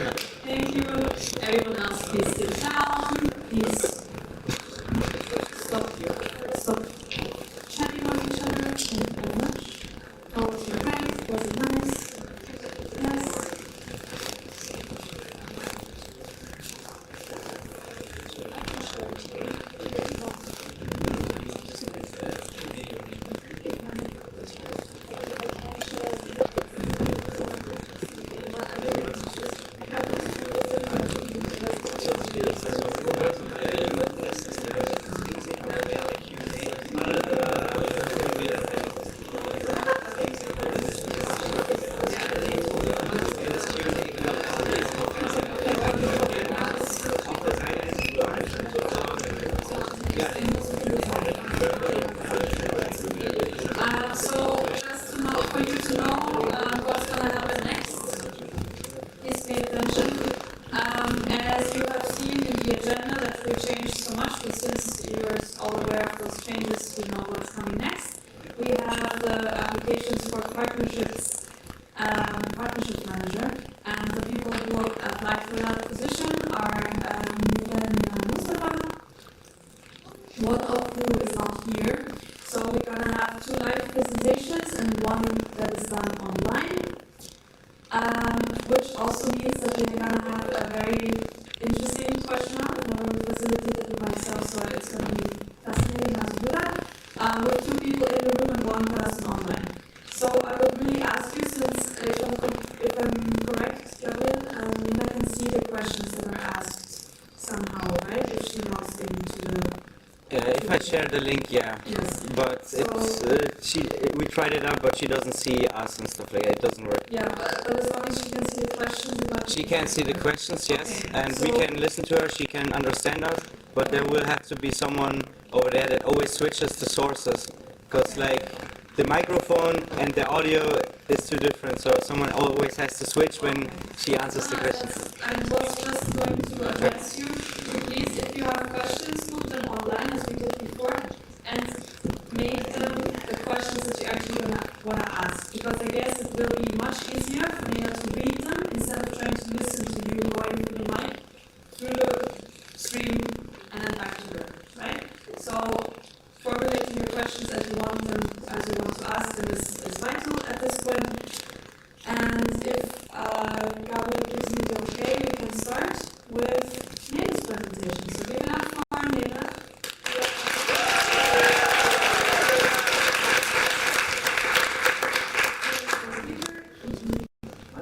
This direction. This direction, yes. This is like 1.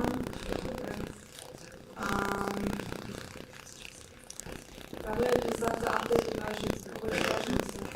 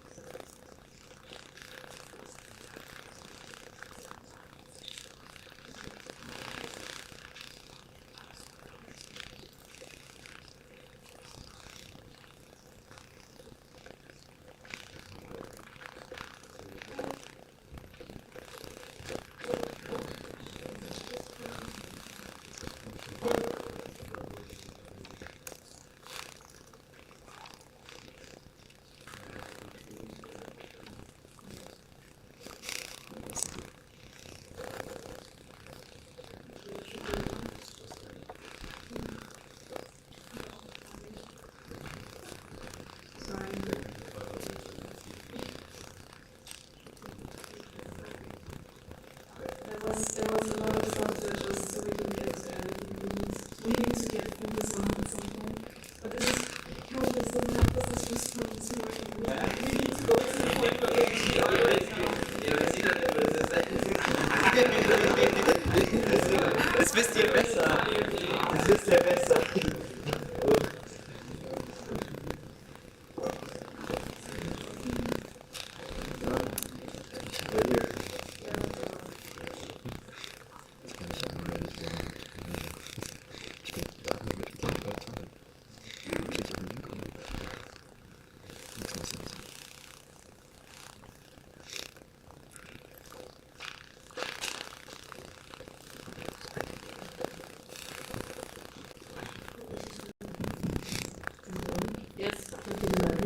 It's fine. Like that now. Sorry. It's not wrong at all. How lovely before, I hope you had like lunch and hangover times over. So just before I start, I just wanted to tell on the thing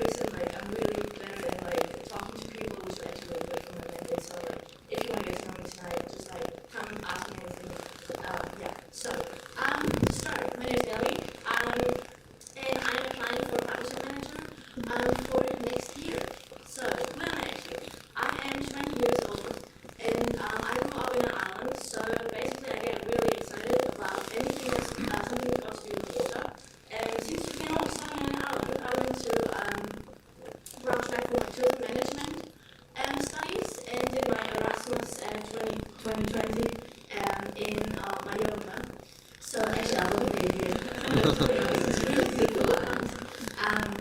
for the last 2 years I have been head of project assistant in an event agency, and that was just not working for me, so I became a licensed snowboard teacher, and just decided, just like with 28, to have a gap year right now. Why not? So maybe more interesting for you, my ESN pass.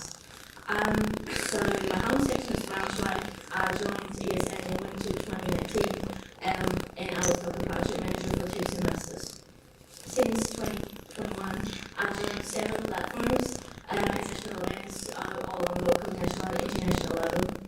And right now I'm the shared head of the partnership management for Springback 2023. Yes, that's what I'm doing at the moment. So you might have the question, why should I spend my gap year when I can basically do everything? So much for ESN, why do I want to be, and why, especially do I want to become partnership manager? So I want to fill my gap year with ESN because I've been looking for quite a while now, and EGM just recently reminded me that I just love the feeling ESN gave me, and I just love all platforms, gatherings, or whatsoever. And I just want to put my heart out there, how ESN Germany growing and develop. Yeah, so why do I want to come and be? Either all of you have already said.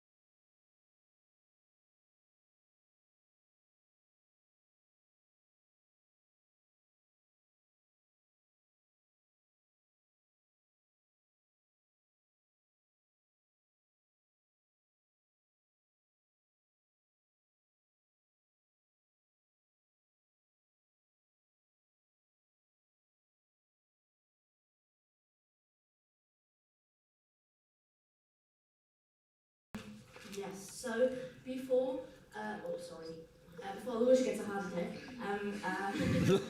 ESN card is not the discount card, it's a membership card. So, yeah, sales numbers are really low, so what can we do? I already said that in my question round, there are 2 options. Either we can make the network more exclusive, so the card only, the events are only available for card holders, and the second option is how to make the membership card more attractive. I have a little things I want to do there, so I think it's just the easiest way to have like little catchy rabats to like make it people really want to have these membership cards. So like yeah, that's what I actually like. So yeah, this is me. As you can see, I can handle a lot really well. And I can still smile while doing that. Okay, no, jokes aside.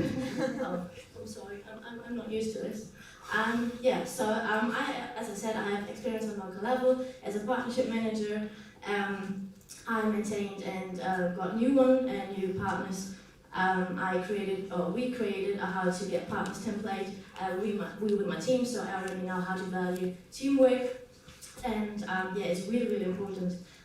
This might be a bit new. I'm a trained conflict manager with my help for negotiations. It was a program for non-violent and peaceful communication without blaming people, okay? Like, yeah.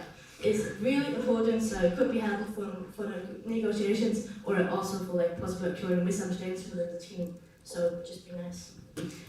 Yeah, so because of my job, I'm really I have time management, I'm stress resistant, but not when it comes to presentations. I don't do presentations quite a lot. I don't have to do that with partners, thankfully. And I love spreading good mood in the team, so I really love the idea of the hopefully former, soon to be president of the bonding region. So my vision, yeah. So first I want to have the local sections. How do I want to reach that? I want to give workshops on platforms and just share my skill. Sorry, just need to talk a little slower. Yeah, so I want to share my skill set and give advice. I want to invent something that's called sections teach sections calls, where they're basically really sections can just like give best practice calls or like experiences even on national or international level with other countries. We'll see how people would like that. And of course there's a channel of partnerships. I don't know if a lot of people already know that. It's called BFC. It's called the Business and Finance Community. So it's basically like the VP network, but like for partnership managers, and I just want to dig deeper into that one. Yeah, so, and as I said, I want to help customize the templates for the OT, or for the OTs as well. So it's not only for like sections, it's also for OTs as well. Second part of my vision is the partners, which actually I'm here for. I want to show all the partners after the courses that we have, so we can see in which department we're good and in which department we might need a little bit more help, or like not help, but like could get more partners, and find according to that, I want to have new or like look for new potential partners, but either actually I want to go to okay now. Yeah, if you've got questions on that side, just go later. I've only got 1.5 minutes left. So yeah, maintaining the existing partners is really, really important. So now I got a really, really quick question. So like, who of you knows more than 3 national partners? Flixbus is not a national partner. Anyone? Anyone? You don't count. You and me. Okay, you know 3? Fast, quick. Obstacle Rush. So basically, that was really good. So it didn't work that well. So I just want a high visibility of partnerships. I want a close collaboration with a community manager, and I want to create a more efficient way to just get more visibility for the partners, which also could help attract more partners. So last but not least, I want to talk about sponsors, since all of your sections all get like fundings and money and stuff like this. East and Germany doesn't, well, it kind of sucks. I just, that was low. So I just find sponsors to help with that, and look more into that. Oh yeah, and I want to get a board supporter for people like who like really want to help me with stuff like this, for like take a little bit of business card contributions. And I got 2 slides left. So since you guys all love memes, let's make ESN great again. So we hopefully all of us in the future all look like this. Okay, that was really hard for me to create. That was my first meme. Okay.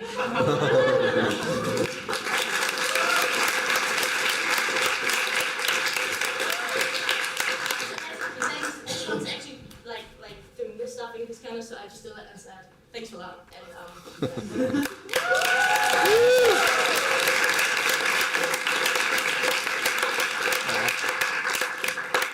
Thank you very much, Néle. Yeah. You can, I guess, for now sit down again, and then I'll ask you to join us again. But for now, please give it up for Mustafa.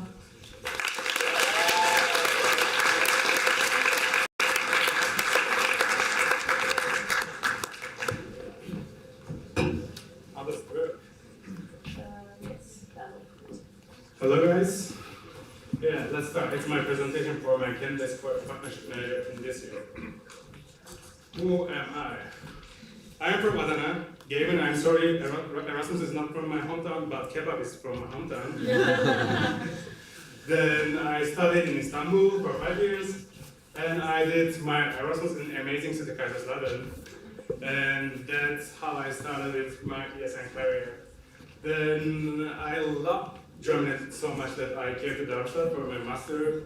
And then I was a tutor in Storm International in ESN Germany, and Patrick bring me to the ESN. If I am here, it's because of Patrick.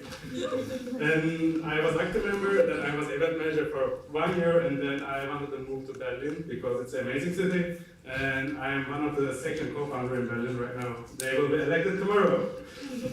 And I studied power engineering, and I am a project manager for renewable energies right now, like we are building renewable energy, solar park, and wind parks, and sometimes also batteries. And I was event manager in national level, and now I'm applying for partnership manager. In my free time, I do a lot of sport, like 4 or 5 times per week. I listen to music a lot, and I want to produce also my own music at some point.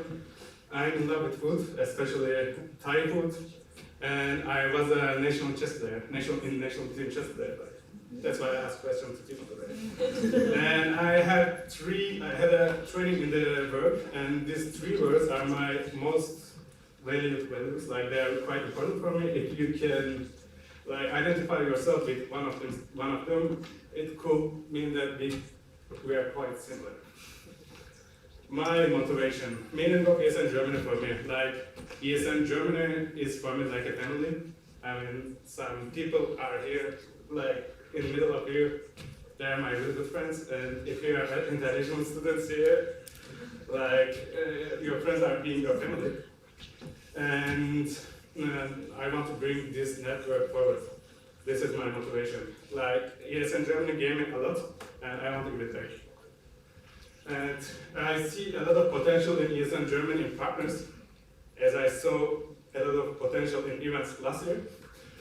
That's why I'm applying this year for partnership manager. And I gathered a lot of experience in my event manager last year in the national level. As I remember in the beginning, February 2021, I applied for event manager, and I noticed that right now I didn't know anything about national level. Now, after 18 months, I feel like quite okay with national level. I know a lot of stuff about national level, and I know a lot of people in the international level, and I can use it also for my partnership manager this year. I'm project manager, as I said, and sometimes, like, there are my qualifications right now as a partnership manager, because I didn't have any experience in local level. I always thought that being a partnership manager in local level, you need German. My German was not that good at that moment. Now I wrote my master thesis in German, 80 pages. I think like, yes, now I can do it. Yeah, you see, I start talking German. And yeah, I'm project manager, and sometimes I'm negotiating for 5 or 6 million euros, and sometimes more. Like, and I'm doing the technical relationship management also in this work. It means that we are customers and we are suppliers. We should stay in contact with them, and we should keep our relations good. And it's also kind of partnership manager, because we have partners and we want that they are happy with us, and we want that we are happy with them. This framework that I can use in also partnership manager. And the second point, I was born in a bazaar. It's true.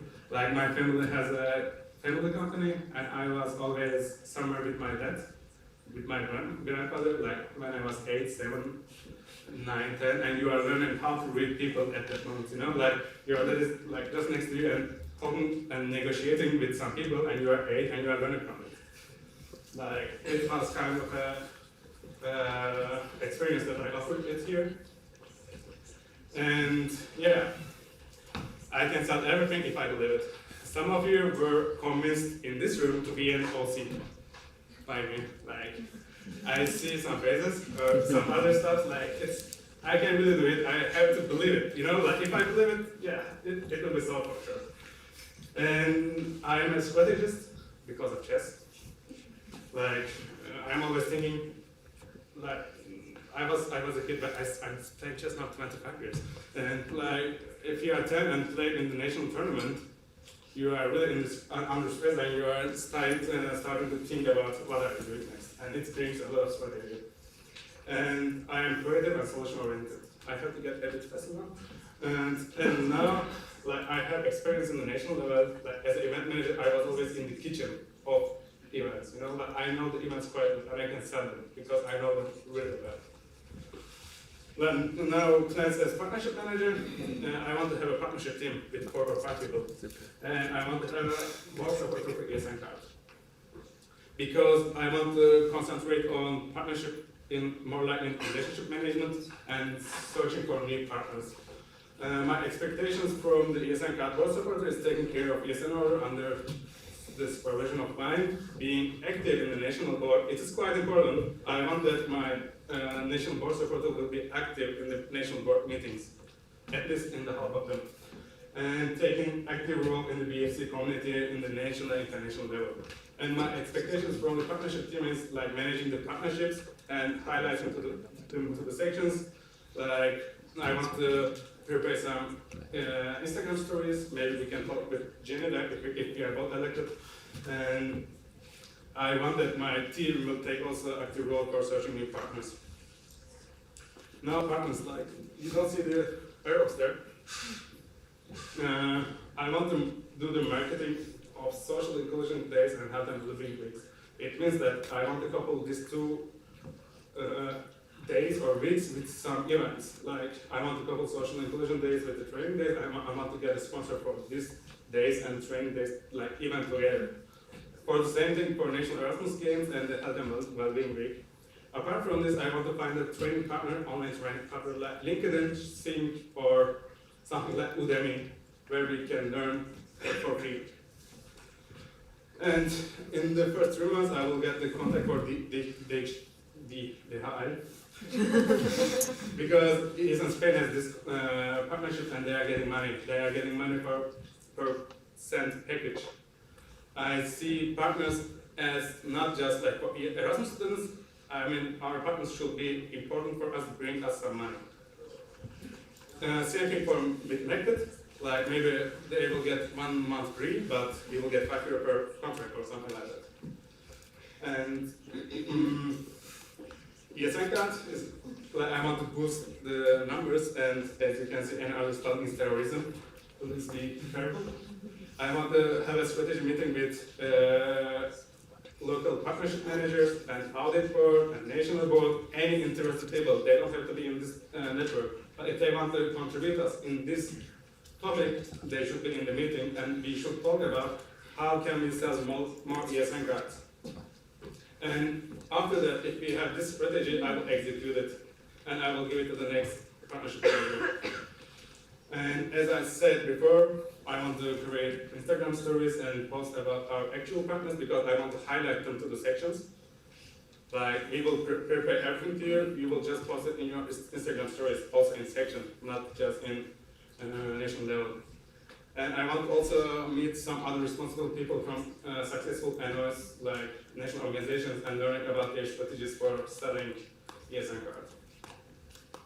My national level imagination. This one. This is the president. This is the vice president. No, it's not real. If you want to explore a new land, you are sending 8 ships. Not 8, 1 ship maybe. But we are 8 people. We will send 8 ships. And what I expect, we will have strategies. And after we have strategies, national board members are the captains. They have to take keep the direction. But as local board members or local members, you have to help us to go there.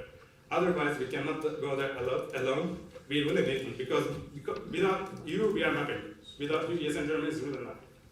We really need you, and we need your help to go to our goal. I mean, it's kind of my imagination for the national board, also national level, and I just wanted to give you as an example. And thank you a lot. If you have questions, you can reach me always. One step.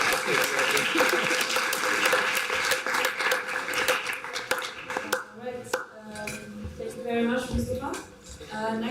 we have Nena, and how that is going to work? You have to tell The us how this is going to Karlsruhe set, like they prepared it, or someone from Karlsruhe? So you're the one switching the slides. Yes. The speaker is over here. Mustafa, did you need the trigger?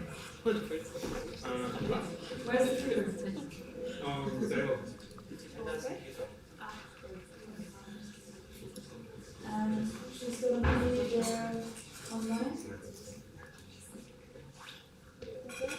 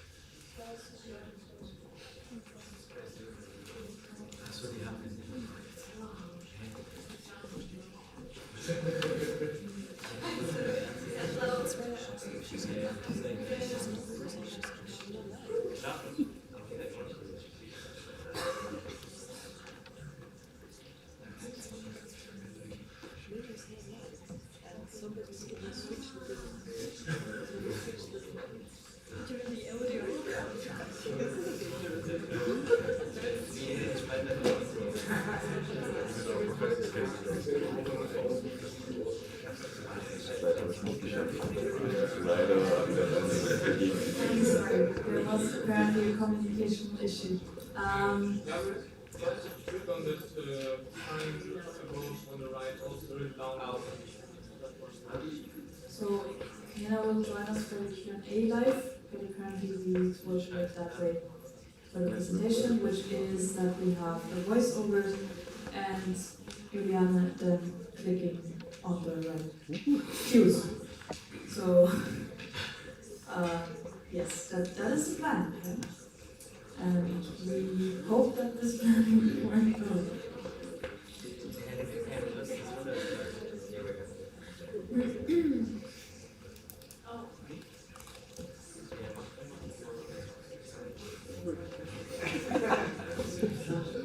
Thank you. It's also hard to position. Is there a bell when she is sent? Well, if you know what she wants to say. Next slide. You could like maybe play it on your phone and then you can just repeat. Back in the day when Candy changed the paper. Finger mit Bizeps, oder?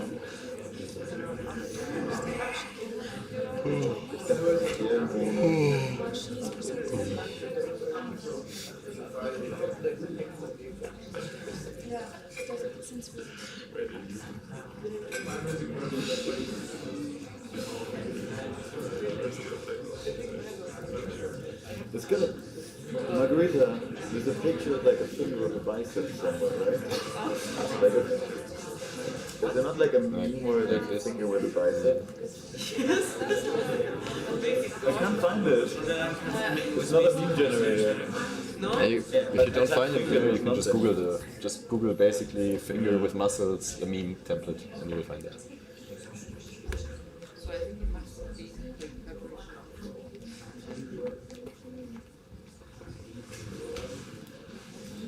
Go on Google Pictures. Just click on pictures.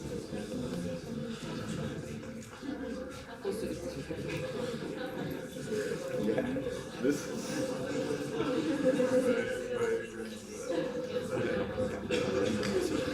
Ja, das kann auch passieren. Das ist ganz normal.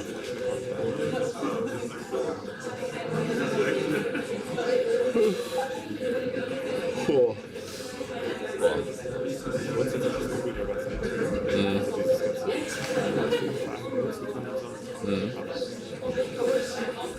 manche. Ja.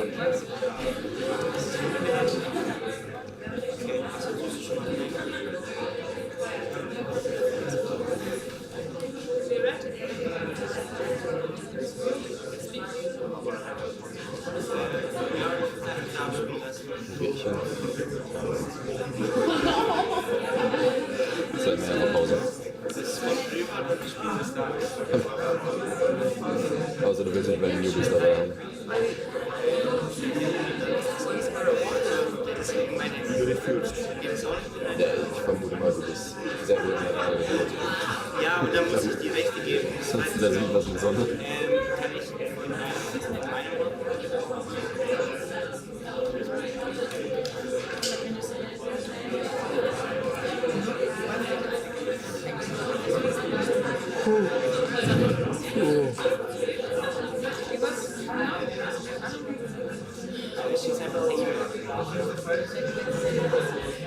Wir waren tatsächlich fast dabei, aufzunehmen in der Zeit.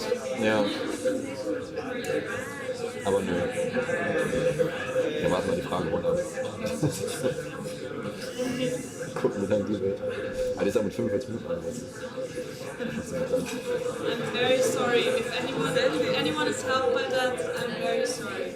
Gavin, send it. It helps me personally. Okay. Help by That it takes me. Just it helps. Well, if you're volunteering, go ahead. You want to have an energizer? Well, if you're volunteering, go ahead. What's happening? What's happening? Energizer.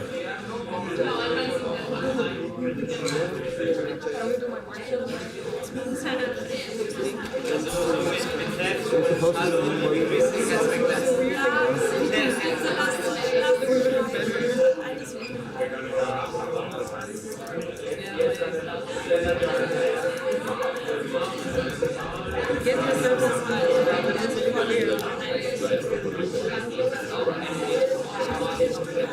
Das ist nur mein Computer. Ich habe das gemacht, aber es ist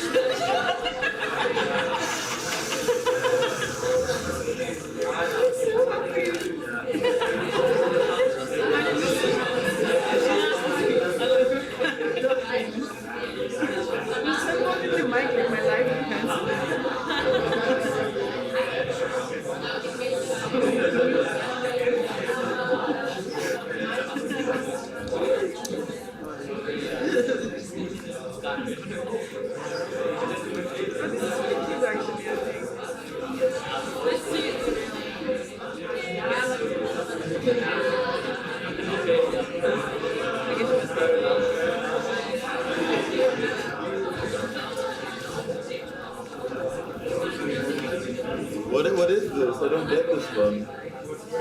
It's an example. The professor wrote the question that we had to answer, the exercise, like that. Wow.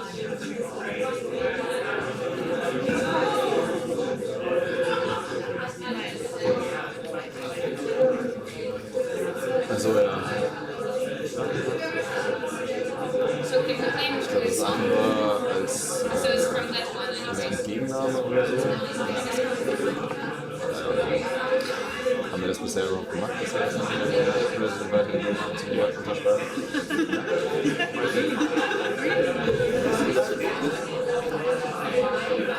Ich will jetzt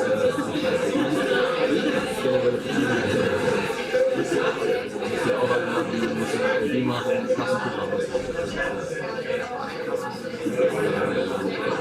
so, jetzt ist dann die Frage gewesen, brauchen wir da überhaupt die Unterschrift von President Contact? Sehr, sehr nee, auf Face and Germany.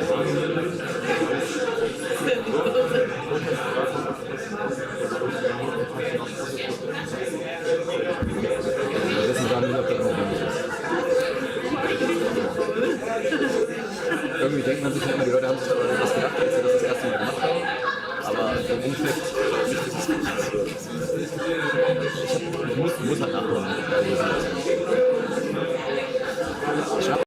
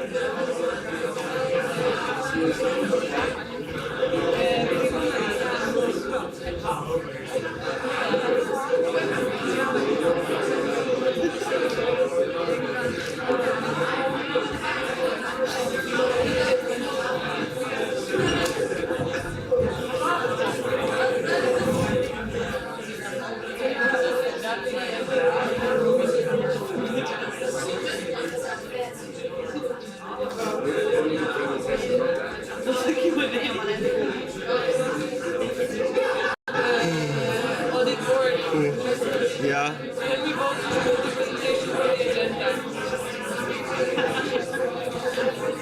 Not the Q&A, and not the application, just the presentation.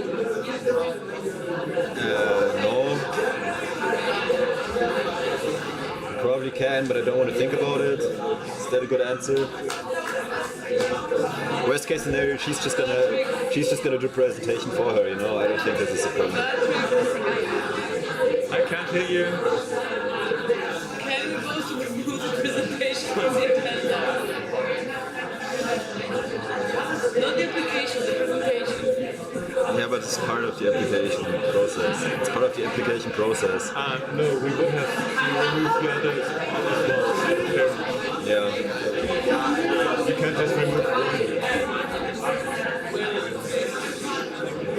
Probably in our statutes. It doesn't say anything about No, but like, well, worst case scenario, like, you can still always just go to paragraph 3 Gleichheitsgrundsatz. I'm just gonna go back to our constitution. Artikel 3 Grundgesetz. Gleichheitsgrundsatz. So like, yeah.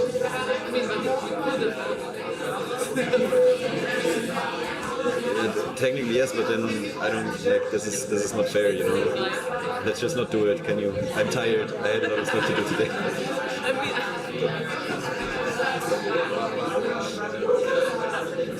I just want a beer.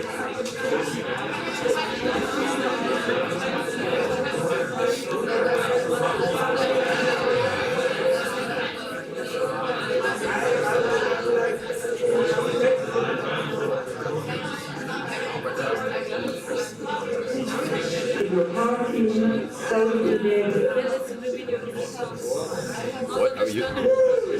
Wollt Sie mitziehen?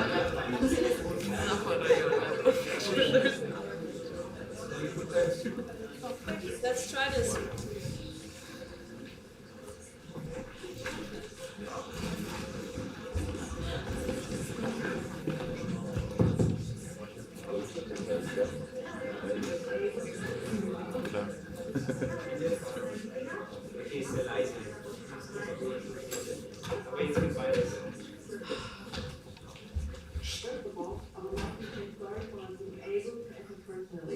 Since I'm at the wedding of a good friend of mine, 600 kilometers away from the NA.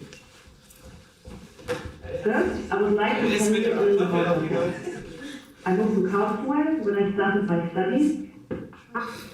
Hello, I'm Nena from Eastern Karlsruhe and I want to apply for the position of the Partnership Manager of Eastern Germany. First of all, I would like to say sorry for not being able to attend personally, since I'm at the wedding of a good friend of mine, 600 kilometers away from the NA. First, I would like to tell you a little about myself. I moved to Karlsruhe when I started my studies and I majored in computer science. I speak 4 languages fluently, including German.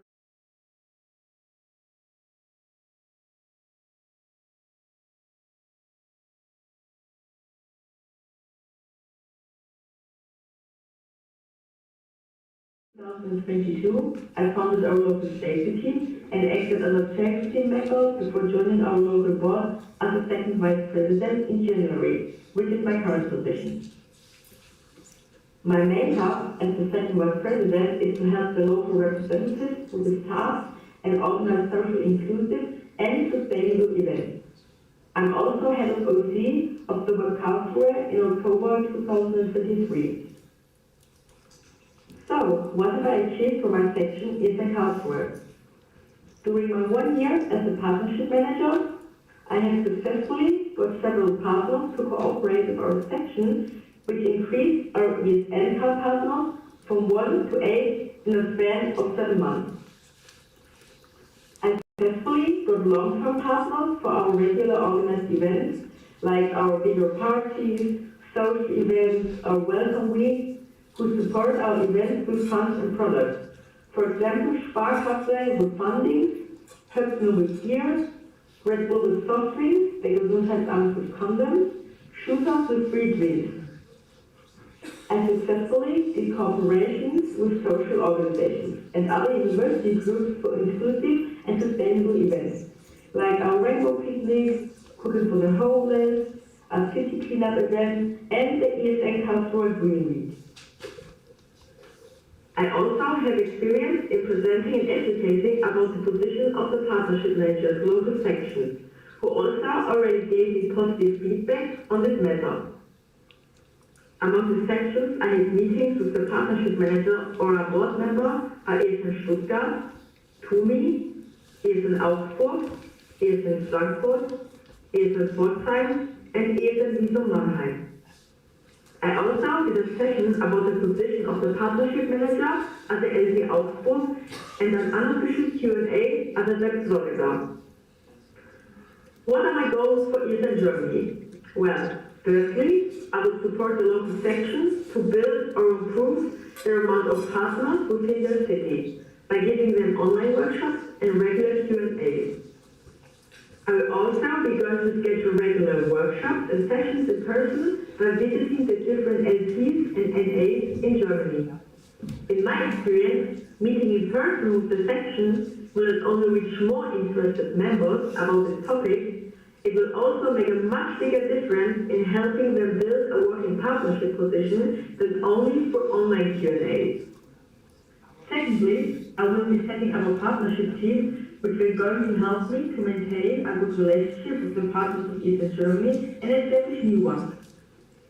Taking care of several partners can be very time-consuming, so building a team which will contain 2 to 4 people who will each take care of a partner and their needs will assure both the benefits for ESN Germany and the partner.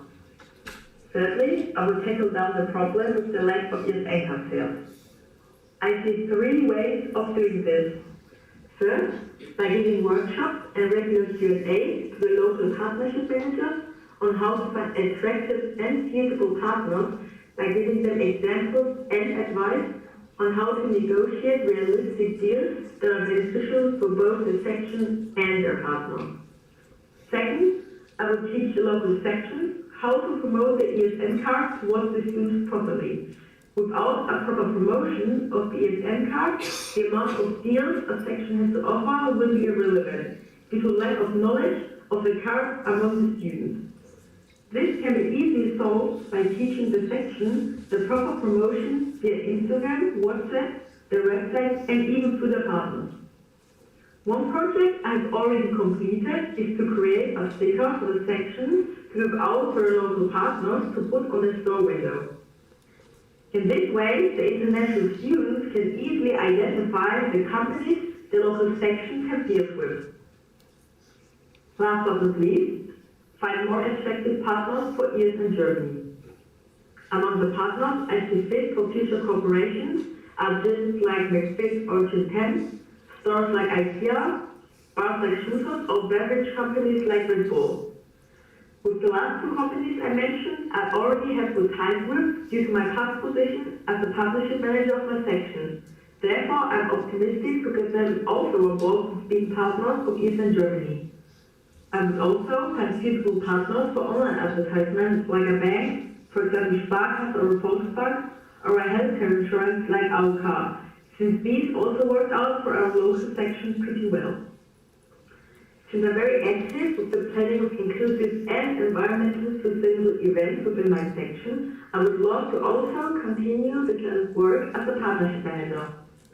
I want to find suitable partners to organize more events which are dedicated to our causes and which will make it easier for local sections to plan these kind of events. Thank you for listening to my presentation and don't hesitate to ask me questions about it later in the Q&A.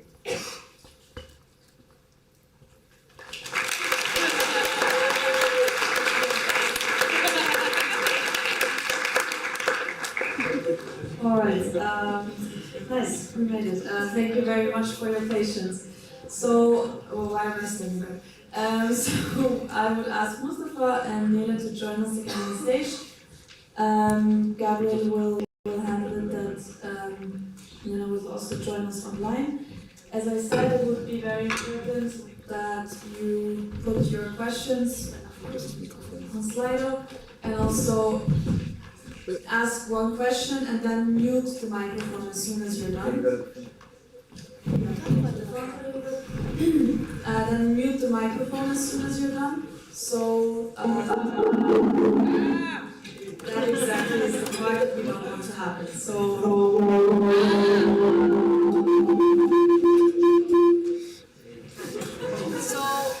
please mute the microphone while you're speaking, because Gabriel will have to switch between muting the phone and muting the computer versus muting the mic. I didn't like it's turned off. Both of them. Ist der Frage also turned off? Nee, passt. Also er wird uns hören, aber mit der Präsentation gleichzeitig halt nicht.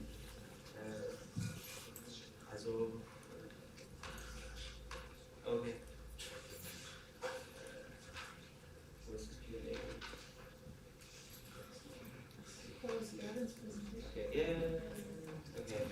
Okay.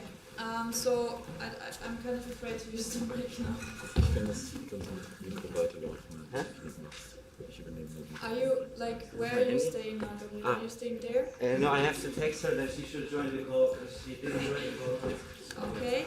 So you can already the speakers list is open. You can already enter yourselves in the speakers list. Please put again the question and also to whom you're asking this question. If it's for all of them, please put for all of them, and we will try to alternate the order of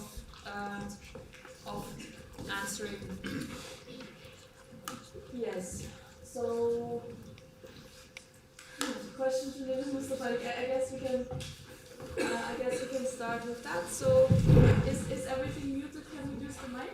Yeah, I'm just waiting for her to join. Okay, so you got to stay. Thank you. So we can start with Cyril. Is that correct? Yes, with Cyril. Yes, procedural. Wait for a second. Procedural. Just for Gabriel. Gabriel, the screen is not transferred to the live stream. Sorry? The screen is not on the live stream. Just,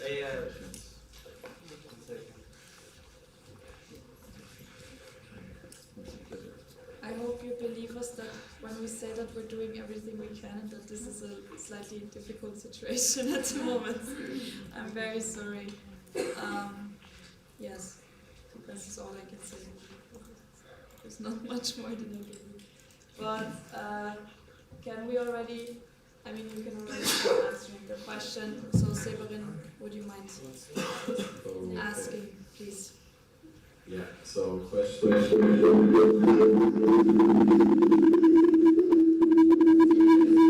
not mine.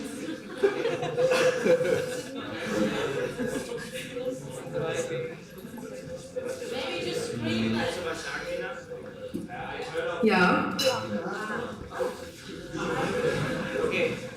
Yeah. If they want to ask questions, it's better if they come here. So Nena also hears it. Okay. There will be do a queue here and. Yes. Thank you. I turned off the mic now. Thank you. No, you have to. You can enable it. That's okay. Beides geht gleichzeitig. What kind of regards did you have? Did you just stretch? Yeah, so Okay. Thomas, did you want to say something? Somewhere over there was. Okay. So yes, go ahead. Mustafa, Severin, Esa, Marija.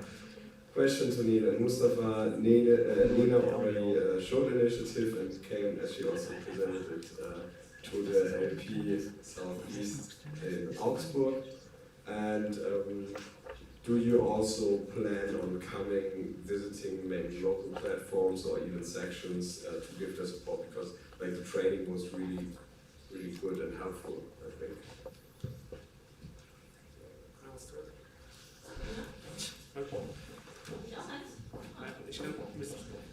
Okay, I will start. Thank you for the questions. Actually, I'm visiting for a while the LPs in East. I visited in the last 3 East LPs, I guess, and I wanted to join actually the Bavarian LP also last time, but I had friend visiting. And other than this, I did also some section visit in the last year. So I went to Vienna and I met some people in Dortmund. And I'm going to Darmstadt in the next week again for visit my old section. But I'm more than happy to visit sections or join into LPs.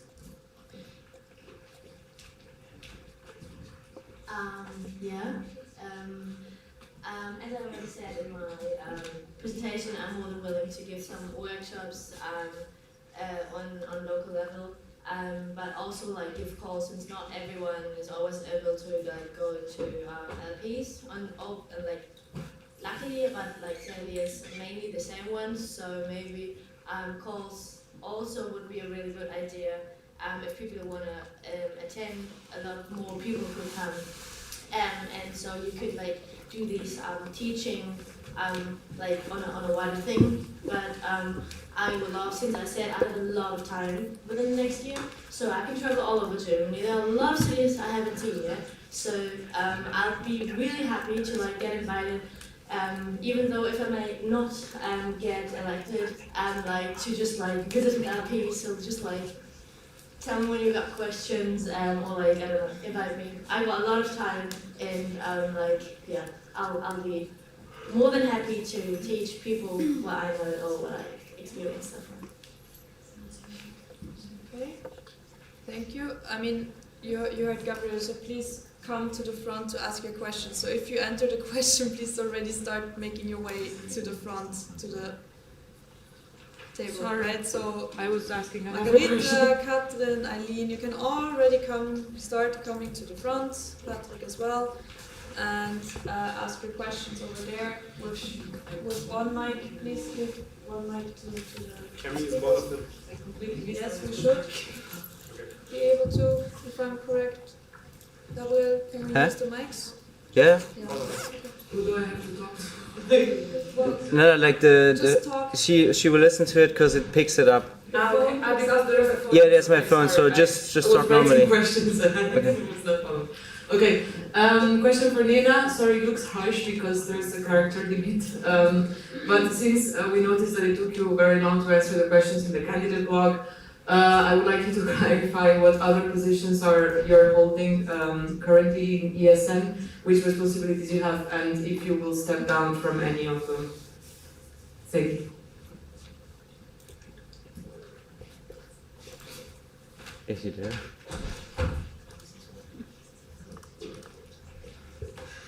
You don't have to wait there for there. I mean, but you need to ask for her to answer, right? Nee, ich weiß nicht, ob die Internet hat. Yes. Yes. Hello? Yes. She can't hear us. Can you hear me? Yes. Hello? Yes, yes. Yes, we can hear you. Okay, I got told that someone says when I'm allowed to speak, so apparently I'm allowed to speak now. Yes, I took too long to answer the question. I'm going to be honest and tell you why. I forgot to send it out. So I had the question ready, but I forgot to press send to send it out, so that was the problem. And currently I'm the second vice president of ESN Karlsruhe. And that's the only responsibility I have right now in my section. And if I would get elected, I would probably step down. Thank you. Catherine, RCDs, I have a question to... Should I turn it on or no? I mean, yeah. Is it off? I just turned it off. Catherine, RCDs, so I have a question to Néle. Since you haven't mentioned in your presentation, which partnerships exactly do you have in mind? For what? In my For your partnership manager position, like for the national level. Like which ones I wanted to approach? Yeah. Did you have any in mind already?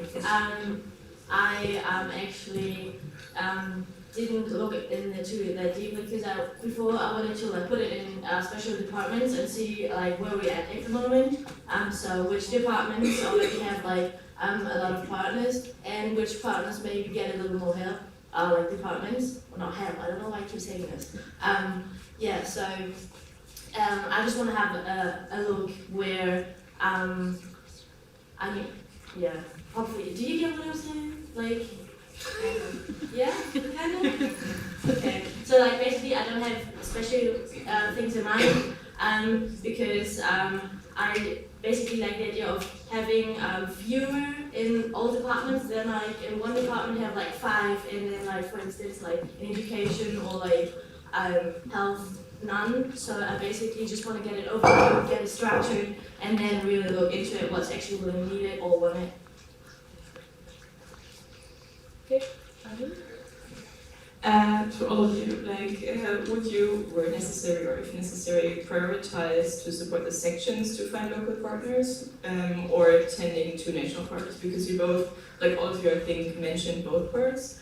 But like obviously you can't do like traveling around and teaching sections and setting everything up, and then also like tending to national partners in case you don't find a big team to support you. So where would you prioritize what? I mean, you can also answer. I would prioritize that in the questions that we got answered. So I want to give priority to teaching the local board. And I mean, like, for me, it's not normal. Like, I do have a lot of time, so I still hope to find a board supporter. So people like, still don't want to do all the stuff by myself.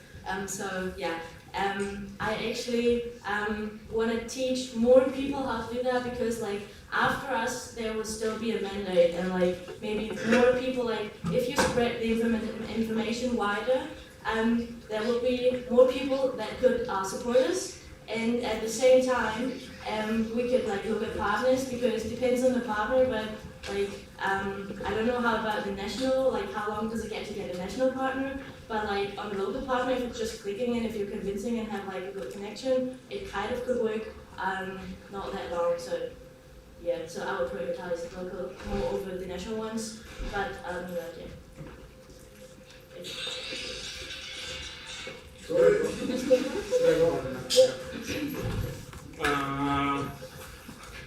I totally agree with Néle actually, because we have to teach, like, we cannot do everything alone. We should share our experiences with the sections and teach them how to do it.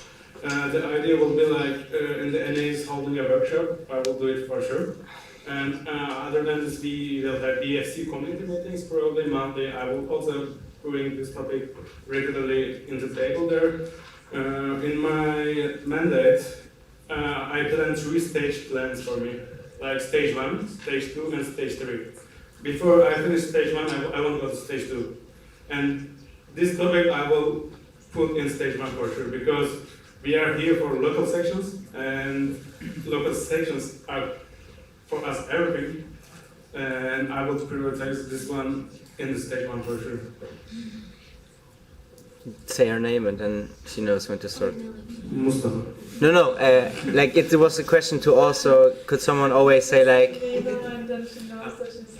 Nena, you're up. Could you repeat the question, please?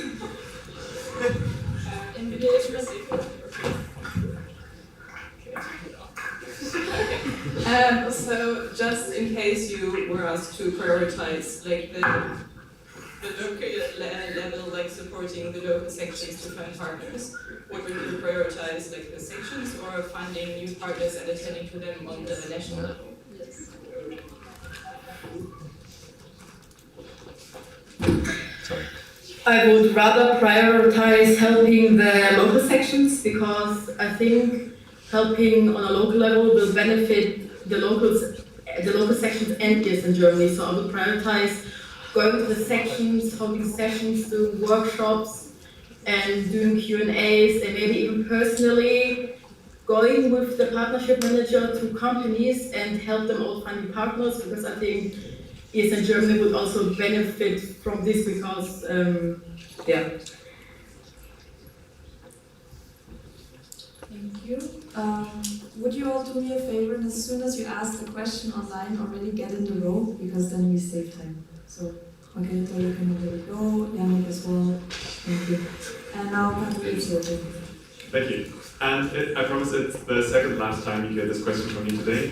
To all the candidates, if you should not get elected to partnership manager, how do you see yourselves and your involvement in the national level?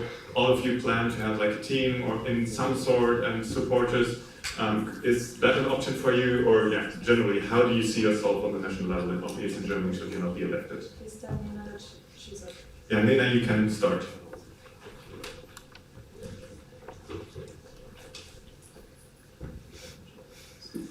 Okay, so I actually thought about this, and I would consider helping at national level by joining the partnership team, if there is going to be one, and help out with getting partners, maybe help the partnership manager with managing all the local sections there are. So this is definitely an option for me, because I've already been to so many ESN events, for example, the EGM, the web, and I've seen all the commitment the board members of ESN Germany have, and I would really love to support them by joining one of the teams.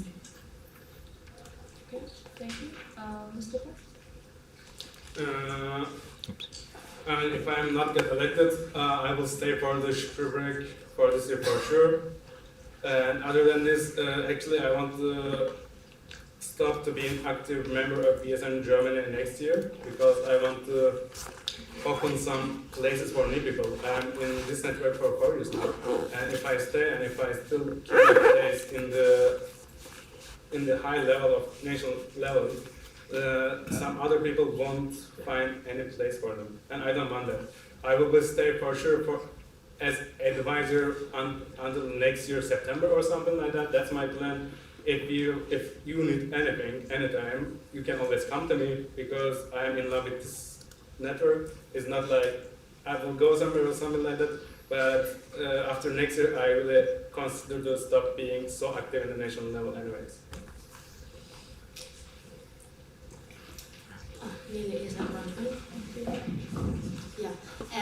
So I will basically stick around, since, as I said quite a lot, I have a lot of free time. I will basically just like, still do a lot of things, and I just would wait for all the other people who get elected, what kind of what supporters there will be, and like where there will be the most help wanted, or like, yeah, what all there will be. So I will stick around for a time, at least for like 1 year. I don't know what's coming afterwards, but like I'll definitely want to do something in the national level. Since I said that I really love the people that applied, even though I don't get applied, I still elected. Even if I don't get elected, I still love them and I still want to work with them. So I just do whatever it takes to find a spot for me in the team, or like in the board supporter structure, where I can fit in. So I'll definitely be there. Alright, thank you very much. Since we basically are out of time right now for the question round, there are a lot of questions and I haven't seen anyone enter something in a while. I want to ask if there's still people entering questions in the Q&A, otherwise I would propose to close the speakers list. Is there anyone still entering something? Okay, then I propose to close the speakers list. Any objections? No, speakers list is closed after Zara, and you can already, like, literally come up to the stage as soon as the other person left, because that also saves us time. So go ahead. Catherine RCS, Mustafa, I have a question to you. So since you were already in the national board for a year, you have like a bigger picture, let's say, of the internal structure and how it was working in different teams and for different positions. So if you get elected, partnerships from like which cause, from which team, from which field do you think we should, or like ESN Germany should focus on? Or how do you see the choice of partnerships? Thank you for the question, Kate. I can say so. I want to get partners from which we profit as a network. We have a lot of partners where we get just 10% discount with the ESN card. I don't want it anymore. I want that we get money, and I want that we use this money for training days, for example. The idea of like bundling training days with a social inclusion days was that I don't want that if our team members want to go to training days and have to pay 55 euros. I want that it will be 20 euro, it will be 10 euro. This is the idea. I want to concentrate more on the partnerships where we profit as network.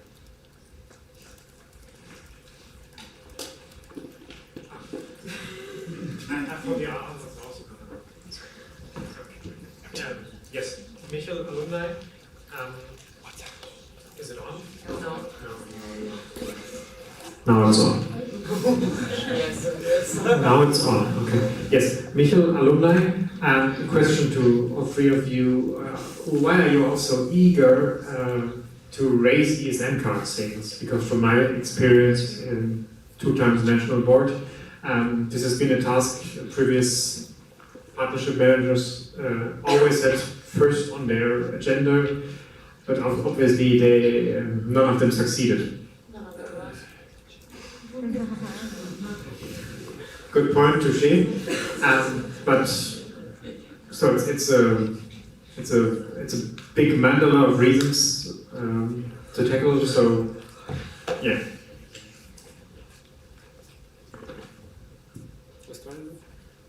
Okay. I guess. You go ahead. Okay. The point is with ESN card, if you want to make the finance of our section stable, this is the easiest way. If they sell ESN card, I think that our sections make profit 10 euro per ESN card. If they sell 100 of them, it's already 1,000 euro. And I know Berlin 1 is getting 2,500 euro from their AD, and it is 40% of it. For me, it is important to make our sections stable in finance, and this is the easiest way for me to boost the ESN cards numbers.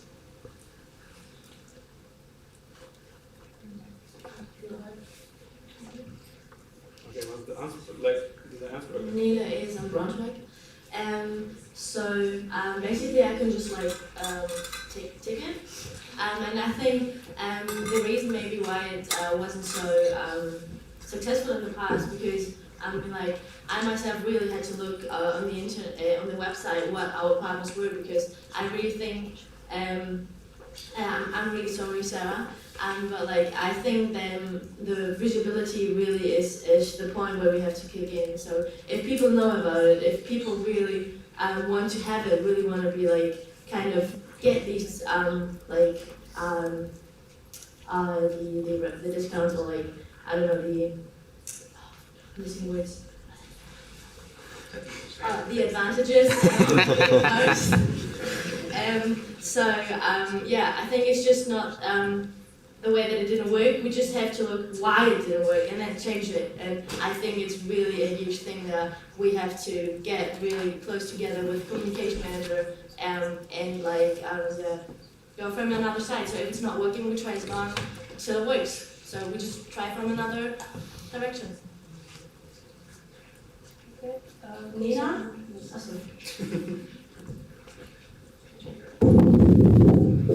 Can you hear me? Because I think it's a little bit windy.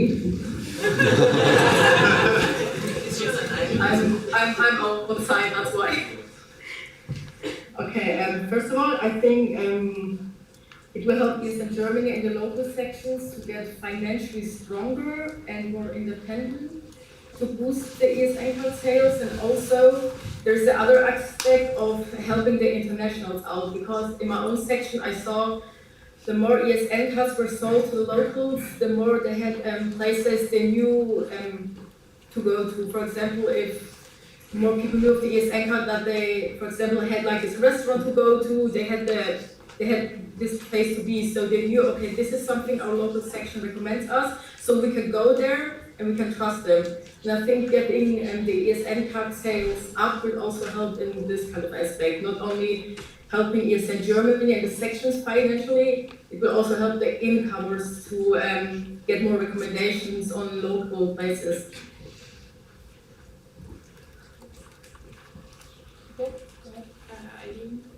Eileen Potsdam, like on the local level. Wieso macht er jedes Mal das Mic aus? Angst vor dem Feedback. No? Yeah, so, ach, ich glaube, mal schon wieder was. Eileen Potsdam, like on the local level, it's not always clear, I think, what we gain from partnerships. So when a section comes to you and asks, what do we gain from partnerships? Why should we do that? Why should we put our effort in that? What would you answer, like, to all of you? I don't know why I keep doing it. Néle Braunschweig, ESN Braunschweig. If people ask me why we should do that, so it's, I mean, like, this is not the best argument, but like, if you have a partnership, have a lot of partnerships, then you can just say like, people would, internationals will buy the card more. So if people want to buy more of the cards, it will just be the easiest way to have like a lot of nice partners.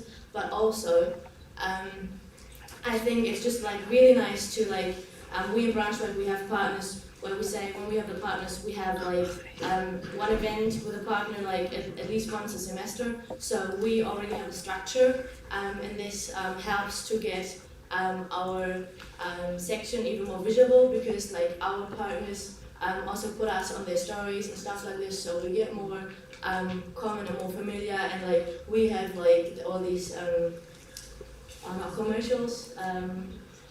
Yeah, like we have our poster, our stars and like our logo in a few places when we have like events there, and people like, hey, what's ESN? Or like other students come and like, hey, what's this all about? So it just helps us with visibility, to get partners, helps us to get stable in our like event circles, and also to give to help internationals to get ideas. So not everyone's coming, hey, where should I go eat? And then we can go to just say like, hey, we have really nice restaurants. You even get like a discount there.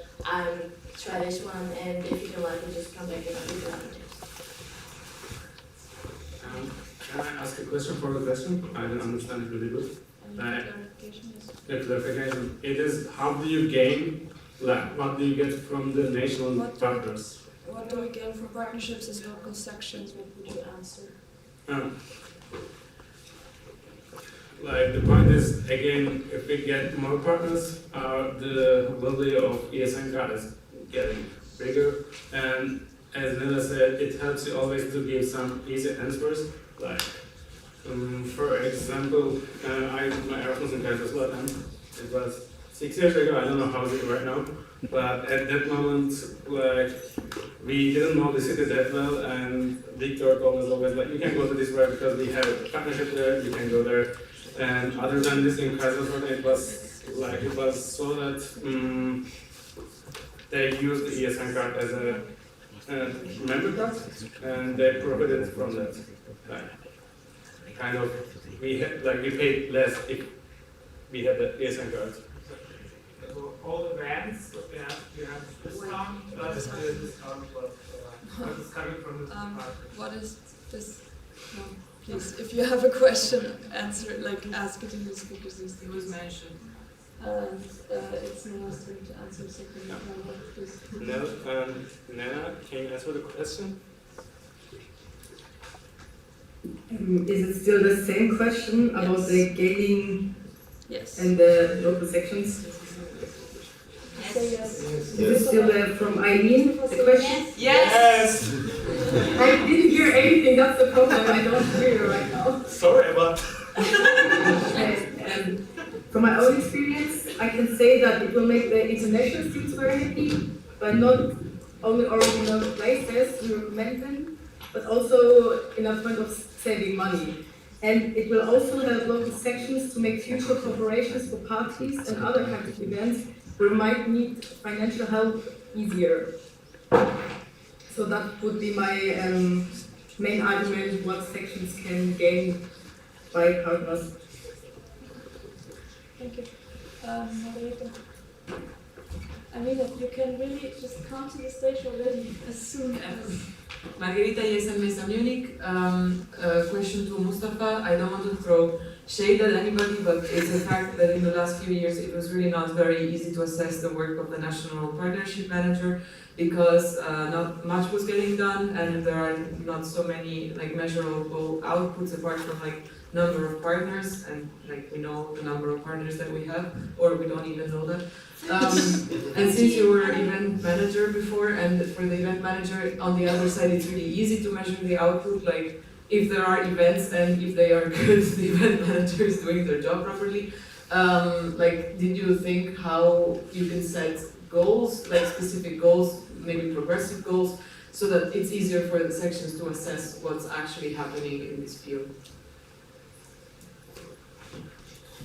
Thank you for your question, Margaret, and I take it that you call me a proper event manager.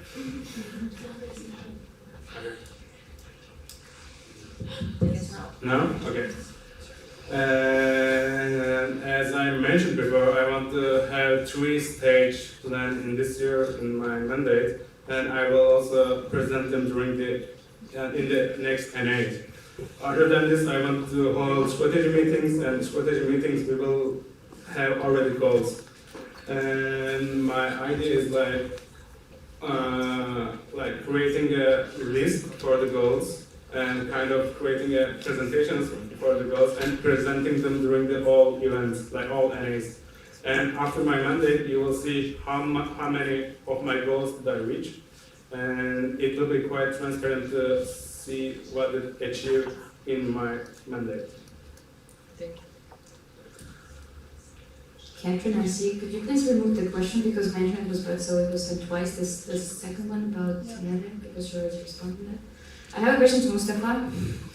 So, how much time are you actually able to dedicate to the role? Because we know that you work full time, it's quite intensive work, we know that you also get tired after it, and plus you're helping with the organization of spring break.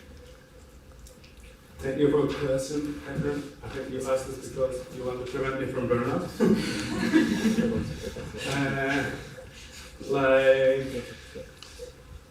Yeah, I work full time, and for example, in the last week, I invested for this event around 25 hours. I won't lie about this. And sometimes it's okay, and sometimes it's not okay to invest that much time to ESN. I know that. And as partnership manager, my goal is like having 8 to 10 hours per week just for partnership manager, and I think in 8 or 10 hours I could be quite productive to do enough stuff for partnership manager goals. And other than this, like in the Spring organization, my goal is more like advisor in this year, because I know the event quite good. If you face in any teams, any problems, you can always contact me. It was the case. Like I won't be active in any team there. I will be more like problem solver or something like that.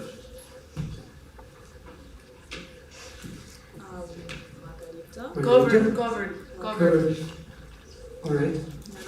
So Yannick is an HEW Dresden, local president. Large majority of ESN travel with the Deutsche Bahn to ESNers like DMA or DLPs. Can you imagine cooperation with the Deutsche Bahn to make sustainable travel through Germany more affordable? Nena, your turn. Nena? Yes, a cooperation would be possible with the Deutsche Bahn, but I'm not sure how many students or people would be happy because first of all, they're late all the time. And second, we already have a cooperation with Flixbus, at least it's an international. And I'm actually not sure, I mean, I would like consider a cooperation because I'm all for sustainable traveling, but I'm not sure how the Deutsche Bahn would like it because we already have a cooperation with another company who provides us with sustainable traveling. But it would definitely be worth trying to look into it. was two or the same ones? Yeah, it was because it was too big. Okay, awesome. Then, yeah. No, I'm just checking. No. Yes. After the answers. Okay. Okay, Néle Braunschweig. Yes, I'm Braunschweig, sorry. Just leave it on. It's because like every time the speaker connects, they switch. So yeah, you can't have both at the same time. Okay. Does it work? Yes. Yeah. So I know that, for instance, ESN International already got in contact with how's it called? These where you can like you use the train a lot. Interrail. Interrail. Yeah. So yeah. So basically, ESN International already reached out to them, and they were not. They just didn't like it and said no. So I basically can imagine, since DB is a really major like company, and it's got like something to do with trains as well. So basically, I think maybe there's a really high chance that they won't like cooperation, since there's no other trains. So we have to take it. But I think it's really worth looking into it. But if that's not working, and I would definitely have a look how if there's other things that we can do in this sustainable department, to get some partners for that department, even though if DB is maybe not working, but I mean it's never too late to reach for the stars. We could try. Thank you for the question. The same question I got today also from Philip on the morning. And the idea is, like, we cannot get, I guess, partnership from DB. We tried it, as far as I know, it didn't work. What we can get is, for example, maybe like some action for the bankers, like some, like maybe they can offer us bankers free for 3 months. I don't know, something like that could be possible. It could be an idea. And other than this, maybe we could get frame contract from the. It means that like maybe they can give us like a summit, like not summit, like peak, the highest cost for a train ticket for events. We can go and say, hey, we will have this event in this month. Can you give us a frame contract for the whole event?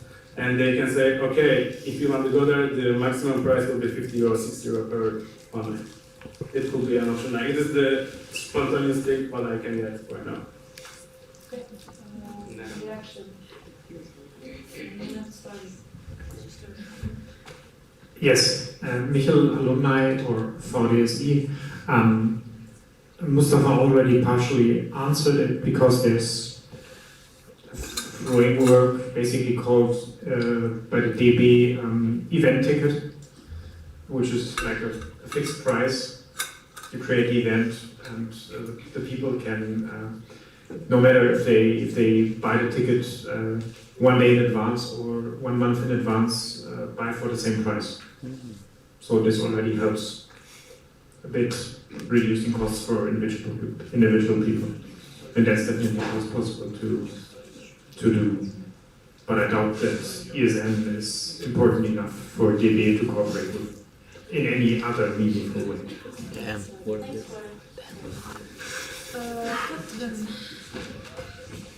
Okay, trainers, it is. Nena, I have a question specifically to you, because you mentioned that you have a partnership with Sparkasse.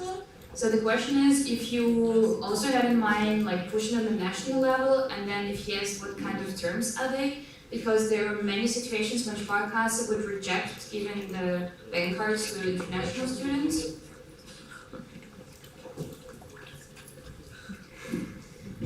So the deal we have at our local section of Sparkasse is we do advertising for them. So we put up their banner or put their logo on our events, and they give us around 250 to 300 euro for each event. And I would actually consider doing something similar for for Eastern Germany, or even put them on the website for an online advertisement. Thank you. And so yeah, the terms would be similar as what we're doing in our local section because it works pretty well. Thank you. No? Gavin, please go ahead. Hello, Gavin is in Bonn. I want to ask you to which percentage you think that ESN should be a commercial organization? A percentage, really number. And also to Mustafa, okay, this I didn't write, but I came to my mind, so I just ask it now. You said that, no? Come on. Come on. I'll ask you private. Yes, so Mustafa, you can answer first. It's 0%. It's 0% because we cannot be commercial here at Pelan. It means that we cannot make money. It's not a question. Comments by Christian. Ja, also wir sind ein gemeinnütziger Verein. So that's what Mustafa said, just with one word. Yes. Sorry, that is not the question. Commercial, of course, not meant as an organization meant to make money, but how much do we have to do with money, and how much do we have to think about money? How much does money make have a relevance in our organization, or should have? How much is it? Not to make profit, but anyway, how much should it be important?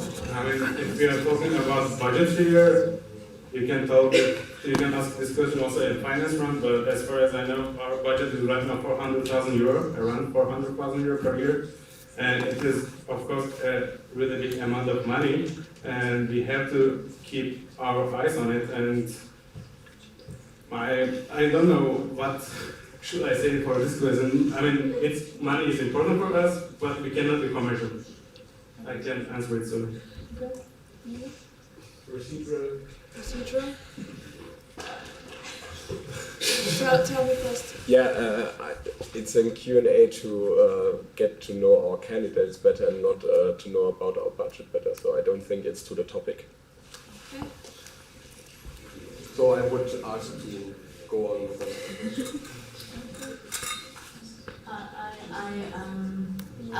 You don't have to answer it if you don't want to. I just want to ask about the question, Néle, by the way. So you were wondering, like, if we need money to, like, how much money to... It's not, I wanted to ask you if you want to answer the question. Yeah, I don't know if I got it right. Yeah, well, we Yes, kind of move on. established that it might be more of a finance topic, less of a partnership-related, candidate-related topic. Okay, yes. just like, we need money to do our stuff. Partnership manager is provided to the budget. Yes. Okay. Yes. I would just say one procedural. Procedural, yes, but get our candidates should get to know them better and not to discuss the topic with G. This is how get to know them better. It's not a debate. Okay, I would just say, like, the more, I mean, like, you have stuff like this can't happen without money. So the more money that we get by partnerships and stuff like this, so we can afford to make it cheaper so people who don't have that much money can come and participate. So if we do really amazing job, never matter how much, we can just like don't care about the money that much. So we just like need money to get people who don't have that much money to come as well. I had the impression that you were talking about this, like, if this is something that we I need mean, to push. I guess she answered the question. She wanted to know the value of money for her in the position. She answered, and I think Nena should get the chance to answer as well, and then we can close the topic after Sahil's question. Nena, it's your turn. It's your Yes. No, it's there. So we have to keep in mind that we are a non-profit organization and not a company. But that doesn't mean that we can ignore that our events have costs, and we need to keep them low to allow everyone to benefit from our events. Thank you. Then last but last but not least, Sarah, go ahead. Hi, Nena. My question is, since you mentioned that in your presentation, that you want to reach out to IKEA and Red Bull and other big companies, and from my experience, it's pretty hard to convince them to partner up with our network. So I wanted to ask you, what would be your main selling points? Thank you for the question. It obviously depends on which company I would approach, but my main selling point, for example, for IKEA would be bringing up the same goal we have, which is being sustainable and trying to offer internationals in Germany the options to live a sustainable lifestyle here. And for Red Bull, I think for Red Bull it's pretty easy because from my experience, Red Bull sponsors everyone. So I'm not sure if I need anything to convince them. And another partner I had in mind is Thalia. And Thalia I would approach by explaining to them how we take care of international students, and that both Thalia and these international students would benefit from a deal, because from the purchase of the books they would not, they would also benefit from the purchase of the books. I'm sorry, 1 second, there are people I'm walking by. Okay, I'm sorry, again. Yes, both Thalia and internationals would benefit from a deal, where they can purchase not only books about the German culture, but also books to improve their language skills. And I'm very optimistic that this is a very good point for convincing them. Yeah, thank you. We have a comment from Jana. Yeah, comment. Jana is in Rostock. Nena, you mentioned sustainability as a cause, and maybe you should then look at some companies like IKEA. I don't think that it's sustainable, and Red Bull is kind of not sustainable either and pretty racist. Maybe it's, just a comment. Okay, thank you very much. So that brings us to the end of this question round. I want to thank all the candidates. You did very well. Thank you for...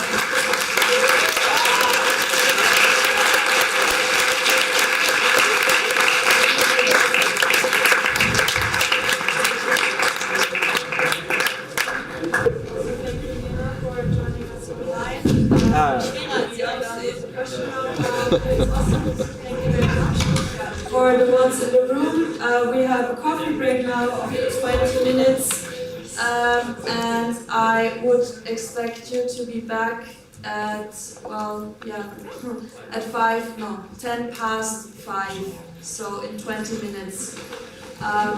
Is that a question, or were you stretching it?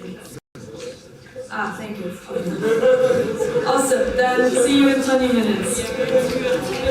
Hey Jana,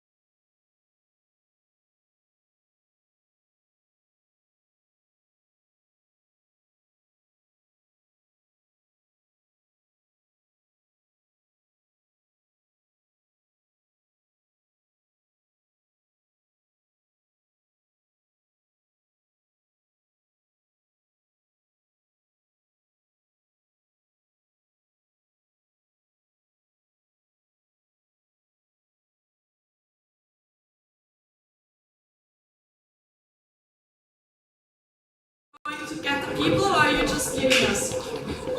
Gavin, are you getting people? Okay. Alright. So, since I think we should be fine with the presentation.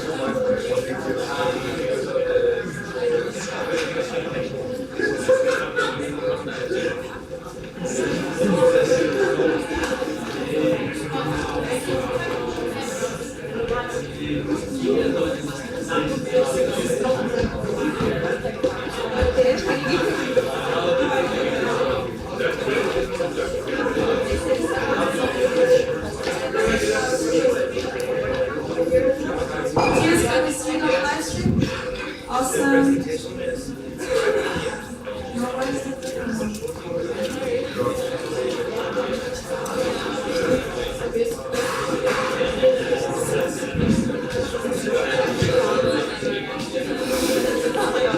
Okay, everyone please sit down.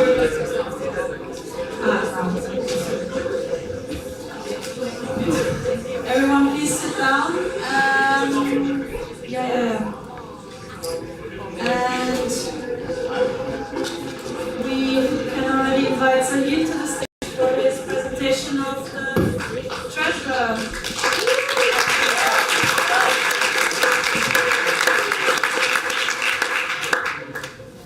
You have, again, as everyone, some minutes. And you can start when you're ready. You ready? Go ahead. So, hello guys. We are nearly to the end of our today's session. I hope you still have some energy for some last presentation and question and answer round, because I don't. So, without wasting any time, let's get started. So, my name is Sahil. I'm 29 years old, originally from India. I came to Germany on October 2017 for doing my master in mechatronics at University of Sweden.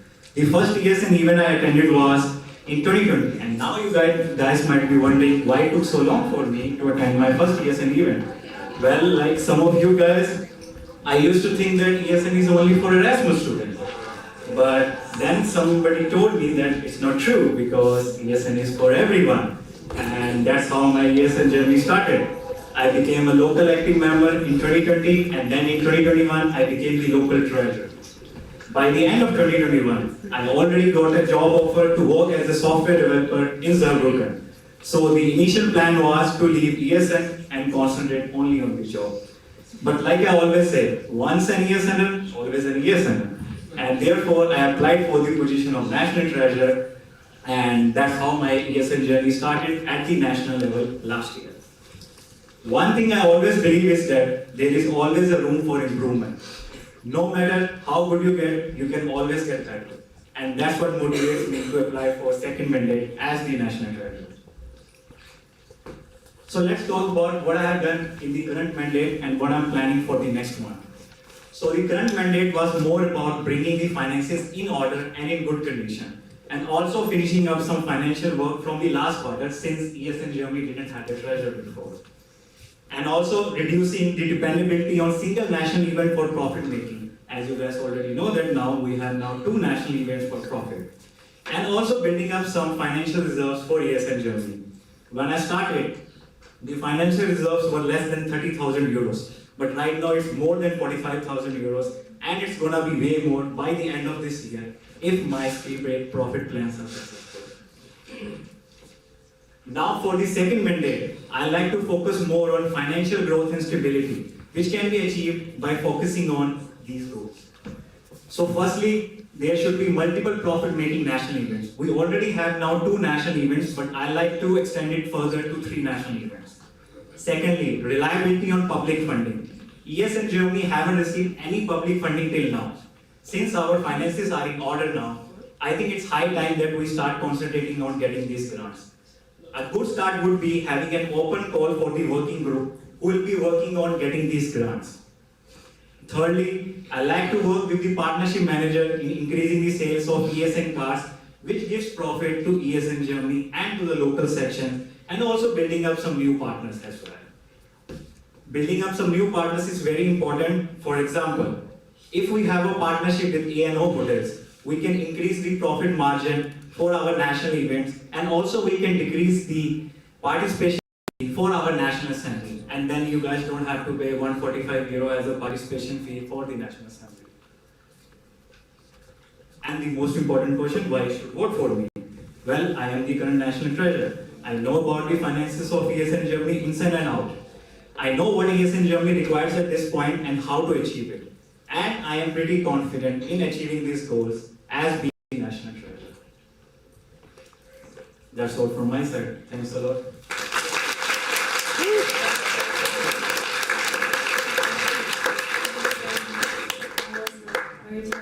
Presentation, I like it. Next up, we have Summer, so please give it up for Summer.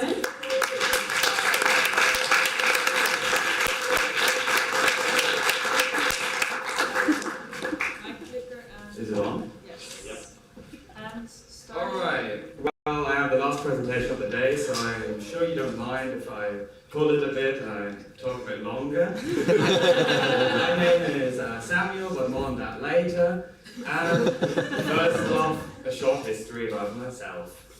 I grew up in an international household. If you pay close attention, you can maybe guess where my father is from. And my mother, even though she's German, she thought Giovanni makes a lot of sense as a name. My father didn't like it that much, so they named me Samuel in the end and came to an agreement. And most of my early life was spent like traveling around because my father worked in all different countries, and that's where I learned about internationality. Then I went to study. Like, I didn't do very much in school, obviously, and my marks weren't that great.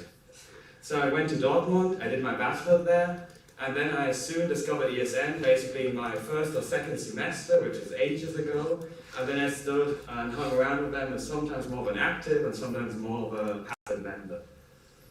And then when I went to a new city, I went to Munich for my master's degree. I study aerospace, by the way, and I went to my first ever MA in Darmstadt. And that motivated me, like it hopefully motivates you here as well. And then I became the treasurer for ESN TUMI. So why do I actually stand here? Why do I apply? I actually feel like there's a couple of things that could be changed. And it's only 2 pages. First, I feel like the finances in ESN Germany are not very digitalized. Like all the receipts are in paper form, and it's a hassle for everyone, especially the treasurer. And then I also feel like ESN Germany recently had a bit of a problem of interdisciplinary teamwork between the different parts of the organization, which led a bit to stagnation. And another problem is it's surprising that there are 2 candidates actually, but being treasurer is really not appealing. Nobody wanted to do it. He was surprised. And then I see some problems for local sections as well that come from that. And that's, for example, there's a really big hurdle if you become a new treasurer of a section and you basically have very little support of the national organization. You're left to find it out yourself because there's a quite weak community, if I say so, and there's a lack of advice giving around. Like I usually ask Calvin from Karlsruhe maybe if I need advice, and we talk to each other, and I think there's room for improvement in that. Then why do I think I can actually change and improve it?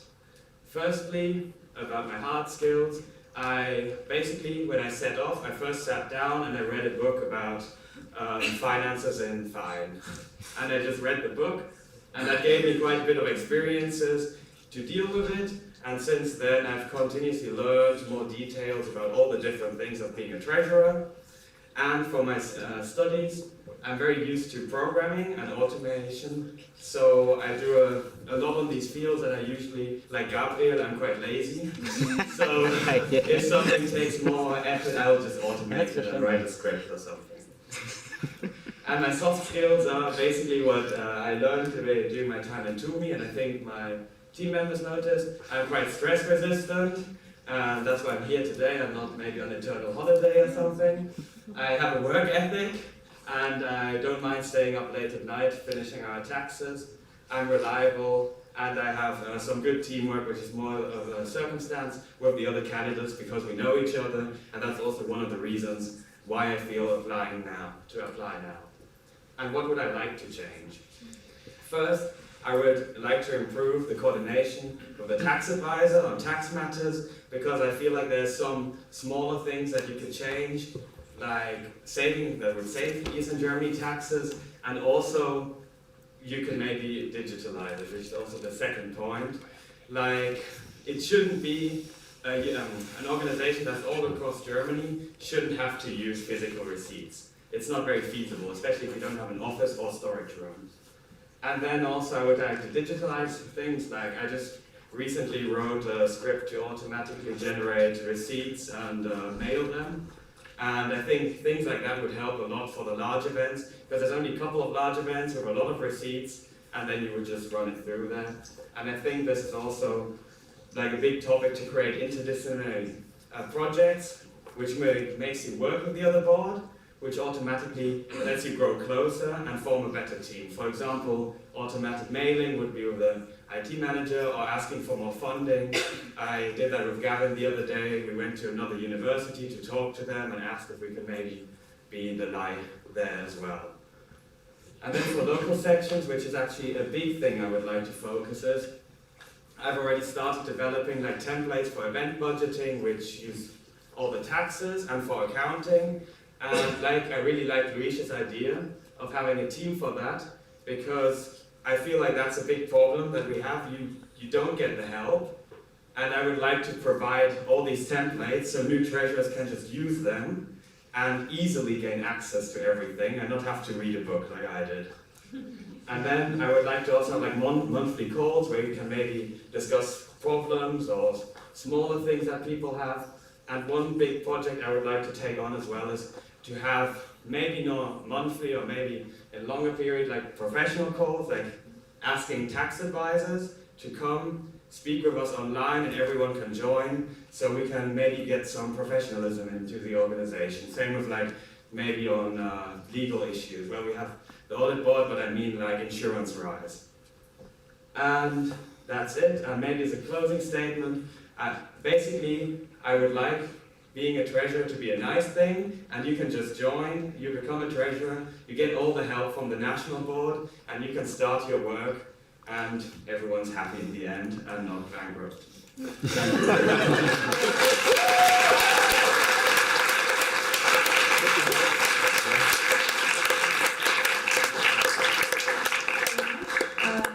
then I'll take. Thanks a lot. So, Sahil, somewhere go to the front. Sit down if you like, more to the front. Otherwise, Matthias will tell you more to the front. You need to go more to the front. Closer. So that you're visible in the street. I once again would like to remind you to give us your name when you speak, to alternate with answering. Here's the speakers list, and please people keep it. Can I finish my sentence? I'm finishing the sentence. Please people keep it concise, because we really have to be out of the room at a certain point, very soon, and still want to give the applicants the chance to answer the questions. Luis, you have a comment? Yes. Okay. My microphone? Is this a statement? What, yes, just tell us. Because someone mentioned my name in the presentation, I just want to verify that the idea for the working group of the document for the section was not my idea, was your idea. I'm just the one coordinating it. Okay, thank you. All right, so we have 30 minutes for a question round, and we already have a question. Yes, so I don't think. Oh yes, Gabriel has one on the mic. Thank you very much. Then I have to go into the front anyway to sit there. But I saw Gavin was there. No, it was me. I just sent from his phone because I have internet. I see. So, Catherine, RCAs, I have a question to both of you. We're planning the next year's Eastern Germany budget. I guess it's not done yet. Would you consider giving a budget for regional coordinators? It's a question which was asked in previous NAs, but no respond. It's a question to both. First off, I think it's quite difficult for me, as Samuel, to me, it's quite difficult for me to assess how much or what the budget is allocated to at the moment. But like for the general answer, I think what the process is always first to discuss with the rest of the board, like what is needed to be in the budget, like what is feasible, and then you look at the budget and allocate it if the board agrees that it's something you should allocate funds to. Can I comment? Yeah? Oh, sorry. Or can I ask a follow-up question? Let Sahil answer before you. Was there comment if you can ask a follow-up No, question? follow-up question, sorry. Okay, but no, please let Sahil answer first and then... Sahil, National Treasure. So in this year's budget, 500 euros have already been allocated for the RCs. But I also have a plan to increase that amount for the next year. Okay, is there a follow-up to both? No, only to someone. Okay, then go ahead. I know that you don't have access to the budget and everything, but would you yourself consider, do you think that the role of regional coordinators need to have budget? Like, sure, but I think it's easier if you tell me what you want to use the budget on. Like, just a general statement, yeah, I understand, but like a general statement, it could be a budget of 5 euros, or it could be a budget of 5,000 euros, depending on what you would request. Luis has a comment. Luis has a comment.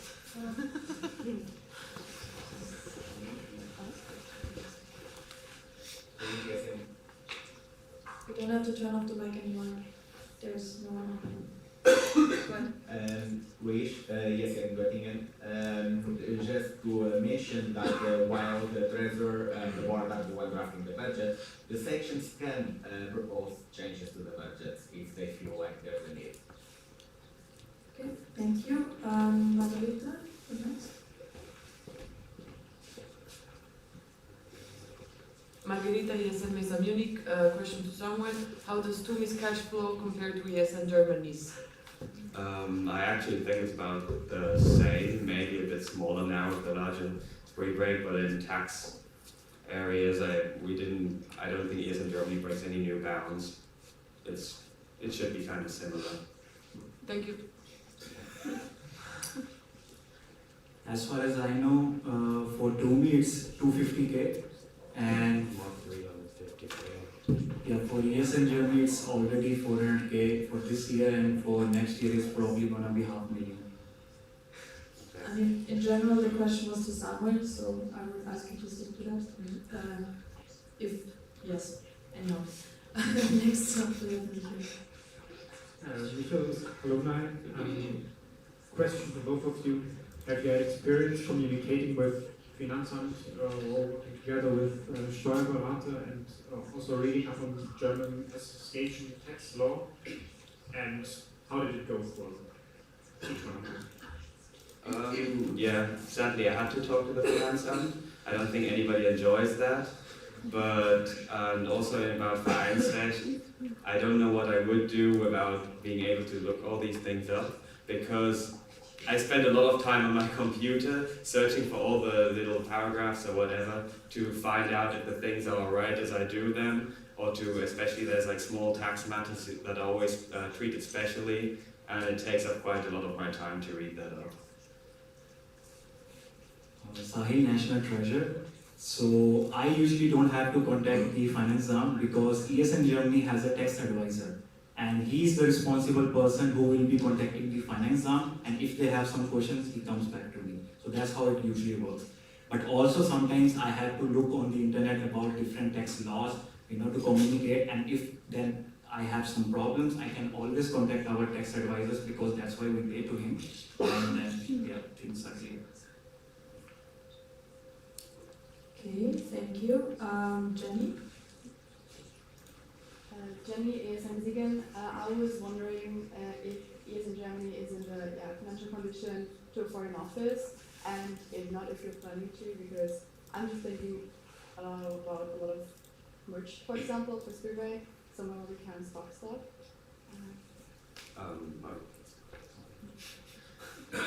Yeah, so right now ESN Germany is not in a condition to afford an office, but after this pre-break, I have some good profit plan for this pre-break. If they are successful, ESN Germany will be able to get an office next year.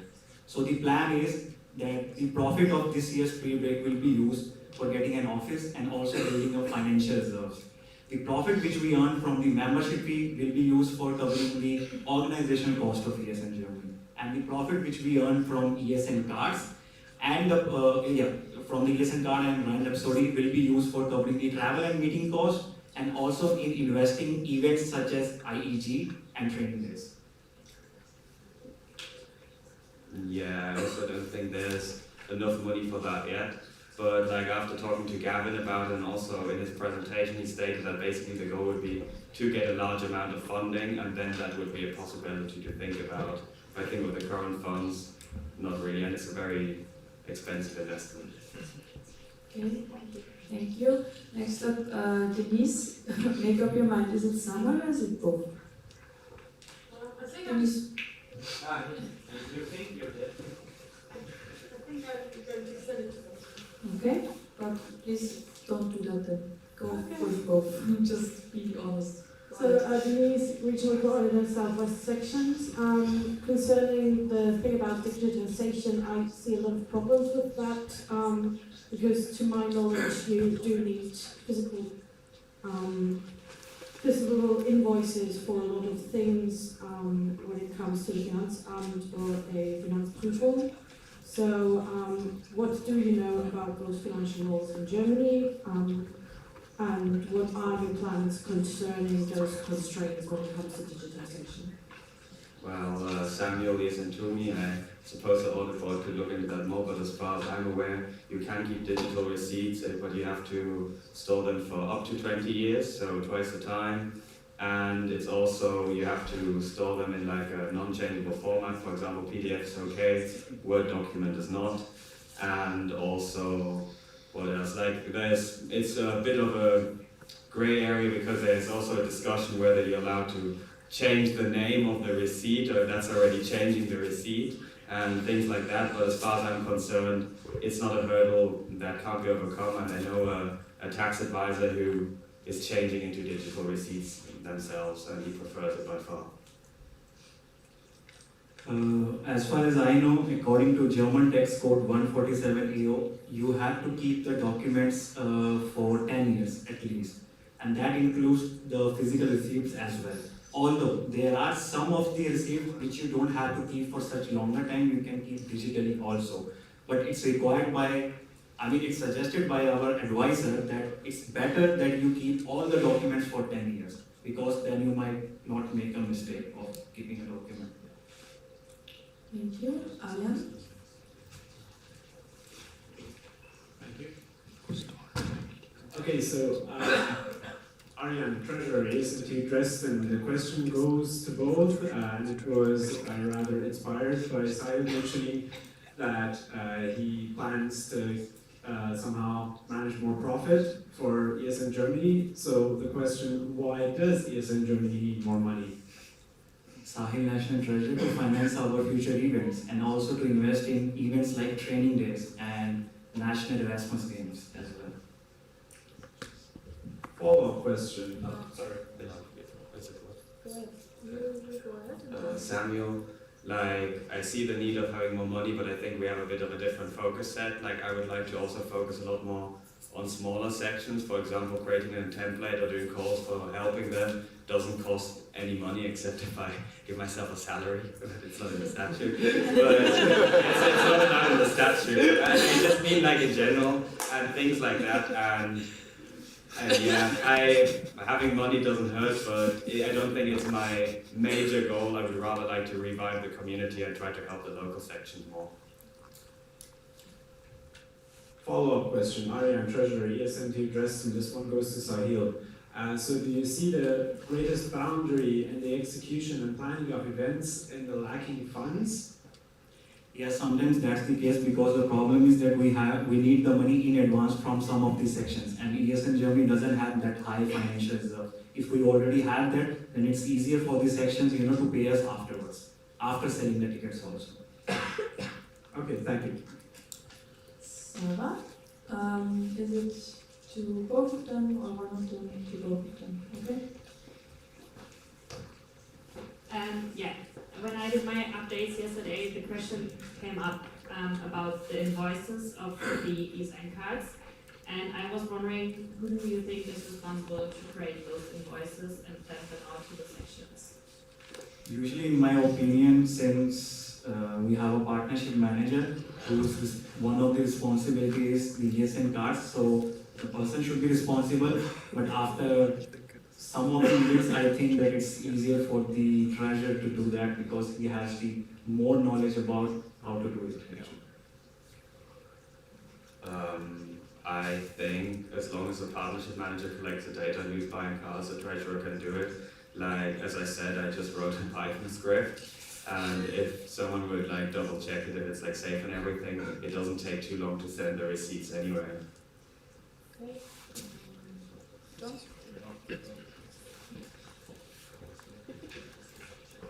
Okay.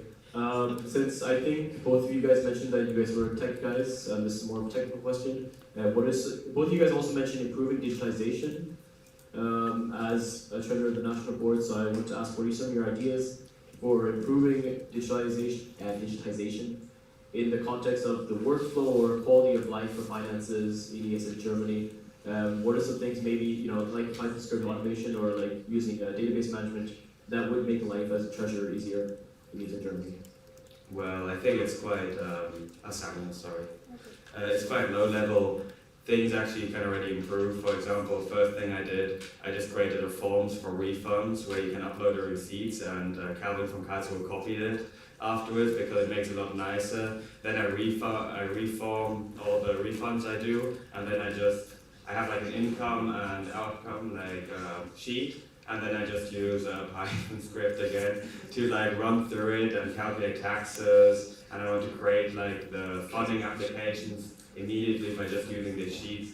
And that was one of my goals. So every section can use the same sheets, and then we can use all the same process. And I think that would make it a lot cleaner, but I would have to talk to a webmaster maybe on the details on how to do that safely.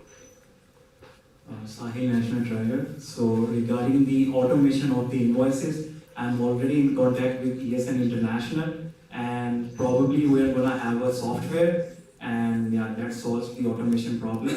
And then regarding the digitalization, so every quarter I have to send like 4 kilograms of documents to our tax consultant. So that problem will be solved now because I already had a talk with him, and there will be an online portal which will be used so we can actually upload all the documents and they can check it.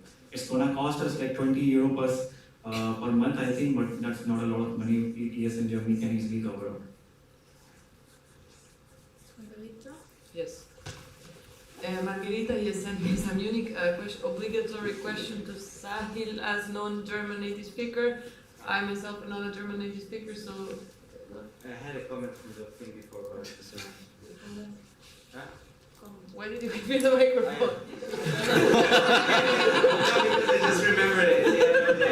The online reimbursement system is not available right now for like sections to use, I think.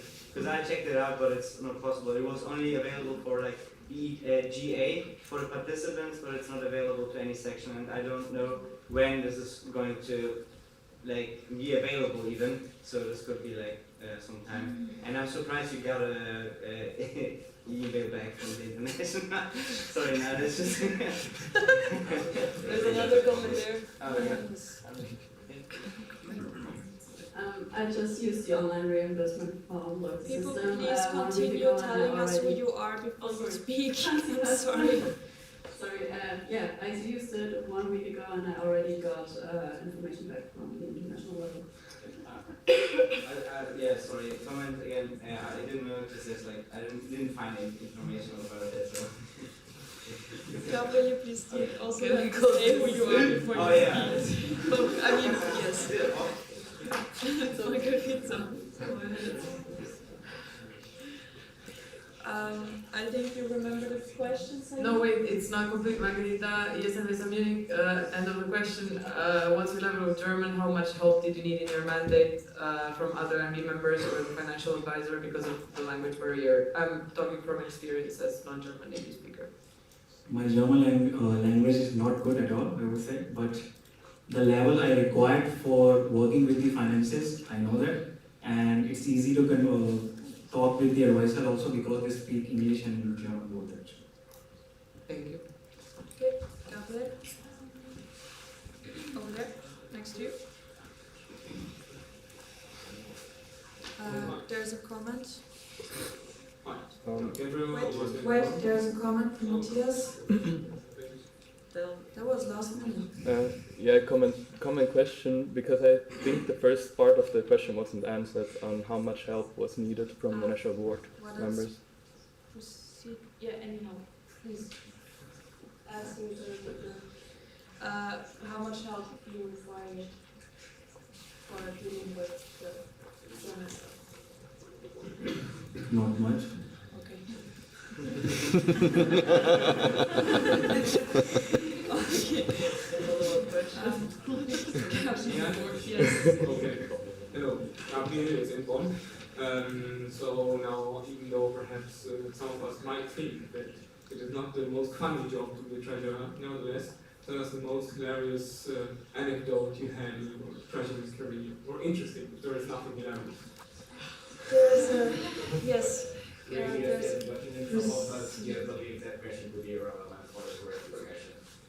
Okay, thank you. Please ask them in the evening during social program, and I'm sure they are happy to share their anecdotes with you. Next up, we have Marija again. Margarita is in Mesa Munich. I think I completely missed this, but Sahil, why do we need an office and where would you get one? Well, I have the answer to the first question. So, it would be nice to have an office because we can keep our merchandising, first of all, and also we can keep our financial documents also, because right now I have 60 kilograms of financial documents in my home. Regarding the where we will get one, I have no idea right now at all. I mean, we have to discuss it, where it suits, maybe Berlin, because we are doing spree break there. We need a lot of merchandising for that, so it might make more sense. But yeah, it's up for discussion. Procedural. What is that? There's a procedural over there from Anna. It's a follow-up question. Well, that is a procedural. That is a comment, and a follow-up question is not okay. I understand that you all have your questions, but we need to work together here. Is that something you can enter still in the speakers list? If yes, then please do so. It's better to just ask it now. It's a short yes or no question. But Well, then if it's a yes or no question, I allow it. But yeah, alright. Would the warehouse be a better option than an office if it's just about sorting things? Yes or no? I didn't get that. If a warehouse would be better. Storage. Sure. I'll take that as a yes. There was a comment. Covered. Okay. I have a comment about the. I think ESA in Quorum. Right now, like ESA in Germany doesn't have like an address, or like they don't have like an office. So most of their like mail and stuff need to be sent. So I guess having an office it's a valid reason to do so, because as like storage or so. Thanks. That's all. Gavin, I can't wait to hear it. So you still need to say your name and section. Gabriel is in Augsburg, there's also a PO box that you can send stuff to, that you can set up. This develops into, yes, please go ahead. Nancy, you have a question, if I'm not mistaken.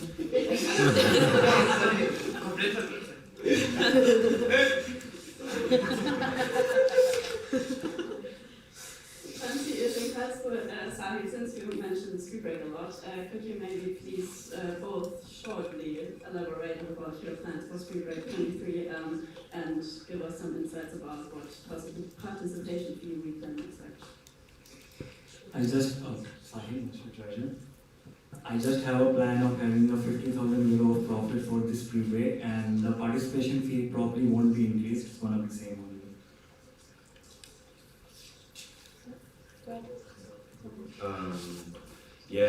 Looking at I would have to look at the finance of spree break in the like form, but I'm a little worried about Spree Break actually because I feel like a lot of sections have problems selling their tickets because of the price these days. So maybe it is necessary to double check on that again, or maybe if you can do extra packages, because I don't want to constantly have to sell all the tickets that are left over in Germany. Thank you. Then Matthias, you're next. So,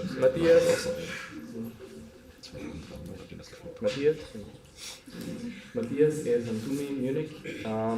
So during your current at Sahil, during your current mandate, we received several incorrect invoices, and as far as I have heard, we were not the only section. So, like one of them, like the one from Néle in Düsseldorf, is missing the hint that there's no taxes on the invoice, so it's in theory illegal. So I wanted to ask, how are you planning to prevent this in this mandate, or yeah? Regarding the taxes thing, so for example, if the invoice is for the National Assembly, those invoices are exempt from the taxes because it's our National Assembly, so those won't be taxed. And regarding the other incorrect invoices, that's because there was change of spots. So for example, some of the sections got 2 spots, but later on it got increased to 3 spots, and therefore I had to change those invoices. So it's not incorrect, it's just the change of spots, so I changed the invoice. Yeah, is there a comment? Yes? Yes, so basically what I meant with you have to include a hint that this receipt is excluded from taxes. So, and towards the incorrect amount, it was regarding Spree Break where the numbers did not add up to the end. So 1,000 something plus 100 something added up to 6,000. So yeah. Thank you. Since I don't see anyone entering the speakers list anymore after Timo, I would propose to close the speakers list. Are there any objections? Are you still entering the list? Okay. Then after Assis, the speakers list is closed. And Sarah was trying to tell you to ask please one of the OC to come here for the announcements. Thank you. All right. Yes, Timo. Timo, yes, and Siegel. Can you give us your insights on the BFC community and how you would like to improve it? If Samuel has a question to both people? Yeah, sorry. Okay. Well, basically, right now there's not a lot happening in the BF, or maybe in the partnership part there is something happening, but in the finance part not so much. And I would like to have the minimum monthly calls, even if I have to write the other treasurers somewhere on Slack or wherever. Personally, because I feel like it's very important to kind of bond together, because especially the people that don't react often have the biggest problems in relating to their taxes or finances. So it's very important to get all the people together, and I think if you talk together you could solve a lot of problems quickly, because everybody had most problems already and it just cycles through every time. Yep. Sahil, National Treasurer. I think things are happening in BFC community because I see every week the local treasurers asking questions and those questions being answered by the experienced ESNers. But like I said, there is always a room for improvement. What I believe is that there should be monthly calls, which is going to help. And then also, like Luis already told, that I had this idea of having this document also, which has all the information regarding the finances and taxes, so that it becomes way easier for the local sections.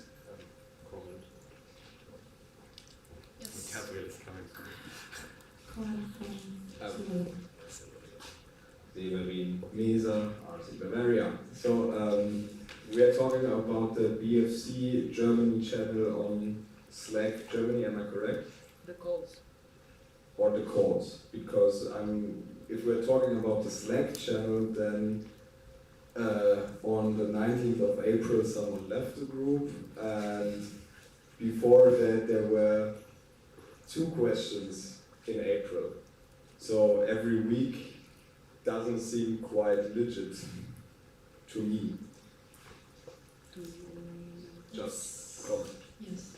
I thought I heard a question mark, but since it's a comment, it's fine. Okay, Assis. The last one for today. Aziz ESN Bochum. May I actually I have like separate question, one for Sahil, one for Zamoy. Is it possible? There is one in there that I see. Okay.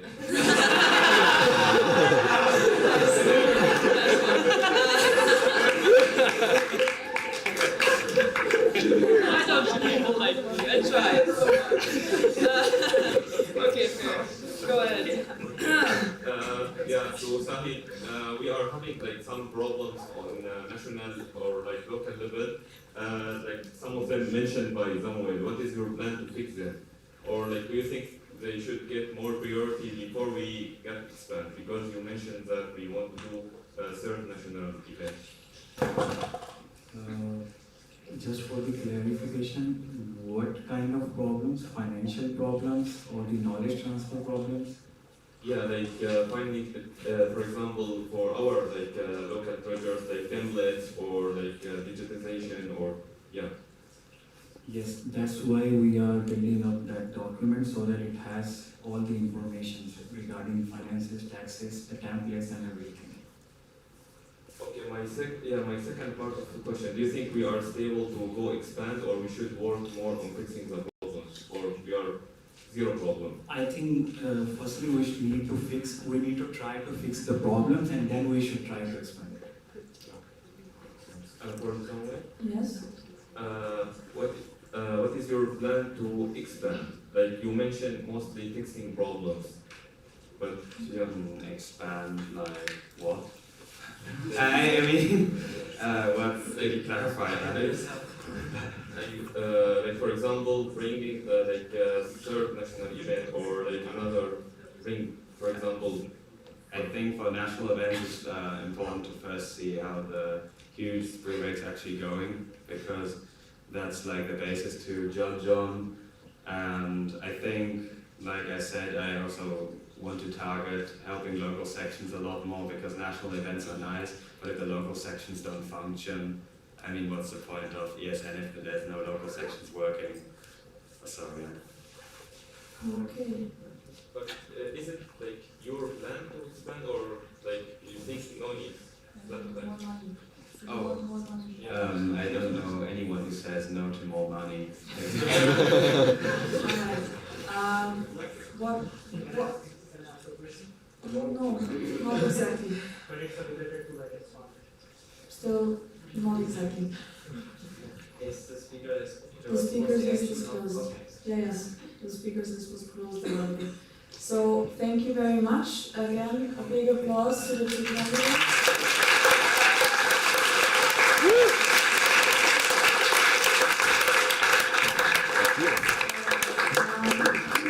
I have someone from the OC here, is that correct? So please come up to the stage and tell us a little bit more about today and tonight and tomorrow. Hi people. So, well first, okay. Can you hear me? So, okay, first for tomorrow, we're gonna be at the Stadtmuseum. It's also not very far from here. You can get pretty much the same way as you got here. The location, we'll send it again in the group, so no worries. Checkout at the hotel will be until 12. It's important to know. And today we're gonna be at Volksgarten, another park. We'll send the location again later. The party officially starts at 7:30, but it doesn't matter that you're not gonna make it. You can come later. We'll wait for you. We also have a Zumba class at 8, so if you can make it, very cool, but we can't change it because we have instructors coming, unfortunately. So yeah, if you can make it 10 minutes before 8, have some Zumba time. And afterwards we're gonna have the barbecue. We're gonna say cocktails, beers, and bingo boards so you can win some stuff. Remember to bring your Schrottwichte-Geschenk, very important. Also some people have asked about, you know. Sorry. Also some people have asked about something they can put on the grill they brought themselves. You can do that after we grill all our stuff, you can just put it there and we'll grill it for you too. So yeah, that's it. I hope to see you very soon. Are there any questions for those who? Yes. How many vegan options are there for Bali? Good question. Could you see about that and inform us later? I can, and we will inform you in the group. Yes, exactly. There's another question. Okay. Back Marija, then okay. Marija, Néle. Go ahead. Just ask. I just wanted to say we do still have the mountain, and those are vegan. Okay. And then Nena. I was just wondering, like, is there like enough like vegetarian food stuff, or should we just like bring stuff from ourselves? I didn't understand that quite well. So we should have enough stuff for everyone, but I will also check again and inform you in the group. Yeah, Assis? Yeah, plus I brought some more around this week vegetarian food, so I'm still at mine. Then Margarita? Can you grill Malta? No, I'm joking. Tomorrow the checkout is at 12, but I would recommend people to check out before going to the plenary and not taking 12. We're starting tomorrow again at 9:30 sharp. We're giving out voting devices at 9:15, so we expect you to be here before 9:15. So we're checking out at 8:30. Exactly. Yes, Assis. Regarding checkout, that was kind of part of my question. There is a place also to put our luggage, not like, for example, here or in the hotel. When we are checking out. It's possible to store probably at the hotel, but for sure there will be also a place at the Stadtmuseum. I agree. Can you inform us as soon as you know? Thomas, you had a question as well? Yes, I requested the same question. Okay, is there any other question to go see? Yes, Assis. Sorry about this. Regarding the group photo, because some people might leave early tomorrow and we want everyone to be included. Yes, but we try to fix that in the agenda, and if we find another spot, it's good, but if not, we have to do it after the program. I'm sorry. Any other questions to the OC regarding tonight or tomorrow that is not be possible to ask in the WhatsApp group? Margarita? What time will the barbecue end? I mean, it's an open end, but I guess we'll be through like after 2-3 hours with the barbecue itself. We should run out of food. But then we can still say. Alright, are there more questions for the OC? If not, then we have still 2 more points on the agenda, and we have to propose a change to the agenda as well. Next up, as you can see, there's community time scheduled, but we have to shorten this since we have to move out of the venue at 6:30. So I will propose to shorten the time of the community time from 45 minutes to 30 minutes. What? Can we do the community time outside? Yes. Give me a second. First up, is that okay for everyone? Or is there anyone opposing to shortening the community time? Okay, so that change has been approved. Afterwards, I would ask you to just find your reflection groups yourself. Maybe go back to the hostel with your reflection groups and talk on the way. But next up, we can show you about the community.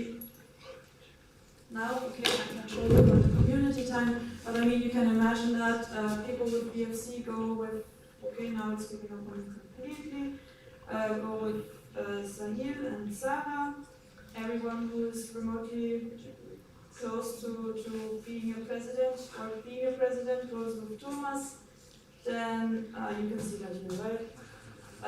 Then we have for events people going with Mustafa, everyone concerning IT with Gabriel. For the human resources managers and vice presidents, please go with Juliana.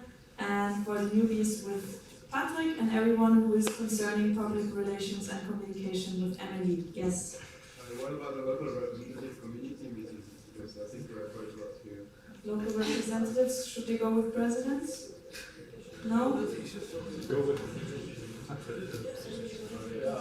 Okay, Axel, if you're up for it, you can host the local representative. Alright, before you... By the way, it's his birthday! Yes, it is Axel's birthday. Please listen to me still. Before we sing for Axel, which I also had planned, so you're not trust. I would also ask the vote delegates before going to their communities to give back the voting devices to Patrick, who will be here with me, so we can check every voting device we got back. And I can't wait to hear that, Margarita. What is your question? Can we clarify that everybody should go to a community meeting and, like, even if they don't have a position that is listed here? Yes, that is the plan. So you all will find a community that you feel belonging to, and if you don't have a community currently because you're not a newbie or having any position, please go to the one that you're interested in. And I'm sure that there is something that you're interested in ESN, otherwise you wouldn't be here, so there's no excuse. Sorry, Yes. his newbie session is for people who are at NNA for the first time, not newbies in their local section. There's confusion about that. It doesn't matter. It doesn't matter. If you somehow want to learn something about ESN because you consider yourself a newbie in any kind of regard, go with Patrick. But give us your voting devices first. And then please reflect on your own, and I think that would be it from my side. Thank you very much for today. I know it was an intense day for all of us. I hope you can forgive me for being strict at times, but otherwise we wouldn't have managed to finish. And I'm looking forward to tomorrow. I appreciate the silent applause and enjoy your community time. See you later. Today, I think we can sing Happy Birthday to Axel, right? Okay, well, the Swiss one. Happy birthday to you. Happy birthday to you. Happy birthday, dear Axel. Happy birthday to you.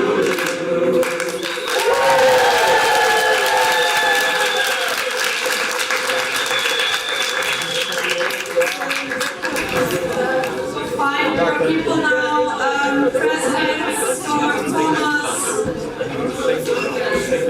So you can go inside, but we also have rooms upstairs. Nein, ich glaube, jetzt sind es zu langsam.